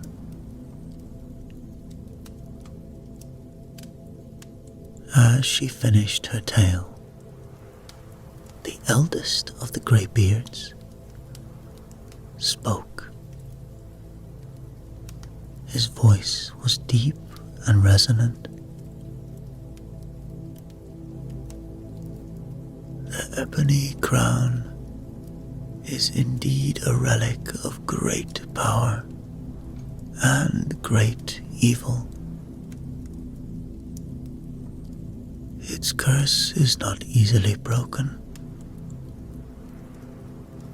but there is a way, though it is fraught with danger and difficulty. Freya's heart quickened. Please, tell me what I must do, she urged. The elder nodded gravely. To break the curse, you must perform a ritual. This ritual requires 3 crucial items. The first is the blood of a vampire, a servant of Molag Bal. The vampire's blood carries the same dark essence that forged the crown. Freya's eyes widened. A vampire? But where can I find such a creature?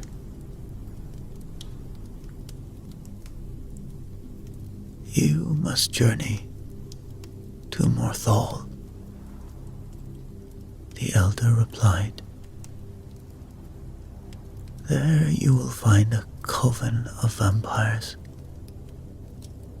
Seek out their lord and obtain his blood.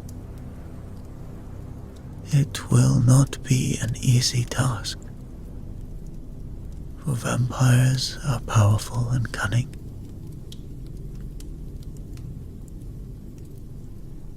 Freya nodded, determined. And the second item, a fragment of the crown's original pedestal. He continued. This pedestal once held the ebony crown, and a piece of it is needed to ground the ritual in its origins. You must return to the cave where Eirik found this crown. The pedestal remains there, its dark power undiminished. I will go there, she said firmly. And the third item. The elder's expression grew even more serious. The third item is an ancient scroll kept in the ruins of Labyrinthian. The scroll contains the incantations necessary to perform the ritual. Labyrinthian is a place of ancient magic and deadly traps. You will need all your wits and courage to navigate its depths and retrieve the scroll.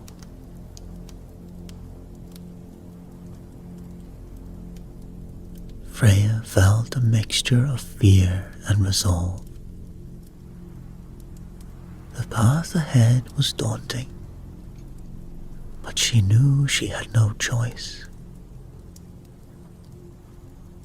Thank you, Greybeards, for your wisdom and guidance. I will do whatever it takes to save Eirik and my village. The elder placed a hand on her shoulder, his eyes filled with compassion. May the gods watch over you. Go with our blessings.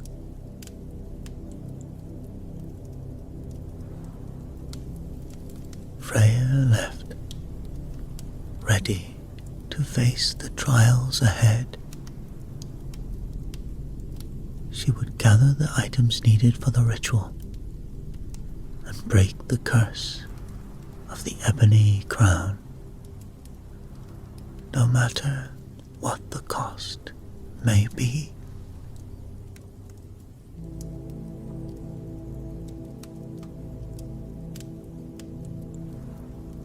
Freya's journey to Morthor was fraught with unease. The village was known for its eerie atmosphere and proximity to vampire lairs. The sky above was overcast, casting a perpetual gloom over the marshlands. Mist curled around the twisted trees, and the air was thick with the scent of decay.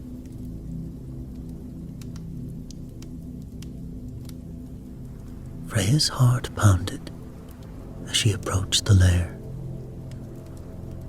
Foreboding cave, hidden in the shadows of the ancient trees.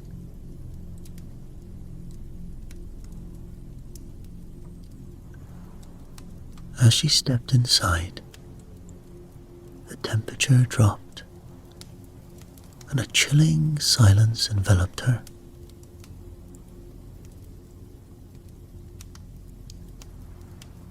The only sound was the faint drip of water echoing through the dark, winding passages.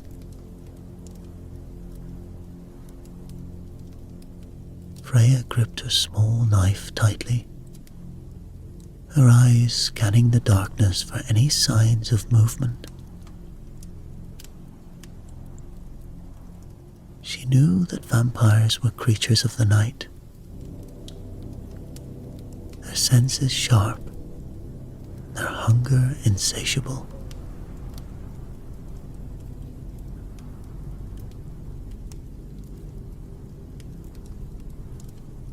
Deeper into the lair,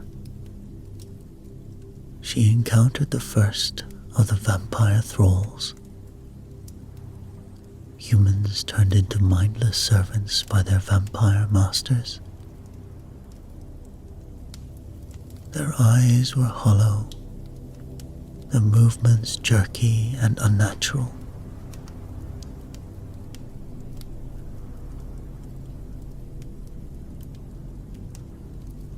Freya moved silently in the shadows, allowing her to slip past undetected.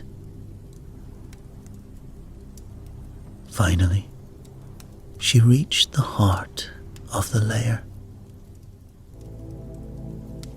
There, on a throne carved from the bones of his victims, sat the vampire lord. His eyes glowed with a predatory hunger, and his fangs gleamed in the dim light. Freya took a deep breath, steeling herself for the battle ahead.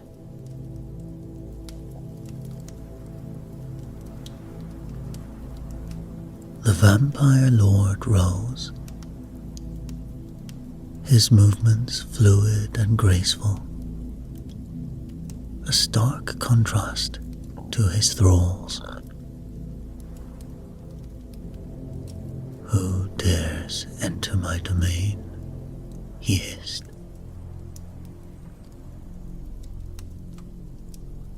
"I seek your blood, creature," Freya replied, her voice steady despite the fear gnawing at her insides. "For it is the key to breaking the curse of the ebony crown."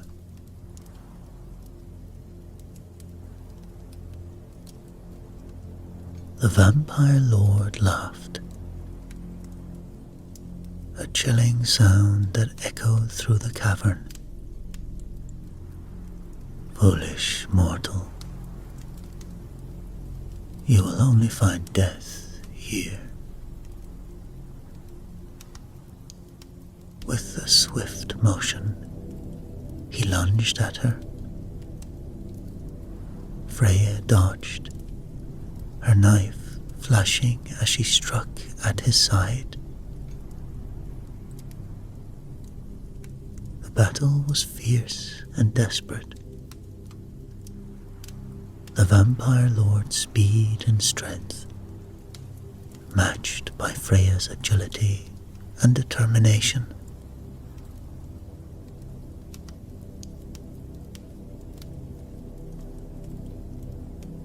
She remembered the herbs she carried, and quickly she concocted a mixture that would weaken him. As he advanced again, she threw the potion at him, the liquid hissing as it made contact with his skin. The vampire lord roared, his movements becoming sluggish. Seizing the opportunity, Freya struck him with her knife.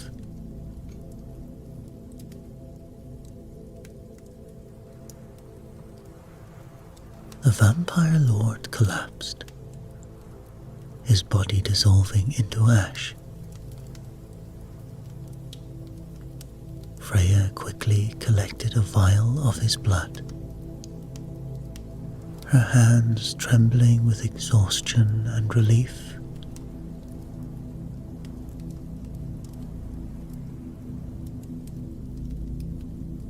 She had emerged victorious, but the quest was far from over.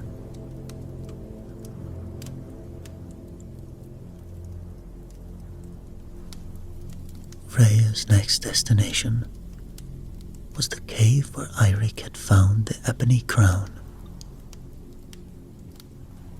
The journey back was filled with an ominous sense of déjà vu. The memory of Eirik's descent into madness, fresh in her mind. The cave loomed before her, its entrance a dark maw that seemed to swallow the light.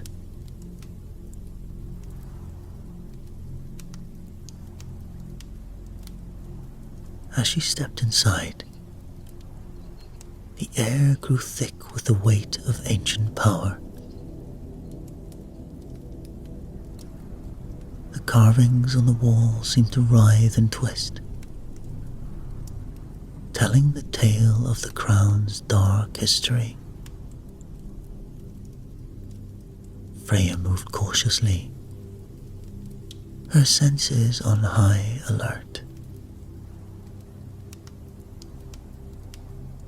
The pedestal stood in the center of the cavern. It was a block of dark stone, its surface etched with runes that glowed faintly.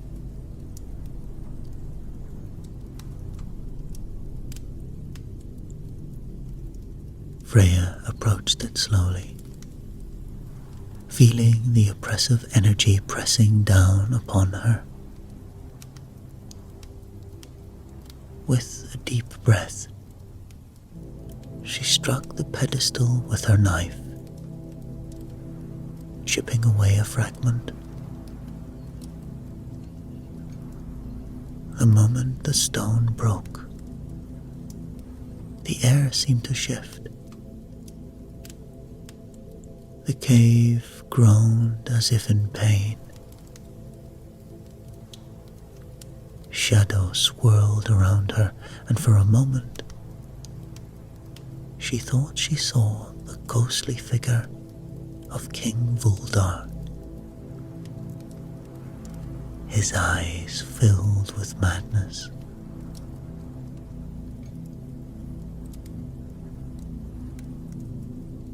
Freya didn't linger. She grabbed the fragment and hurried out from the cave, the oppressive presence receding as she emerged into the daylight. The piece of the pedestal felt cold in her hand, a reminder of the dark power it represented.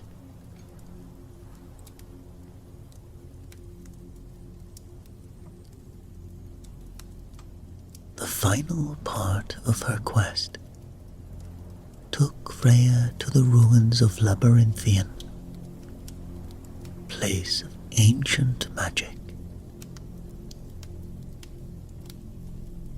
The icy wind howled through the crumbling corridors, carrying with it whispers of long-dead mages. The ruins were a maze of twisting passages and hidden traps, designed to confound and deter any who dared to enter.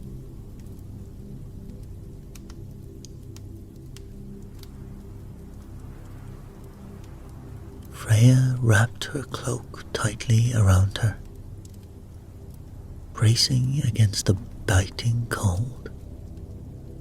She ventured deeper into the ruins.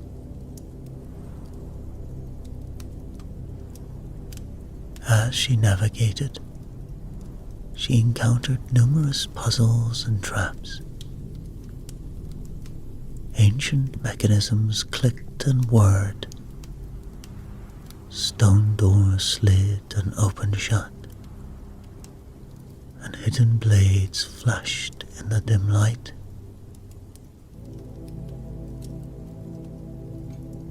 At one point, she found herself in a chamber filled with skeletal remains, their bones arranged in a grotesque tableau.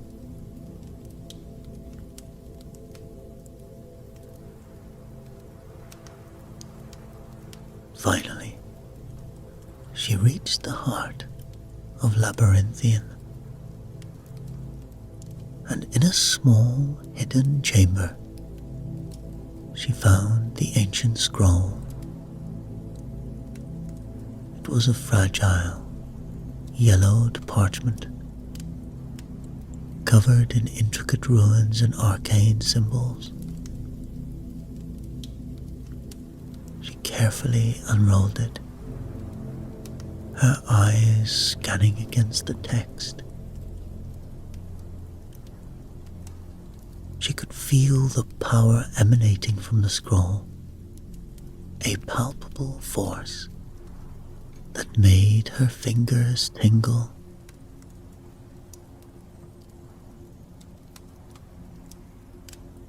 With the scroll in hand, Freya retraced her steps, her heart pounding with a mixture of relief and anticipation. She had faced the darkest corners of Skyrim, defeated a vampire lord, and navigated the treacherous labyrinth. Now, she had everything she needed to break the curse of the Ebony Crown.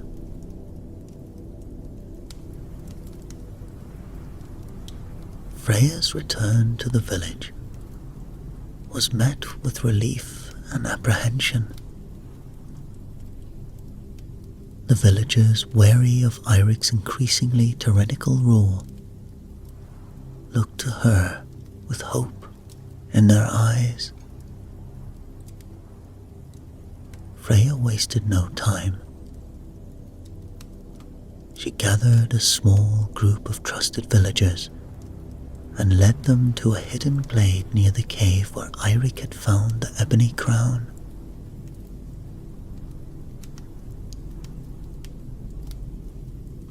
The glade was a serene and secluded spot, surrounded by ancient trees whose branches formed a canopy overhead. The air was thick with a scent of pine and earth, and the ground was covered in soft, mossy grass.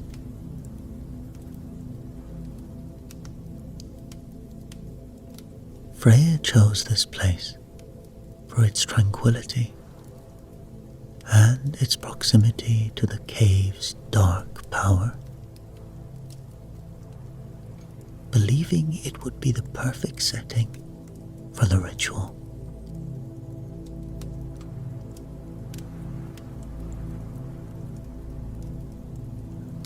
With the villagers' help, Freya began the preparations. They cleared the ground, creating a large circle surrounded by stones inscribed with protective runes. Freya placed the pedestal fragment at the center of the circle, its dark surface contrasting sharply with the green of the moss. She set up an altar beside it, laying out the ancient scroll and the vial of vampire blood. As the sun set, casting a golden glow over the glade, Freya lit candles and incense, their flickering flames and fragrant smoke adding to the mystical atmosphere. She placed bowls of herbs and enchanted stones around the circle, each one carefully chosen for its symbolic significance.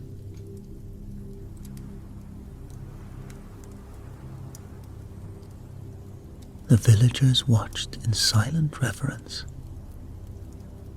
their faith in Freya unwavering.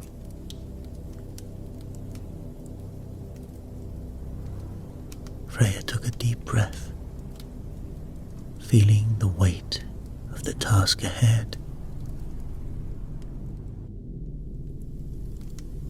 The night air grew colder, and the shadows deepened as the moon rose high in the sky,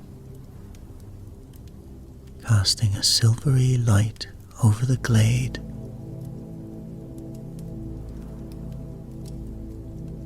With the preparations complete, Freya turned her attention to Eirik. She knew that confronting him would be the most difficult part of her journey. The man she once called a friend had been consumed by the crown's power.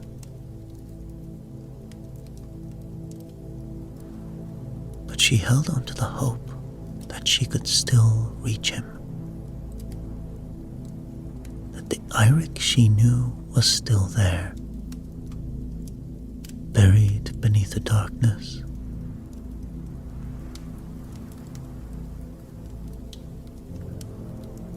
And so it is said that she approached the village square, her heart pounding.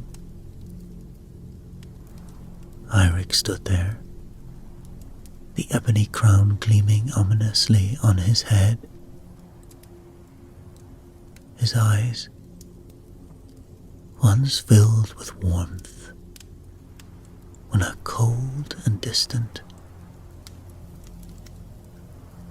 He looked at her with a mixture of disdain and suspicion. His hand resting on the hilt of his sword. "Eirik," she called out, "you must remove the crown. It is destroying you and destroying this village."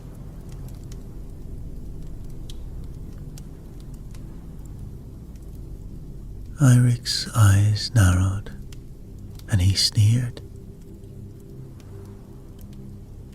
"You speak of things you do not understand, Freya.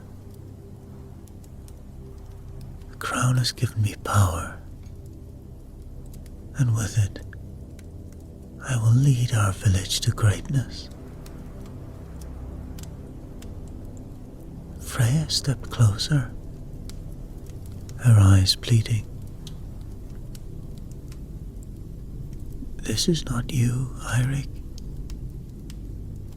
This crown is a curse. It has brought nothing but ruin. Please trust me. Let me help you."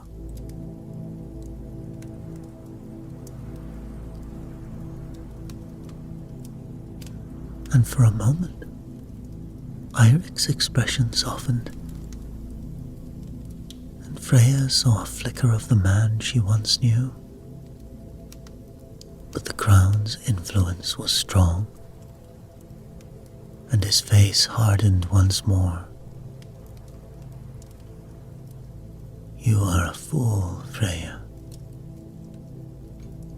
I will not give up this power." With a roar of rage, Eirik lunged at her,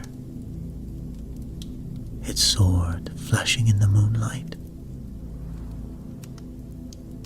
Freya dodged, her heart breaking as she realized the extent of the crown's hold on him. The villagers, seeing their healer in danger, rushed to her aid.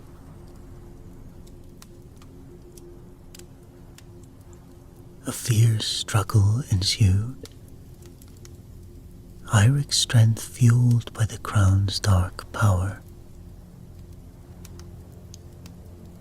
Freya fought with all her might, using her knowledge of herbs and potions to weaken Eirik. The villagers, inspired by her bravery, joined the fray. Their collective efforts finally overwhelming him.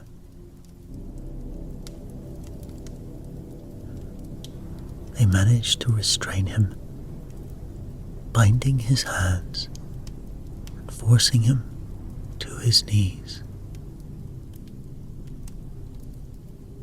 Tears streamed down Freya's face as she looked at her old friend, now a shadow of his former self. Eirik, please, let me save you.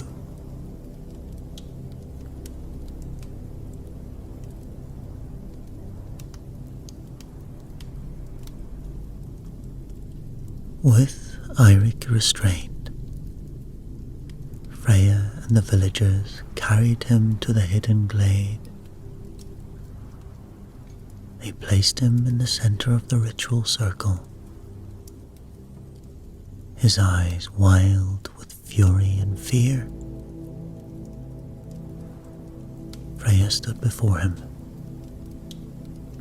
the ancient scroll in one hand, and the vial of vampire blood in the other.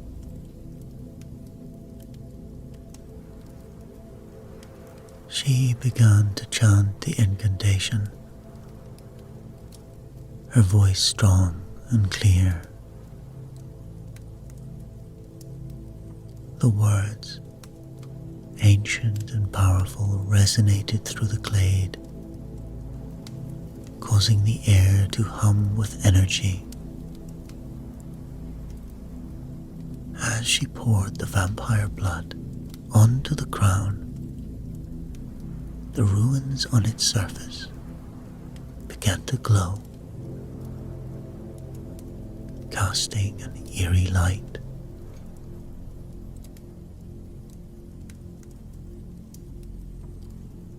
The crown seemed to resist, vibrating violently as if trying to escape. Freya continued to chant, her voice rising in intensity.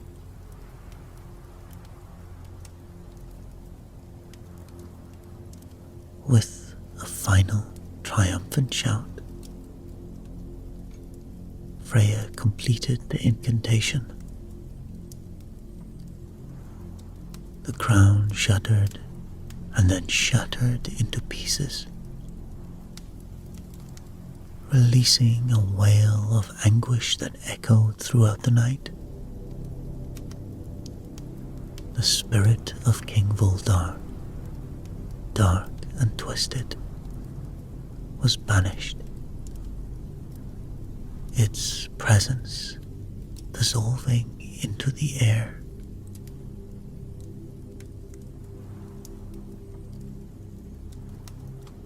The aftermath was a moment of profound silence. The oppressive energy lifted, and the glade seemed to breathe a sigh of relief. Eirik, freed from the crown's influence, collapsed to the ground, his body shaking with sobs of relief and regret.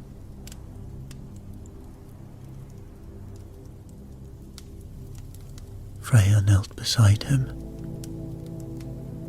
her hand gently resting on his shoulder. "It's over, Eirik. You are now free.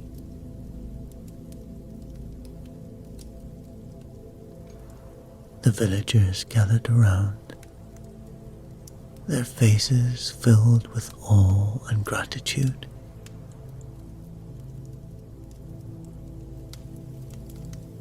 The pieces of the ebony crown lay scattered on the ground.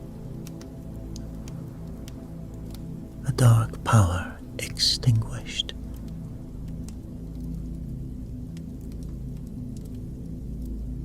In the days that followed, the village began to heal. Eirik, deeply remorseful for his actions, dedicated himself to rebuilding and atoning for the harm he had caused. And Freya continued her work as a healer, her bond with the villagers now stronger than ever. And the tale of the ebony crown became a legend, a cautionary story passed down through generations. The villagers built a shrine in the glade, a reminder of the perils of unchecked ambition and the power of courage and compassion.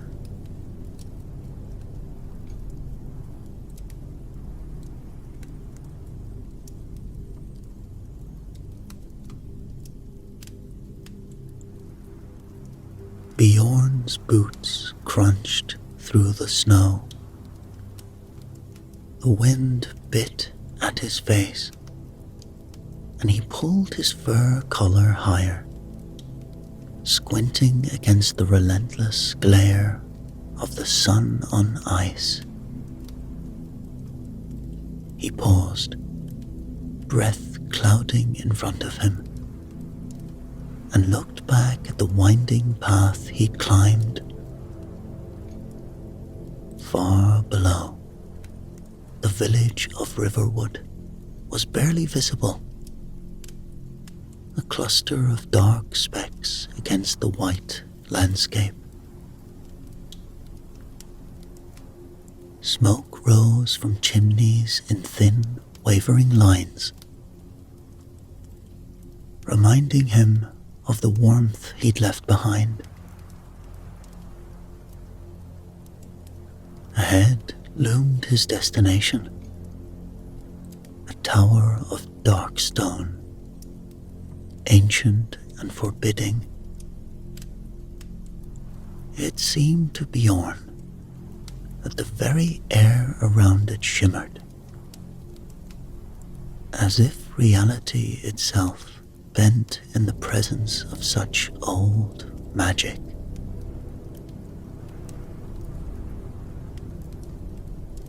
He sighed, a deep, weary sound that spoke of burdens too heavy for one man to bear. Well, he muttered to himself, I didn't come all this way to stand in the snow and gawk.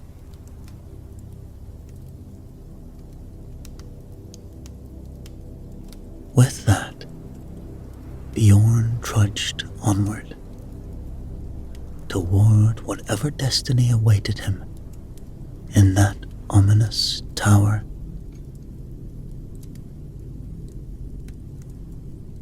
The fate of a kingdom might hang in the balance, but right now, all he could think about was getting out of the damn cold.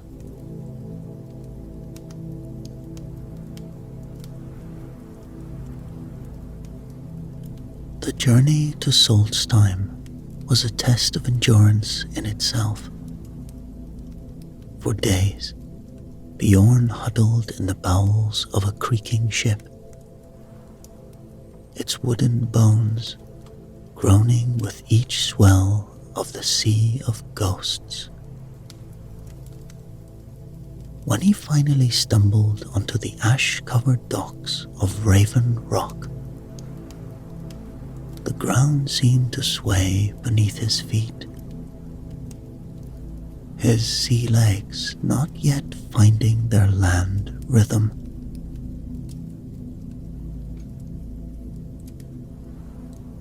The air here was different, thick with the scent of sulfur and something else, something alien and vaguely unsettling. Bjorn pulled his cloak tighter around his shoulders, suddenly feeling very far from home.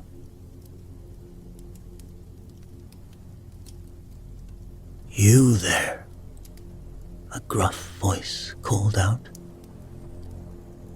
An armored Dunmer approached, his eyes narrowed with suspicion. "State your business in Raven Rock." Bjorn straightened, trying to look less like a man who just spent the better part of a week emptying his guts over the side of a ship.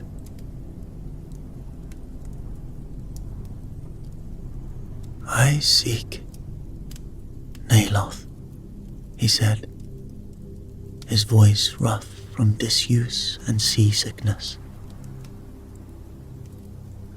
"The Telvanni wizard."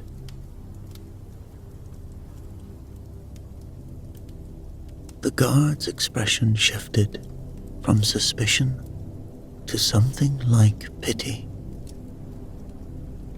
"Naloth. Gods preserve you, Outlander. You'll find his tower to the northeast, out in the wastes. If he doesn't turn you away, or turn you into something unnatural."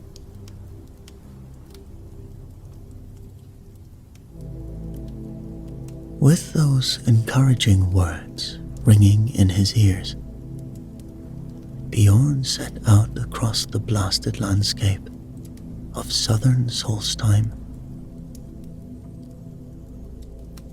The terrain was unlike anything he'd ever seen. Great swathes of land, covered in ash so deep it came up to his knees in places. Strange, twisted plants grew here and there, their forms as alien as the red-tinged sky above. It took the better part of a day to reach Naloth's tower, and when Bjorn finally laid eyes on it, he wondered if the seasickness had addled his mind. The structure rose from the ash like some monstrous mushroom, defying all laws of nature and architecture. Its surface seemed to pulse with an inner light, and Bjorn could feel the magic in the air, making the hair on his arms stand on end. "Hello?" he called out, feeling foolish. "I seek Master Naloth." For a long moment, there was only silence. Then, a dry, irritated voice drifted down from above. "Go away. I've no time for whatever trivial matter brings you here."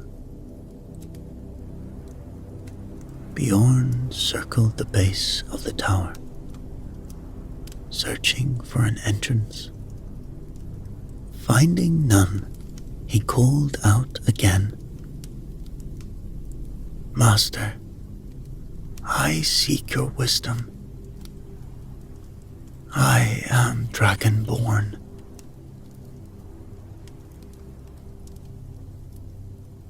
A window high above creaked open.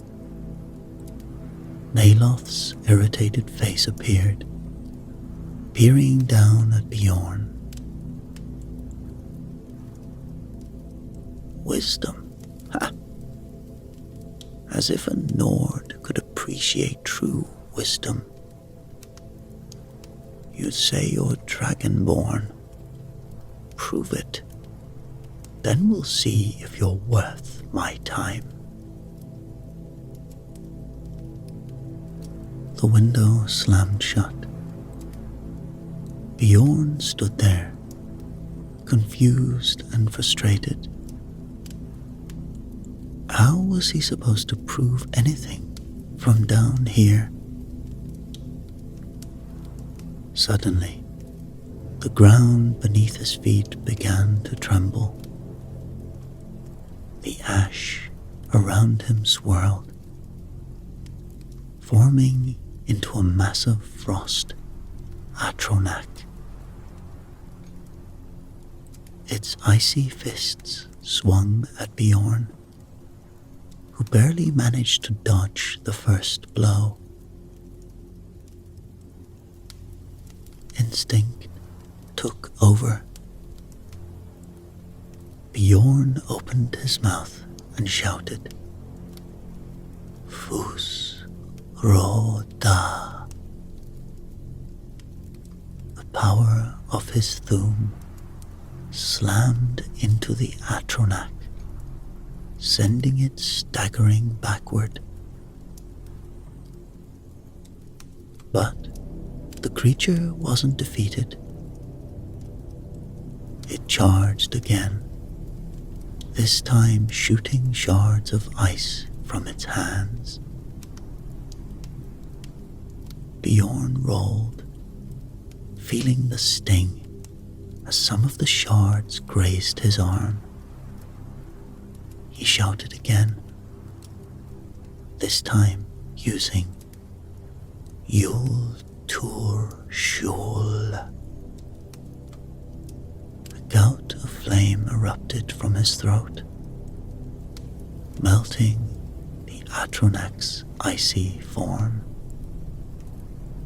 As the last of the frost Atronach dissolved into a puddle, a slow clapping echoed from high above.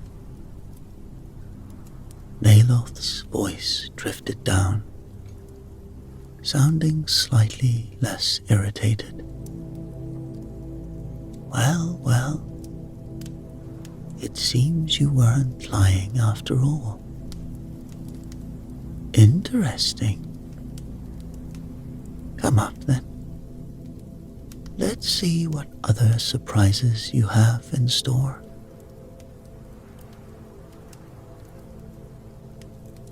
A series of stone steps suddenly jutted out from the tower's side, forming a spiraling staircase. Bjorn, still catching his breath, began the long climb up.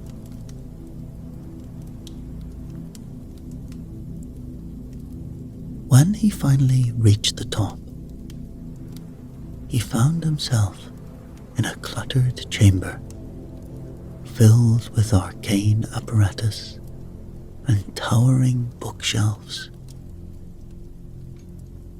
Naloth stood in the center, eyeing Bjorn with a mixture of curiosity and skepticism. "So," Naloth said, "you can shout. That doesn't make you special, you know. The Greybeards can shout. What makes you think you're worthy of my time?" Bjorn straightened, meeting Naloth's gaze. I've absorbed dragon souls. I've learned shouts and moments that take others years to master. But I don't understand how or why. That's why I'm here. Naloth's eyes narrowed. Absorbed dragon souls, you say?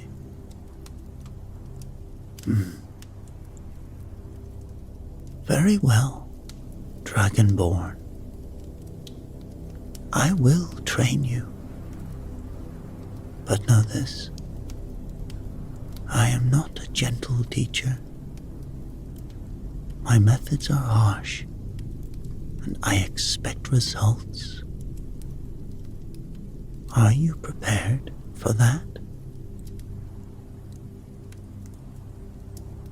Bjorn nodded solemnly. I am. A wicked grin spread across Naloth's face. Excellent. We begin now. Let's see how you handle this. Without warning, Naloth's hands crackled with electricity. A bolt of lightning raced towards Bjorn, who barely had time to brace himself before it struck.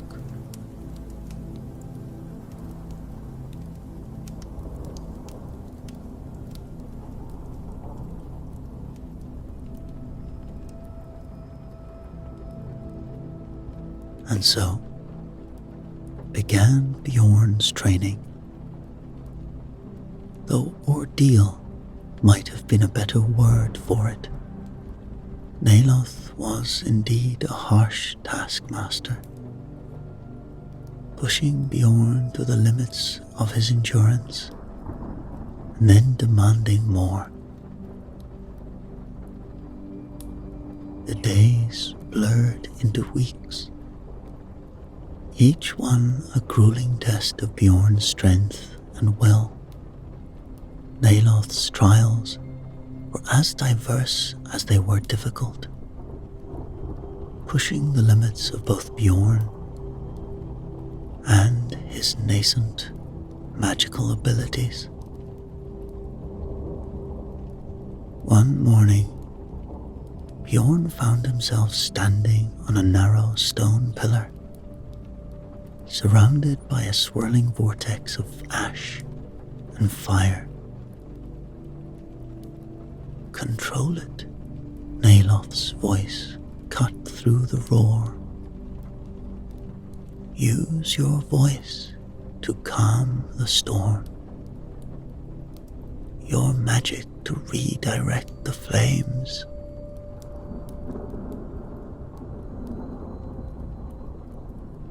Bjorn took a deep breath, feeling the power of the Thum build in his chest. Lok va kur, he shouted, his voice carrying the strength of clear skies. The ash began to settle, but the flames still raged. Gritting his teeth, Bjorn extended his hands, calling upon the magical knowledge Naloth had been drilling into him. Slowly, painfully, the fires began to bend to his will.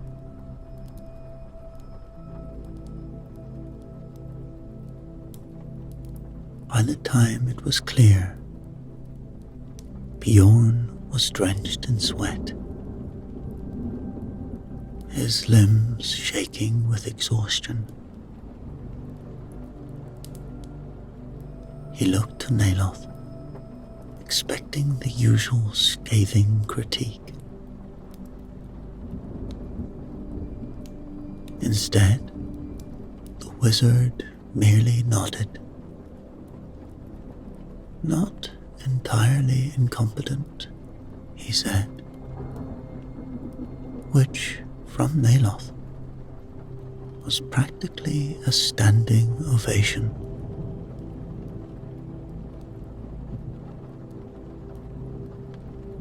As the weeks wore on, Bjorn found his powers growing. His shouts became stronger, his spells more precise. But with this growth came an unsettling change. Sometimes, in the heart of his trials, Bjorn would feel a fierce, alien joy surge through him, a dragon's exultation in power and destruction. One evening, as Bjorn sat slumped in a chair, nursing the burns from his latest ordeal, the weight of it all came crashing down on him. "Something troubling you, Dragonborn?" Naloth asked, not looking up from the potion he was brewing. "Besides your obvious inadequacies, of course." Bjorn was silent for a long moment. When he spoke, his voice was barely above a whisper.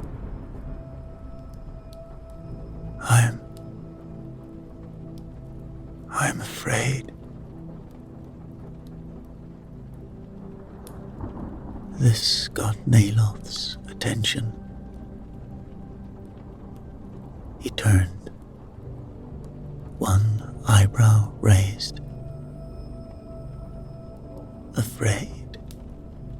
Of what? Surely not my tests. Difficult as they may be, I've actually yet to kill a student. Well, not unintentionally, at least."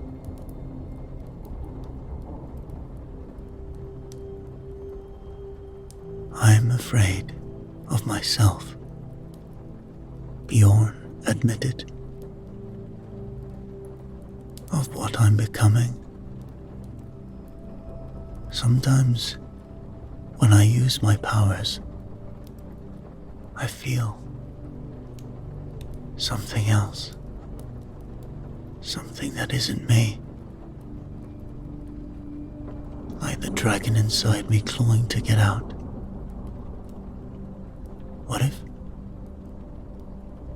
one day it does get out? What if I lose myself to it?"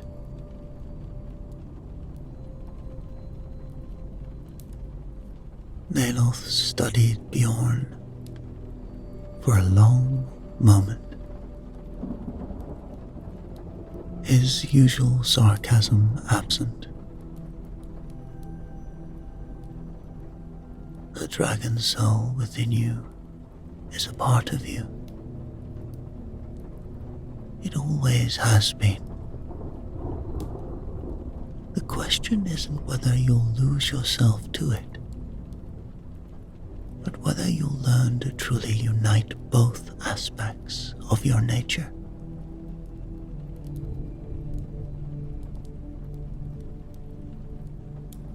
He turned back to his potion. "Of course, if you do lose control and turn into a rampaging dragon, I'll be fascinated to study the process. Right before I destroy you, naturally."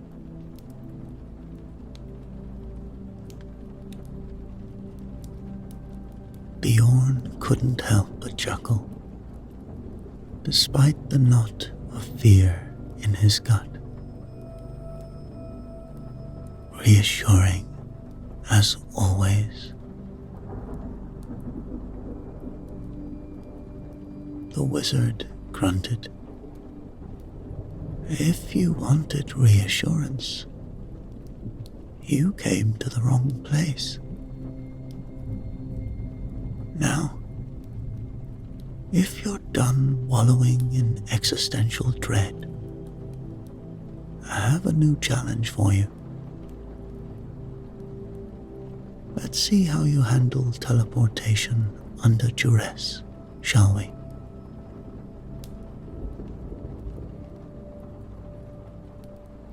As Bjorn wearily got to his feet, he realized that beneath Naloth's harsh exterior, there might be a glimmer of genuine concern. It wasn't much, but in that moment, it was enough.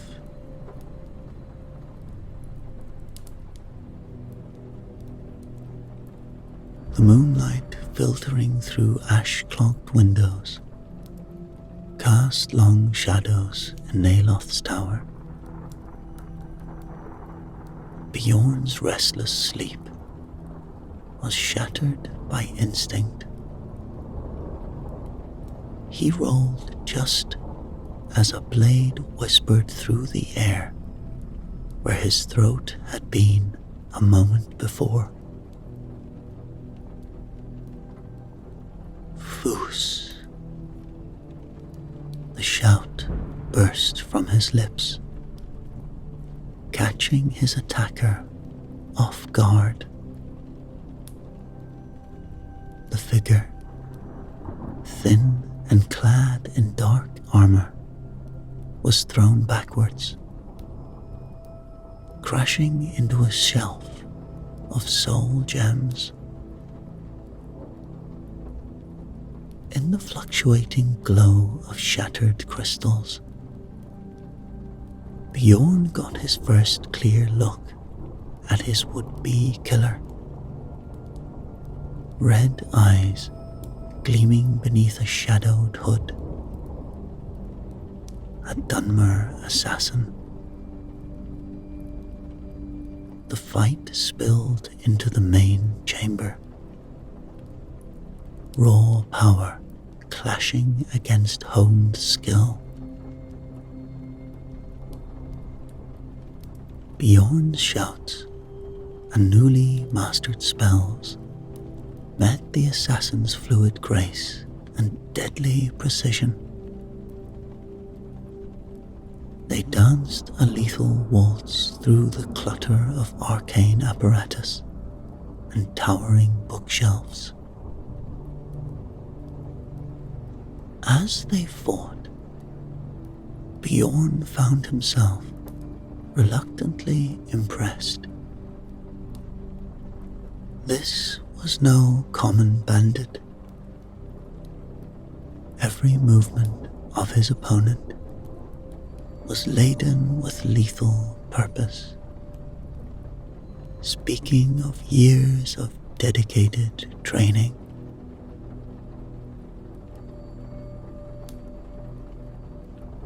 The end came swiftly.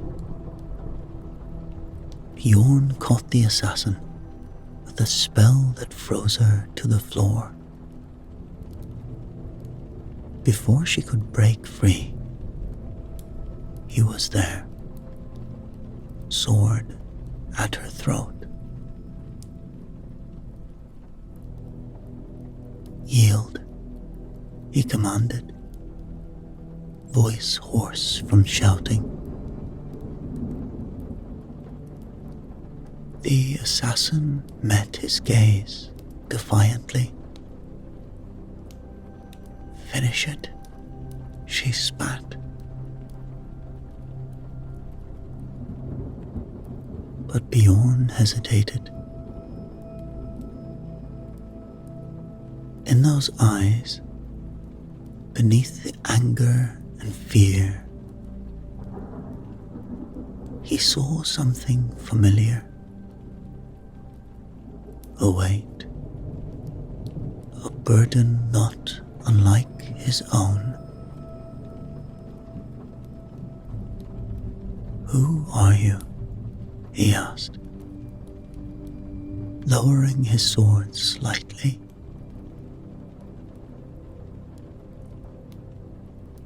Confusion flickered across the assassin's face.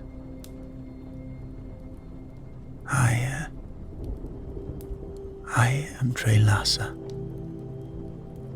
of the Morag Tong," she answered wearily. "Why?" Bjorn pressed. "Why did they send you after me?" Trelasa's laugh was sharp and bitter.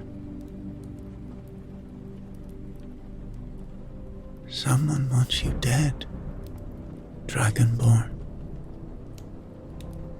Isn't that enough?"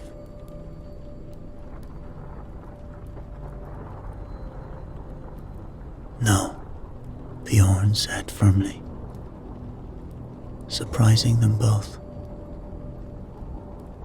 "It isn't. I think there's more to you than just an assassin. I'd like to know what that is."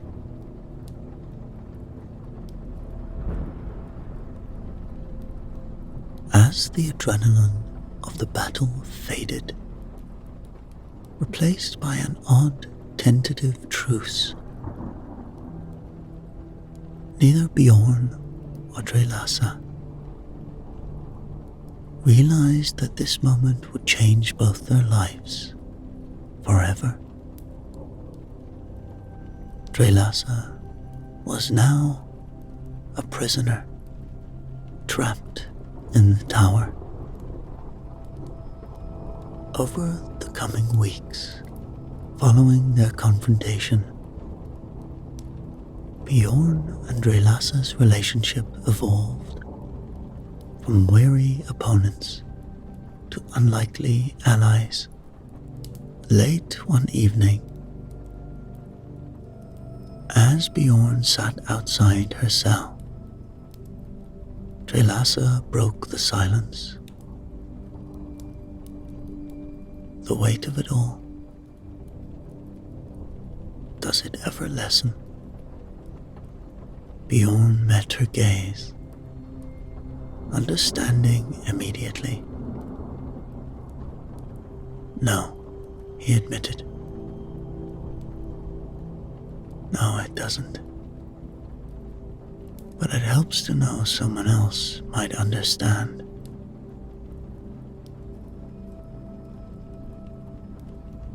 Their conversations deepened, touching on fears and aspirations. Bjorn spoke of his struggle with his dragon soul, while Trelasa revealed the suffocating expectations of the Morag Tong. As months passed, the connection grew stronger, blurring the lines between friendship and something more. One crisp autumn evening, the tension between them finally broke. Bjorn opened the cell door. Their first kiss was tentative, but quickly ignited into something more passionate. That night, they came together in Bjorn's chambers.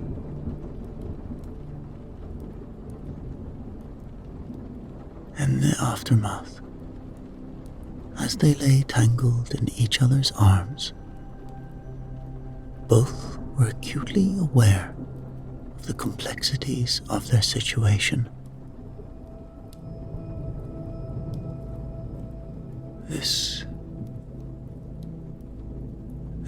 Definitely complicates things, Trelasa murmured, tracing a scar on Bjorn's chest. It does, he agreed, pulling her closer. But I don't regret it.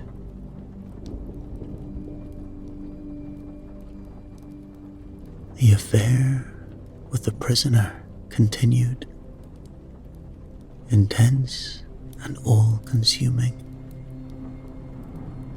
Yet, beneath the passion lay the constant knowledge that their time together was limited.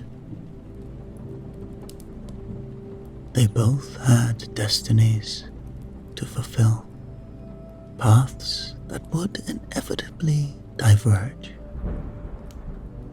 For now, they found solace and understanding in each other's arms.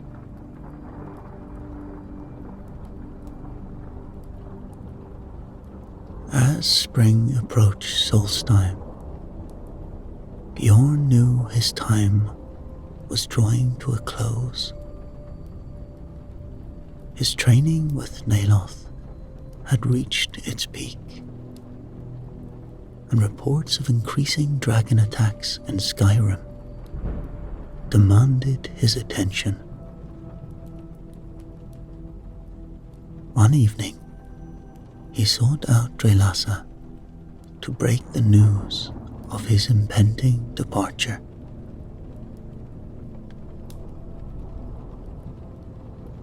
He found her in the tower's study, her face pale.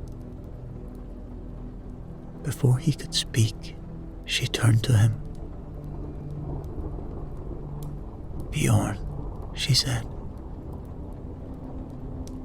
"I am with the child."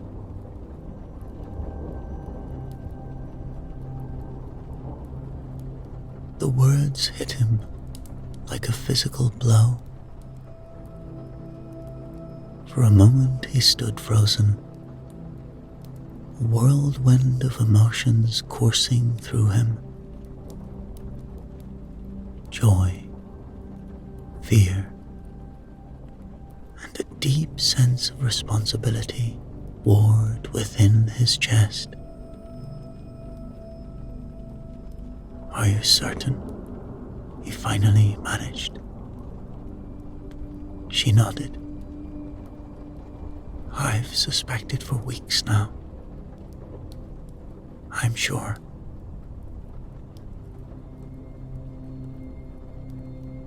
Bjorn moved to her, taking her hands in his. "This changes things," he said.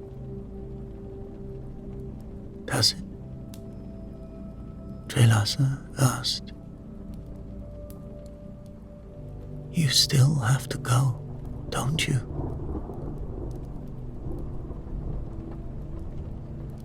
He nodded reluctantly.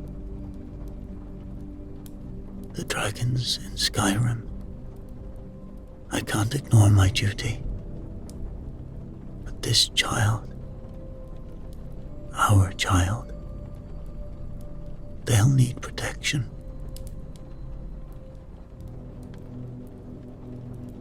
Reaching into his pocket, Bjorn produced a small, ornate ring. Its gold band was etched with intricate dragon designs, a small ruby glowing at its center. "This is a family heirloom," he explained. "It's said to contain a spark of Akatosh's essence."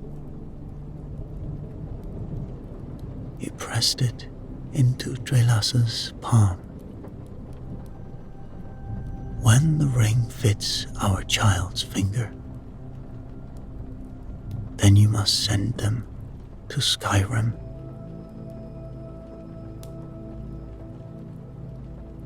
Send them away. Drelassa's voice was sharp. To protect them, Bjorn insisted. My enemies would use any connection to me as a weapon. The child must not know their heritage until the time is right.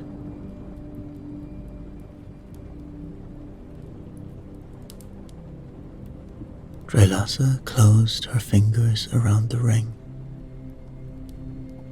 conflict clear on her face. After a long moment, she nodded. I understand. I don't like it, but I understand.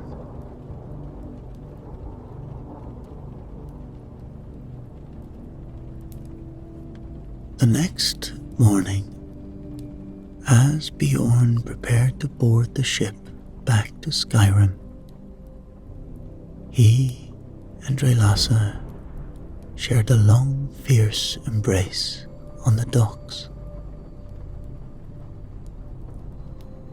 Take care of yourself, he murmured. Both of you. And you, she replied, her voice thick with unshed tears.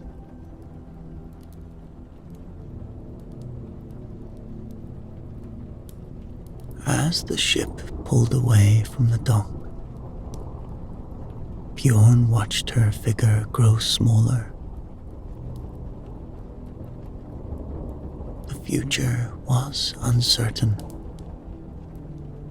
but he vowed to return to be the father his child deserved.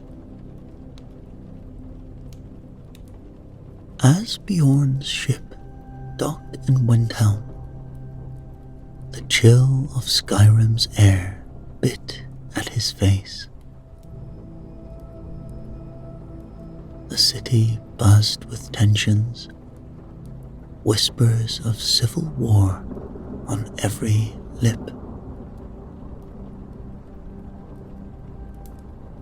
Ulfric Stormcloak's rebellion had gained momentum in his absence, and the Imperial presence felt more oppressive than ever. Walking through the streets, Bjorn found himself torn. The Stormcloak's cry for independence resonated with his Nordic heritage, yet he couldn't ignore the bigger picture. A divided Skyrim would be vulnerable to the growing dragon threat.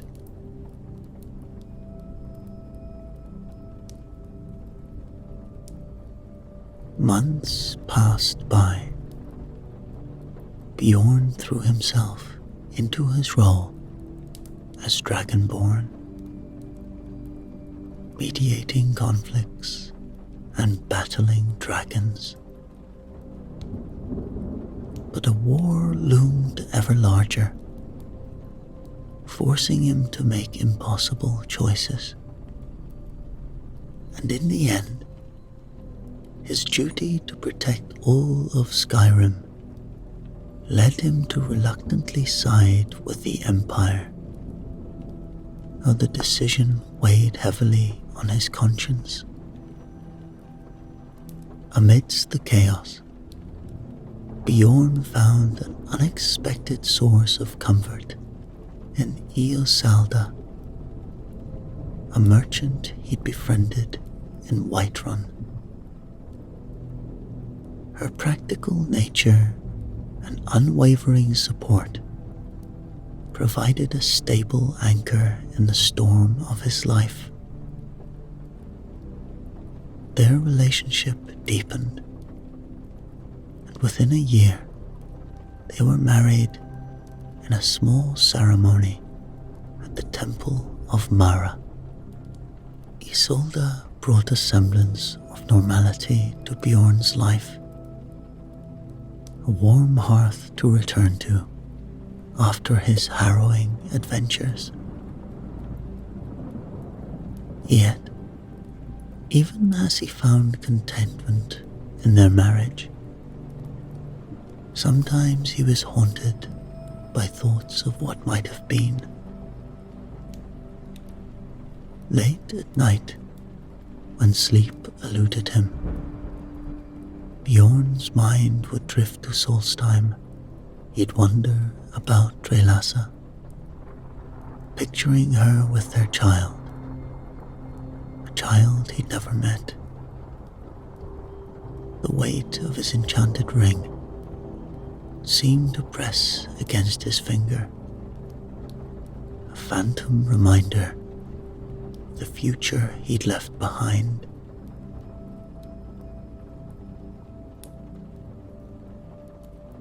"Are you all right, love?" Isolde would sometimes ask, noticing his distant gaze. Bjorn would smile, pushing the memories aside. "Just thinking about the war," he'd replied, the half-truth sitting uneasily in his chest.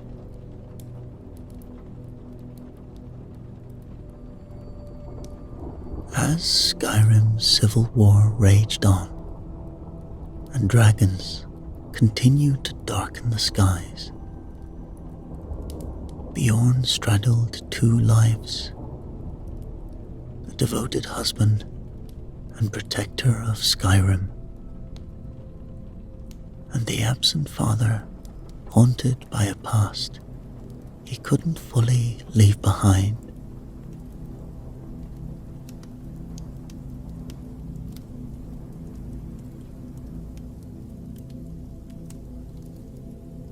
Years passed since Bjorn's return to Skyrim.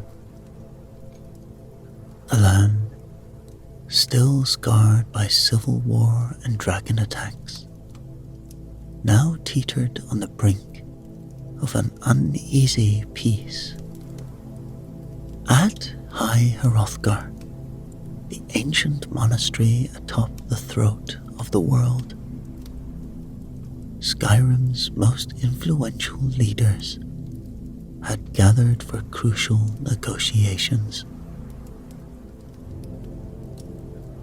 Bjorn, older now and bearing the weight of a decade worth of battles and difficult decisions, stood as a mediator between the factions. The discussions were tense, each side reluctant to concede ground.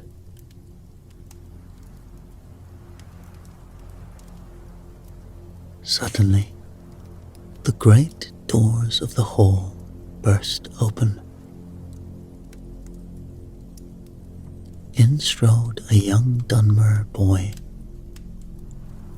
no more than 12 years old, his red eyes scanning the room with a mixture of determination and awe. "Who dares interrupt these proceedings?" General Tullius demanded, rising from his seat. The boy straightened his shoulders. "I am Varan," he announced, his voice surprisingly steady. "I seek the Dragonborn."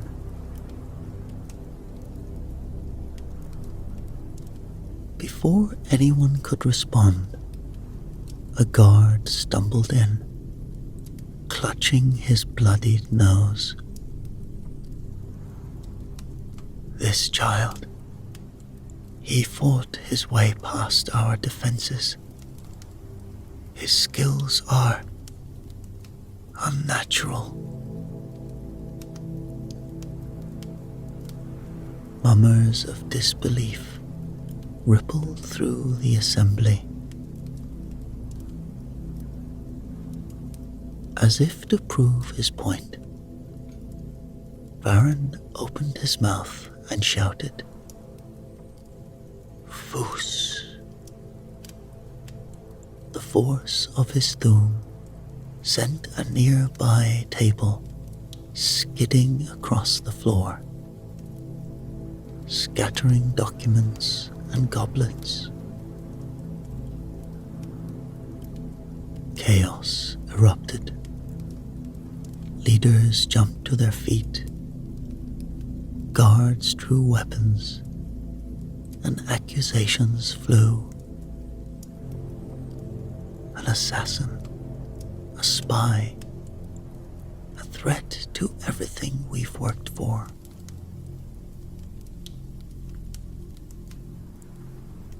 Bjorn stood frozen, his mind reeling. A Dunmer child with the ability to shout.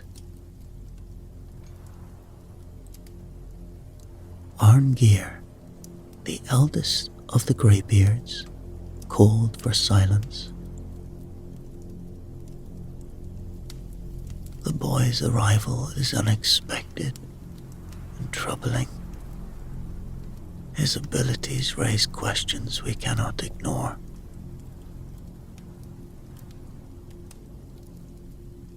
All eyes turn to Bjorn. The fragile peace negotiations hanging in the balance. Isolde, at Bjorn's side, gripped his arm. "Be careful, my love," she whispered. Bjorn nodded. "I must confront him," he announced to the room. "For the sake of these talks, for the sake of peace, and for the sake of Skyrim."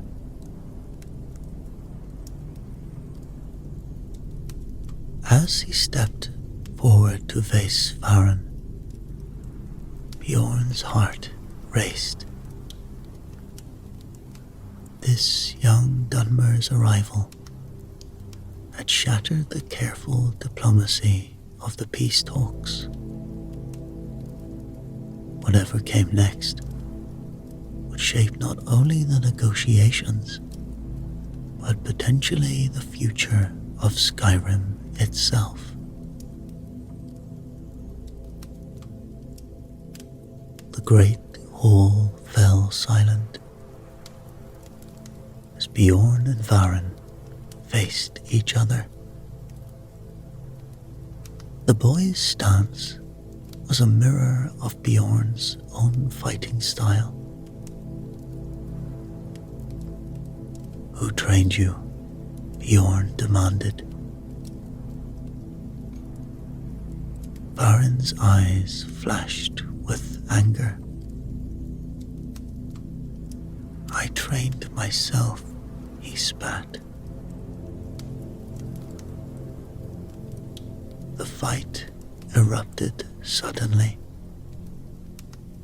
Farron launching himself at Bjorn with surprising speed.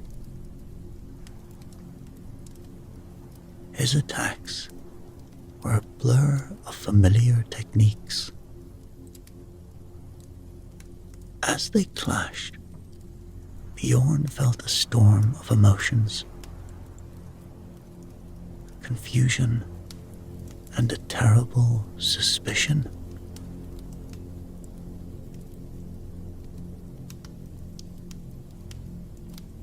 Farron fought with unbridled fury. Every strike laden with years of pent-up rage.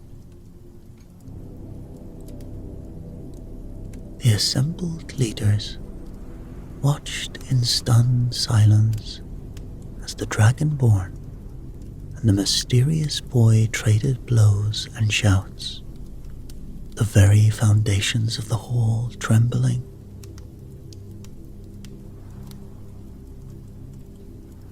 In a moment of desperation, seeing Varen prepare a powerful Thuum, Bjorn acted on instinct. Yol Tur Shul. A deadly fire breath erupted from his mouth before he could stop himself.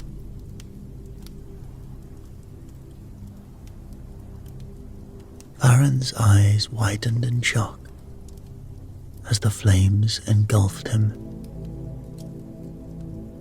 He crumpled to the ground. Horrified, Bjorn rushed to the boy's side, and as he cradled Varen in his arms, a faint glow caught his eyes. On the boy's finger, a familiar ring pulsed with light. The very ring he had given Trelasa a decade ago. The truth hit Bjorn like a physical blow.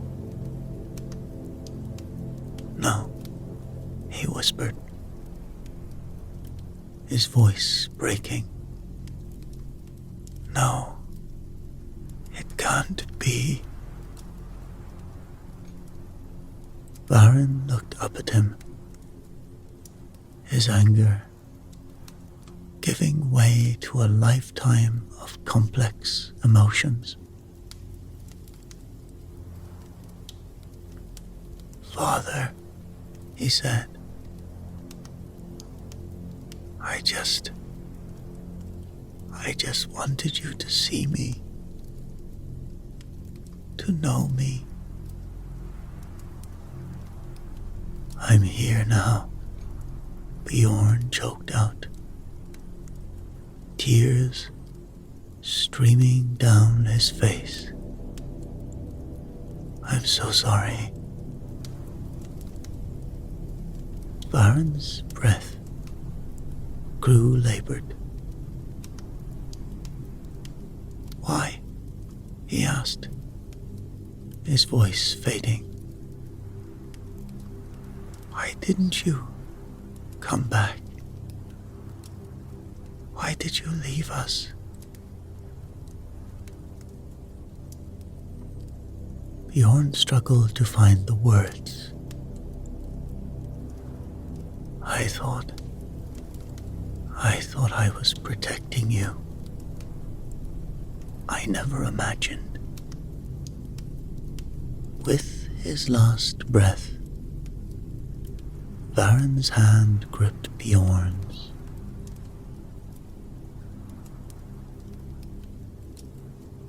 "I forgive you."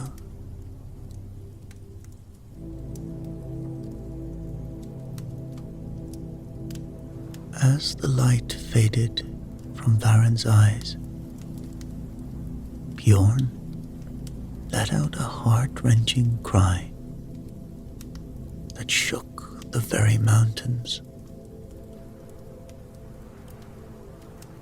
The assembled leaders stood in shocked silence, witnesses to a tragedy none could have foreseen.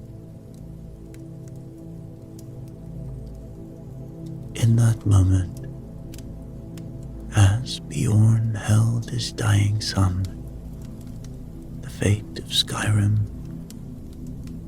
and the Dragonborn himself was forever altered.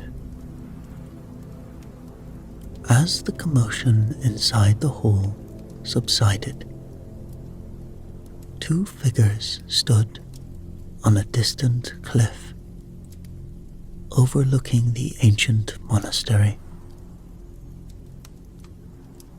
Treylassa's older red eyes, filled with unshed tears, took in the scene below. Beside her stood another young Dunmer, identical to Varen in every way. "Is it done?" the twin asked, his voice a mirror of his fallen brother's. Treylassa nodded slowly, her hand resting on the boy's shoulder.